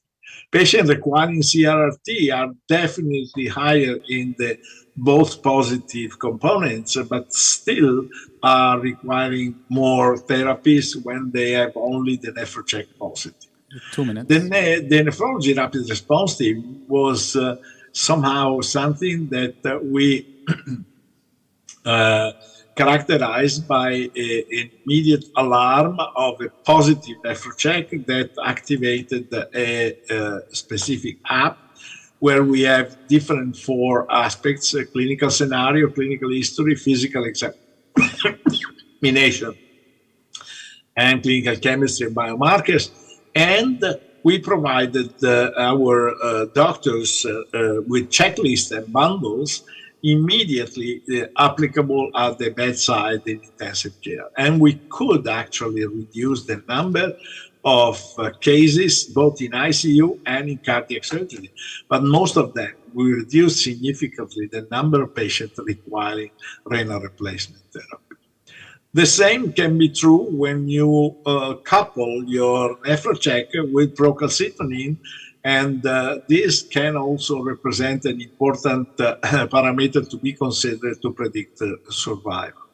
We have learned that the biomarker should not be applied in all patients because the predictability is low due to the heterogeneity of the population. But if you apply in high-risk patients where uncertainty is present, you can definitely identify a population where to direct your type of therapy. And again, sorry for interrupting. positive predicted value and negative predicted values are both very low in case of very high severity or low severity of the patient, but increase dramatically when you have the level of uncertainty in the intermediate severity. Dr. Ronco, sorry for interruption. 1 minute. Yes, I'm getting to the end. I simply would like to move forward to the the natural history of AKI may be different and may lead to chronic kidney disease, and we have different trajectories that have been studied by Kate Eagle. It is important to note that subclinical AKI may damage some nephrons that in turn may lead to chronic kidney disease in the long term. And we have seen that reduction in renal functional reserve is representing one of the important risks for what we call apparent full recovery, where after an AKI episode, renal functional reserve is lost.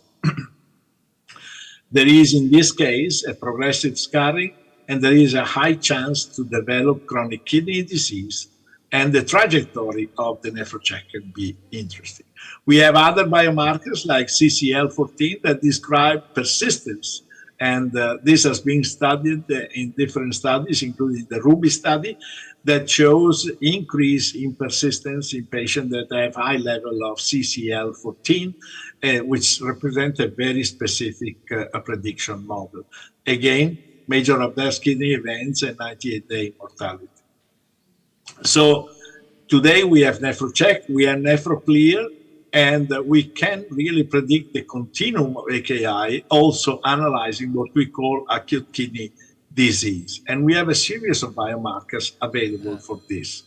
What makes progression to CKD? Well, this is a kind of aging, premature aging of the cells that change completely the phenotyping into myofibroblast and induce tissue proliferation and maladaptive repair with blockade at the G2 level with the senescent phenotype leading to what we call endothelial mesenchymal transition. Okay, Dr. Ronco. I have to close here saying that acute kidney injury and chronic kidney disease represent two sides of the same coins. We have risk factors, we have outcomes, and we have disease modifiers. But bear in mind that diagnosis and preventing acute kidney injury may be an important method to prevent as well chronic kidney disease. So thank you very much for your attention. I just would like to take the opportunity to invite all of you to attend our conference next year in June in Vicenza on AKI and CRLT. And sorry if I took too much time. Thank you, Dr. Ronco. I'm very enthusiastic to the time that will come and we'll use the biomarkers in all the hospitals, and it becomes very approachable and easy as the current serum creatinine is. So maybe we'll open the floor for only one question, and then we'll move to the next speaker. Any questions? Okay, we'll introduce the next speaker, Doctora. So our next speaker is Prof. Patrick Murray, who is a well-known speaker, and he is working now as full-time professor at the University of Dublin.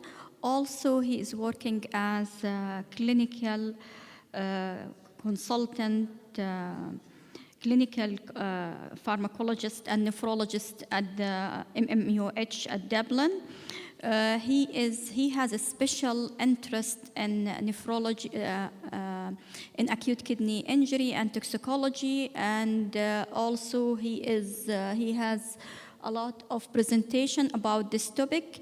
Also, he is a chair of MMUH Drug and Therapeutic Committee. He is a clinical director of UCD Clinical Research Center. His talk for today is acute kidney injury detection, prevention, and management. Prof. Patrick, the floor is yours. Thank you. I'm just checking if you can hear me.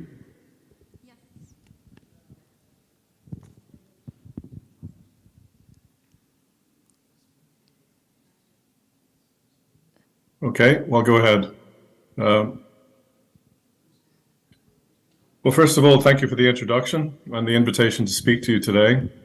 I'm going to try and build on what the previous speakers have said and not repeat too much. What I'm going to talk about is a little bit about diagnosis or detection of AKI, some comments about prevention, and some comments about management, which you'll see is quite diverse. First of all, I want to bring you greetings from Dublin in Ireland. This is by the sea. This is where our university campus is. And it's extraordinarily cold today, so you're all lucky to be in Riyadh at the moment. These are my conflicts of interest. Some are relevant to some of the areas of presentation today. So this is the order in which we're going to discuss things: detection with diagnosis and staging, prevention, and management. First of all, you've heard from a couple of the speakers about the evolution of the diagnostic and staging criteria, which people like Professor Ronco and myself have been involved in, with the rifle system, the KIN system, and the KDIGO system most recently. And I think it's fair to say that the KDIGO system is probably the most validated and most accepted diagnosis and staging criterion set in AKI. That is that in millions of patients now, we've got documentation that developing either a small increase of creatinine in 48 hours or a 50% increase over a week, or relatively transient oliguria, worsens mortality compared to neither of those. And that doubling creatinine or more sustained oliguria, or tripling creatinine or oligoanuria are associated with worsening outcome. For years, we weren't sure about the oliguria criteria, but in fact, when they've been looked at in databases that allow a comparison head-to-head, there is adverse prognosis with progressive oliguria, perhaps not as robust as the creatinine changes. I won't dwell on this slide, but we've also done some work to try and look at filling all the gaps in the diagnostic criteria, looking at, for instance, improving AKI in admission and retrospective staging, which is more of an epidemiologic phenomenon, and also looking at what was discussed earlier, phenomenon of acute kidney disease, which a lot of renal patients develop rather than AKI, where their renal function either develops or doesn't resolve within over a week, but less than 3 months. And of course, we know they have to have kidney damage or dysfunction for 3 months to be defined as CKD. So there are gaps in the validation which are being filled as we speak. In Dublin, many years ago now, we had an ADCI conference on biomarkers, which Professor Ronco showed some data from, where we increasingly focused on the fact that, of course, there are two forms, broadly speaking, of AKI. There's the functional pre-renal reversible AKI, and there's a version analogous to myocardial infarction where there might be release of damage markers from injured tubules before you ever lose kidney dysfunction with classic ATM. And now, as you saw earlier, there's a wealth of data showing that, first of all, there are plenty of markers of kidney tubular damage and of stress, and increasingly sophisticated markers of kidney dysfunction. So that we're now able to fill in this table, a 2x2 table, of absence of kidney dysfunction or damage, renal health, pre-renal azotemia or functional AKI, where some markers, be it creatinine, cystatin C, urea, urine output, are increased, but there's no evidence of kidney damage by biomarkers, is functional AKI, and which those of us who are a little older will call pre-renal. There's the classic acute tubular necrosis, where there's dysfunction and damage, which in every epidemiologic study with biomarker data always do worse than either of the dysfunction or damage alone. And then a relatively novel concept of subclinical AKI, where there's release of kidney damage or stress markers, but in fact no evidence of dysfunction with a stable serum creatinine and serum cystatin. And this has been less validated, but data are on the way. some of the work we've done and published in Dublin in our ICUs was prospectively look at the damage markers in critically ill patients for the first 7 days of their admission. And we found that looking at the time of AKI on these retrospectively collected samples, there were any number of damage markers which predicted who would progress to death or dialysis and adverse outcomes.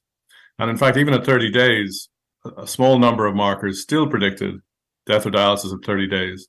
So we've got increasing evidence that these damage markers are telling us something clinically important. You've also heard that we had a second major ADCI biomarker conference in Padua not so long ago in 2020 and published that in JAMA Open, where in fact we've started to validate this concept of not just the 2x2 table, but whether we should actually change the criteria to say that those who have damage marker elevation, stage 1B, stage 2B, or stage 3B, might have worse clinical outcomes than those who just have damage, or just have dysfunction, functional AKI. And in fact, in the first validation study that's been published by Molinari and colleagues in septic AKI and bank samples, this was actually found that in every case, the form of AKI that had not just dysfunction but damage always had a worse outcome in terms of survival to 30 days than those who had dysfunction alone. And the only exception was that it didn't validate using the NEPHROCHECK as the damage or stress marker, that the existence of subclinical AKI. And in fact, looking at it here, there was no significant difference in outcome, although a trend was there for the stage 1 with damage marker elevation and subclinical AKI, but no clinical AKI by functional criteria. Whereas in stage 2, stage 1, stage 3 here, there's a clear separation. This is just the first of many validation studies, and I'm aware of others that are coming through the publication cycle, which will have different results, and we look out for those. One of the things we've done in Dublin is actually move beyond simple prospective research studies and retrospective biobank studies to actually implement a damage biomarker in clinical practice. And the damage biomarker we implemented in one of our hospitals was a CE-marked and approved NGAL assay, looking at the plasma and urine NGAL in patients on our renal consult service. And we published the first 50 patients in a simple pilot and did adjudication of pre-renal versus ATN, and also simply looking at the creatinine criteria, transient versus persistent AKI. And even in that small group of patients, whereas the creatinine and urea couldn't tell the difference between transient and persistent, the FeNA couldn't tell either. The FE urea was borderline useful, but the urine NGAL, particularly when excluding UTI patients who have false positive urine NGALs, and even more so when correcting for urine dilution by correcting with urine creatinine, could already in a small group of patients distinguish who would be transient and who would be persistent. And we found, as expected in our adjudication samples, that in the urine NGAL, as well as the plasma NGAL to a lesser extent, we had much, much higher values here on this spider plot in those with ischemic ATN by adjudication, in glomerulonephritis, in nephrotoxic ATN, and much lower values in functional AKI, hypovolemia, hepatorenal syndrome, and cardiorenal syndrome. And this was initial good validation for us. And since then, I have time to show the data, but Jean-Maxime Coté, who's a nephrologist from Canada, spent 2 years with us, is now back in Montreal and has published his first study validating urine and plasma NGAL in their hospital, CHUM, in Montreal, which is a large center. And they're finding exactly the same patterns. Good for distinguishing transient versus persistent AKI, and also for distinguishing types of AKI by adjudication. We also, by looking at these things in practice, but also looking at the evolving literature, know that there are lots of important forms of AKI that don't have damage marker or stress marker elevation. Tight control of hypertension in SPRINT had creatinine increases, which were not associated with worsening outcome. Same things occur with heart failure therapy and CKD therapy with ACEs and ARBs, and indeed with SGLT2 inhibitors. And we're even finding that as we learn more about hepatorenal syndrome, that while not all cirrhotic AKI is purely functional, when it is, my suspicion is we'll find out that those who respond to terlipressin, which finally became the first drug approved worldwide for hepatorenal syndrome, we'll find those that have a lack of damage marker elevation are probably the responders, and those with damage marker elevation are the non-responders. We've even found out from stored samples from the preserved contrast nephropathy study that in fact, there's a lack of evidence of kidney damage in contrast-induced AKI, and maybe it's a functional vasoconstriction syndrome as well. So with all that information, what do we do in managing patients for prevention and management of AKI? And this is the KDIGO system for thinking about interventions to prevent AKI, with primary prevention here, looking at risk factors, and then looking at exposures. For instance, here, long cardiopulmonary bypass or large contrast dose, and then looking at the complications with AKI and its outcomes. And looking at, for instance, perioperative medicine, it's too short a lecture to go through every single syndrome, but there are pre-op factors, in particular heart failure and, for instance, in cardiac surgery, pre-existing CKD. There are intraoperative factors like pump time, and there are postoperative factors like inflammatory states and vasopressor dependence, all of which are relevant to the development of AKI. We've tended over the years to take a relatively simplistic approach to trying to prevent AKI by optimizing perfusion. And there's certain agreement that, having a clearly low mean arterial pressure is not appropriate. And in, for instance, sepsis, we've got guidance from clinical trials that a MAP of 65 is probably the minimum target, but that in those with pre-existing hypertension, a MAP of over 65 will probably be appropriate.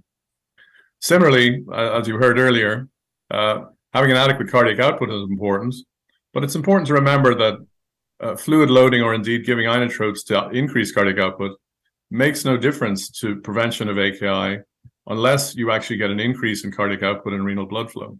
And that isn't always necessarily with one following the other. So increasing cardiac output for its own sake or fluid loading for its own sake doesn't actually prevent AKI. And then, of course, we're aware of the literature of lots of attempts to look at the renal level with hemodynamic interventions. Renal vasodilators from low-dose dopamine to phenoldiprem, atrial natriuretic peptide, brain natriuretic peptide, all were used in prophylactic and therapeutic AKI trials, and none have been proven to be clinically useful. Same thing with regional vasodilators and indeed diuretics. When used prophylactically to prevent AKI, in contrast and in cardiac surgery, they actually found an increase in incidence of AKI, despite the perceived benefit of reducing tubular oxygen consumption. You saw a slide like this already. There is some suggestion that prevention in what you might term a mixture between primary and secondary prevention in cardiac surgery may be helpful to reduce the incidence and severity of AKI. That is a Pravaki trial that you heard from Mirsh and colleagues, who actually took patients coming off cardiopulmonary bypass at 4 hours after surgery, essentially, and looked at their stress biomarker level through the standard cutoff, and then randomized patients who were positive, so an enriched group, to the standard care of perioperative medicine versus the KDIGO CT surgery bundle, which included all of the standard nephrotoxin avoidance of KDIGO bundle in general, but also a hemodynamic protocol which optimized hemodynamics. And it was notable that there was less AKI within 72 hours and less stage 2 to 3 AKI as well, without an incidence in harder endpoints farther out. Now, there's a multi-center attempted validation of this going on, so we don't know if it works everywhere, but in a single center, this seemed to reduce the incidence and severity of AKI by focusing on a high-risk group, and not just avoiding nephrotoxins, but also putting in a hemodynamic optimization protocol, which those patients got, as opposed to an ad hoc hemodynamic protocol in the other group. We've also had a lot of attention in the literature to the type of fluid being given, with some suggestion that some forms of fluid were more likely to cause AKI than others. And there is a physiological reason to believe that normal saline, being hyperchloremic, could not just cause hyperchloremic acidosis, but also might cause renal vasoconstriction by tubular glomerular feedback. And unfortunately, despite our perception that this would turn into clinically meaningful outcomes, in fact, when tested in 2 large trials within the past year, neither of them showed that the difference in chloride levels was associated with a difference in serum creatinine levels or indeed new renal replacement therapy in any subset, including those with risk factors for AKI, and there was no difference in survival. So in fact, despite a long literature saying that balanced salt solutions would be better for outcome and better for preventing AKI, this study didn't validate that. And indeed, another study from Brazil similarly didn't show a difference in moderate to severe AKI or RT incidence using a ballast salt solution versus saline. So that's been a disappointing year in terms of the type of fluid making a difference. And we already talked about the lack of evidence for intrarenal hemodynamic mediators. What about the most problematic kind of AKI that we have, those with septic AKI? It seems obvious that these vasodilated patients, often with myocardial suppression as well, would benefit to the greatest extent from hemodynamic optimization. And indeed, this has been looked at for decades. There were trials of supernormal oxygen delivery back in the 90s, which didn't reduce the incidence or severity of AKI. And the thesis then was that by starting earlier with early goal-directed therapy, it would be done while it was still timely. And in fact, when it was done, the process, ARISE, and PROMISE trials, as well as a patient-level meta-analysis of all those, did not show a difference in the incidence of AKI or RT with the application of early goal-directed therapy. So in fact, I think we've had to rethink whether hemodynamic factors are responsible for most septic AKI. Albeit, if patients get the initial 30 mLs per kilo of fluid, which they got before randomization in these studies, there probably isn't a rationale for further augmenting cardiac output and oxygen delivery even early on to prevent or treat AKI, because in fact, it probably isn't caused by ischemia to the kidneys. And in fact, it's probably switched our attention now to the fact that it's actually endogenous nephrotoxins in the form of inflammatory cytokines, damage-associated molecular patterns from injured cells, and pathogen-associated molecular patterns from microbes that probably cause, within the lumen and within the peritubular capillaries, most of the cellular damage in septic AKI. And while we're going to have to get rational hemodynamic therapy and sufficient resuscitation, that we're going to need to go farther with anti-inflammatory cytoprotective agents if we're going to actually prevent or treat septic AKI. What about the management of AKI once it's developed? So moving on from primary prevention to now AKI is developed, the creatinine is up, the GFR is down, plus or minus damage markers elevated. What do we do then? Well, the KDIGO bundle is fairly simplistic in saying, obviously optimize all these things and take away nephrotoxins, avoid excessive hyperglycemia, etc. But the stage-based management is essentially supportive to this day. And in fact, there hasn't been a drug developed and approved for the prevention or therapy of AKI in decades. It was pointed out that actually mannitol was originally approved for AKI therapy, but actually just increased urine output. So even that didn't get good validation. There's also an argument, by the way, that terlipressin might be the first modern drug approved for prevention of an AKI syndrome by preventing cirrhotic AKI. Having said that, we've got dozens of things which, given early in preclinical models in the lab, prevent or treat AKI evolving in all kinds of models. Our difficulty has been modeling those things in practice in animals that model patients with chronic comorbidities and in settings where we need to intervene early enough that we have a chance of altering the processes developing an AKI. Because the truth is that in this model of ischemic reperfusion injury, all of these steps from not being reversible any longer to initiating apoptosis and necrosis to secondary inflammation and edema, microvascular thrombosis, all happened within the first day or two. Whereas Professor Ronco showed you the creatinine hasn't even begun to go up yet. And the biomarkers have not been used to diagnose AKI at this time.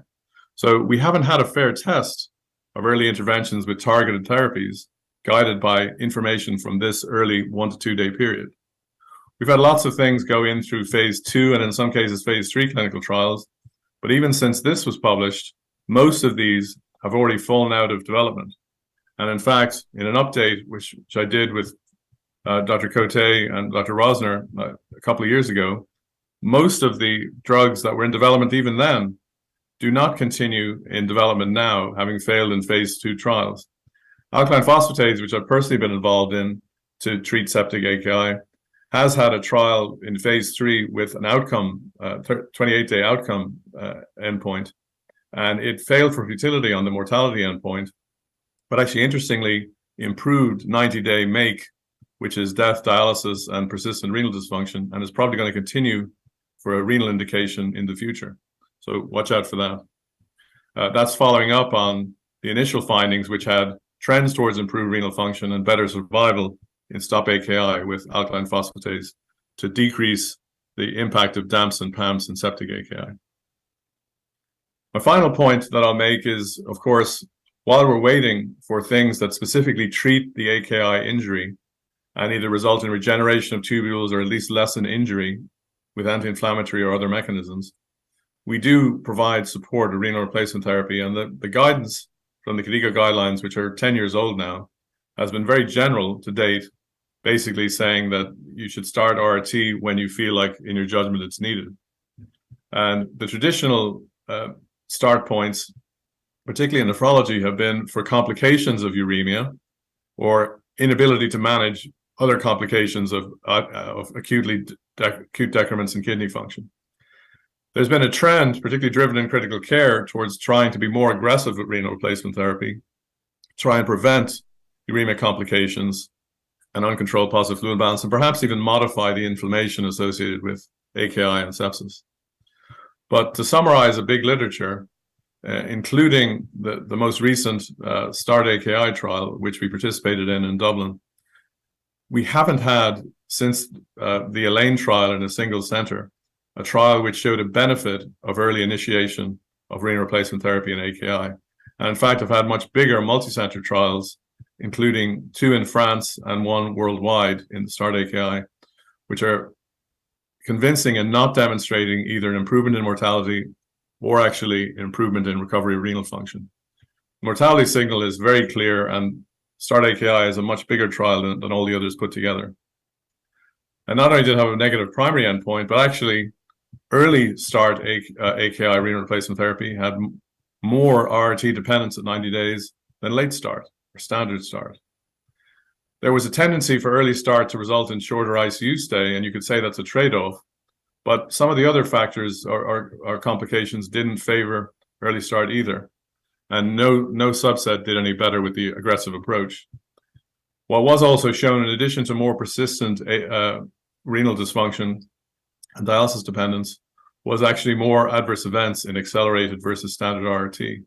More hypotension, more arrhythmias, more hypophosphatemia, and more catheter-related complications as an important trend. So I think the bottom line is the standard criteria and being conservative in the absence of a true emergency reason to start RRT, which are patients who were excluded from this trial, remain the criteria for most rational starting of RRT in AKI. And these kind of algorithms are quite simple, but actually are supported by up-to-date literature. So with that, I think we're doing okay on time. We've talked about AKI detection, diagnosis and staging, use of novel biomarkers. We talked about prevention of AKI in the primary and secondary settings, and the latest literature on the management of AKI. And I hope that's been interesting for you. I'm going to stop there and take any questions you may have. Thank you.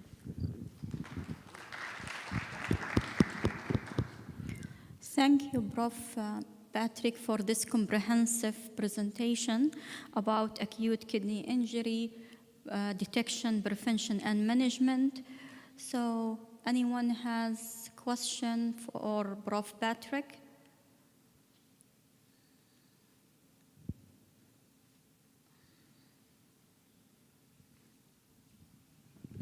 I think it's lunchtime there, is it? Yeah, I have one question, Prof. Patrick. So thank you for this very nice review about acute kidney injury and specifically about early and late initiation of renal replacement therapy, which is actually, as per the evidence, it's going here and there. We usually do in our clinical practice take other considerations in form of starting or not starting, like, for example, in units, especially outside major cities, areas. If the patient, we think clinically that the patient might have a complication overnight, so we prefer to start earlier. But if the patient is really having an indication to start, we will start regardless. So I think also taking the clinical practice consideration, as I mentioned, this point is very important. It depends also on the institution, in the place, and in the clinical context that the nephrologist is dealing with. What's your view on this, Doctor? No, I think it's an important point. I mentioned it a little bit, but I should emphasize it. I mean, Professor Bagshaw was very clear in having a first stage of consent for START AKI. If the intensivist or nephrologist caring for the patient felt that they urgently needed renal replacement therapy, they were not randomized. They just went ahead and got what they needed. But if they also felt that they would never need it, that they were quite well and it would be inappropriate to start early, they were excluded as well.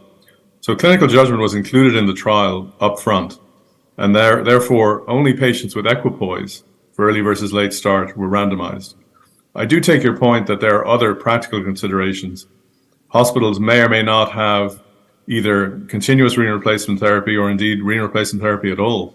And there may be decisions that have to be made about transfer between hospitals or between units in the hospital. And they all require tremendous clinical judgment. So that's never replaced with a trial guidance. Okay, any other question? Okay.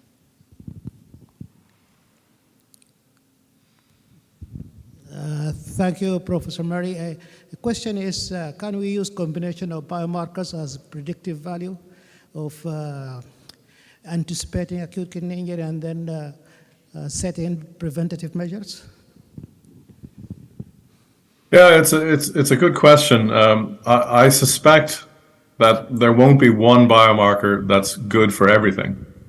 I know I didn't have a biomarker specific talk today, but I know from other work I've been involved in that, for instance, some markers like KIM1 probably are a bit better in nephrotoxic AKI than in AKI and critical illness, whereas we've had good experience with NGAL in the ICU and found that it is useful.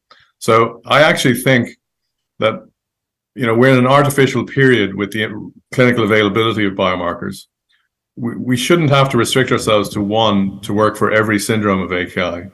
We should be looking at multiple markers and figuring out that in some cases, yes, a combination panel may be the way to go. In other cases, it might be that, you know, you don't see elevation in one marker in the panel, but the other one catches an ischemic or nephrotoxic case better than a septic case, if you see what I mean. So I think the important thing for us was to bite the bullet and put a biomarker into clinical practice, because now the nephrologists who are in that hospital feel they've learned where it's useful. And often it's actually in showing there isn't biomarker elevation. And for instance, it's a pure functional syndrome. And as an example, in a congested heart failure patient, they should continue to aggressively diurese because that's the biggest problem, not damage to the kidney. So I hope you found that a useful answer.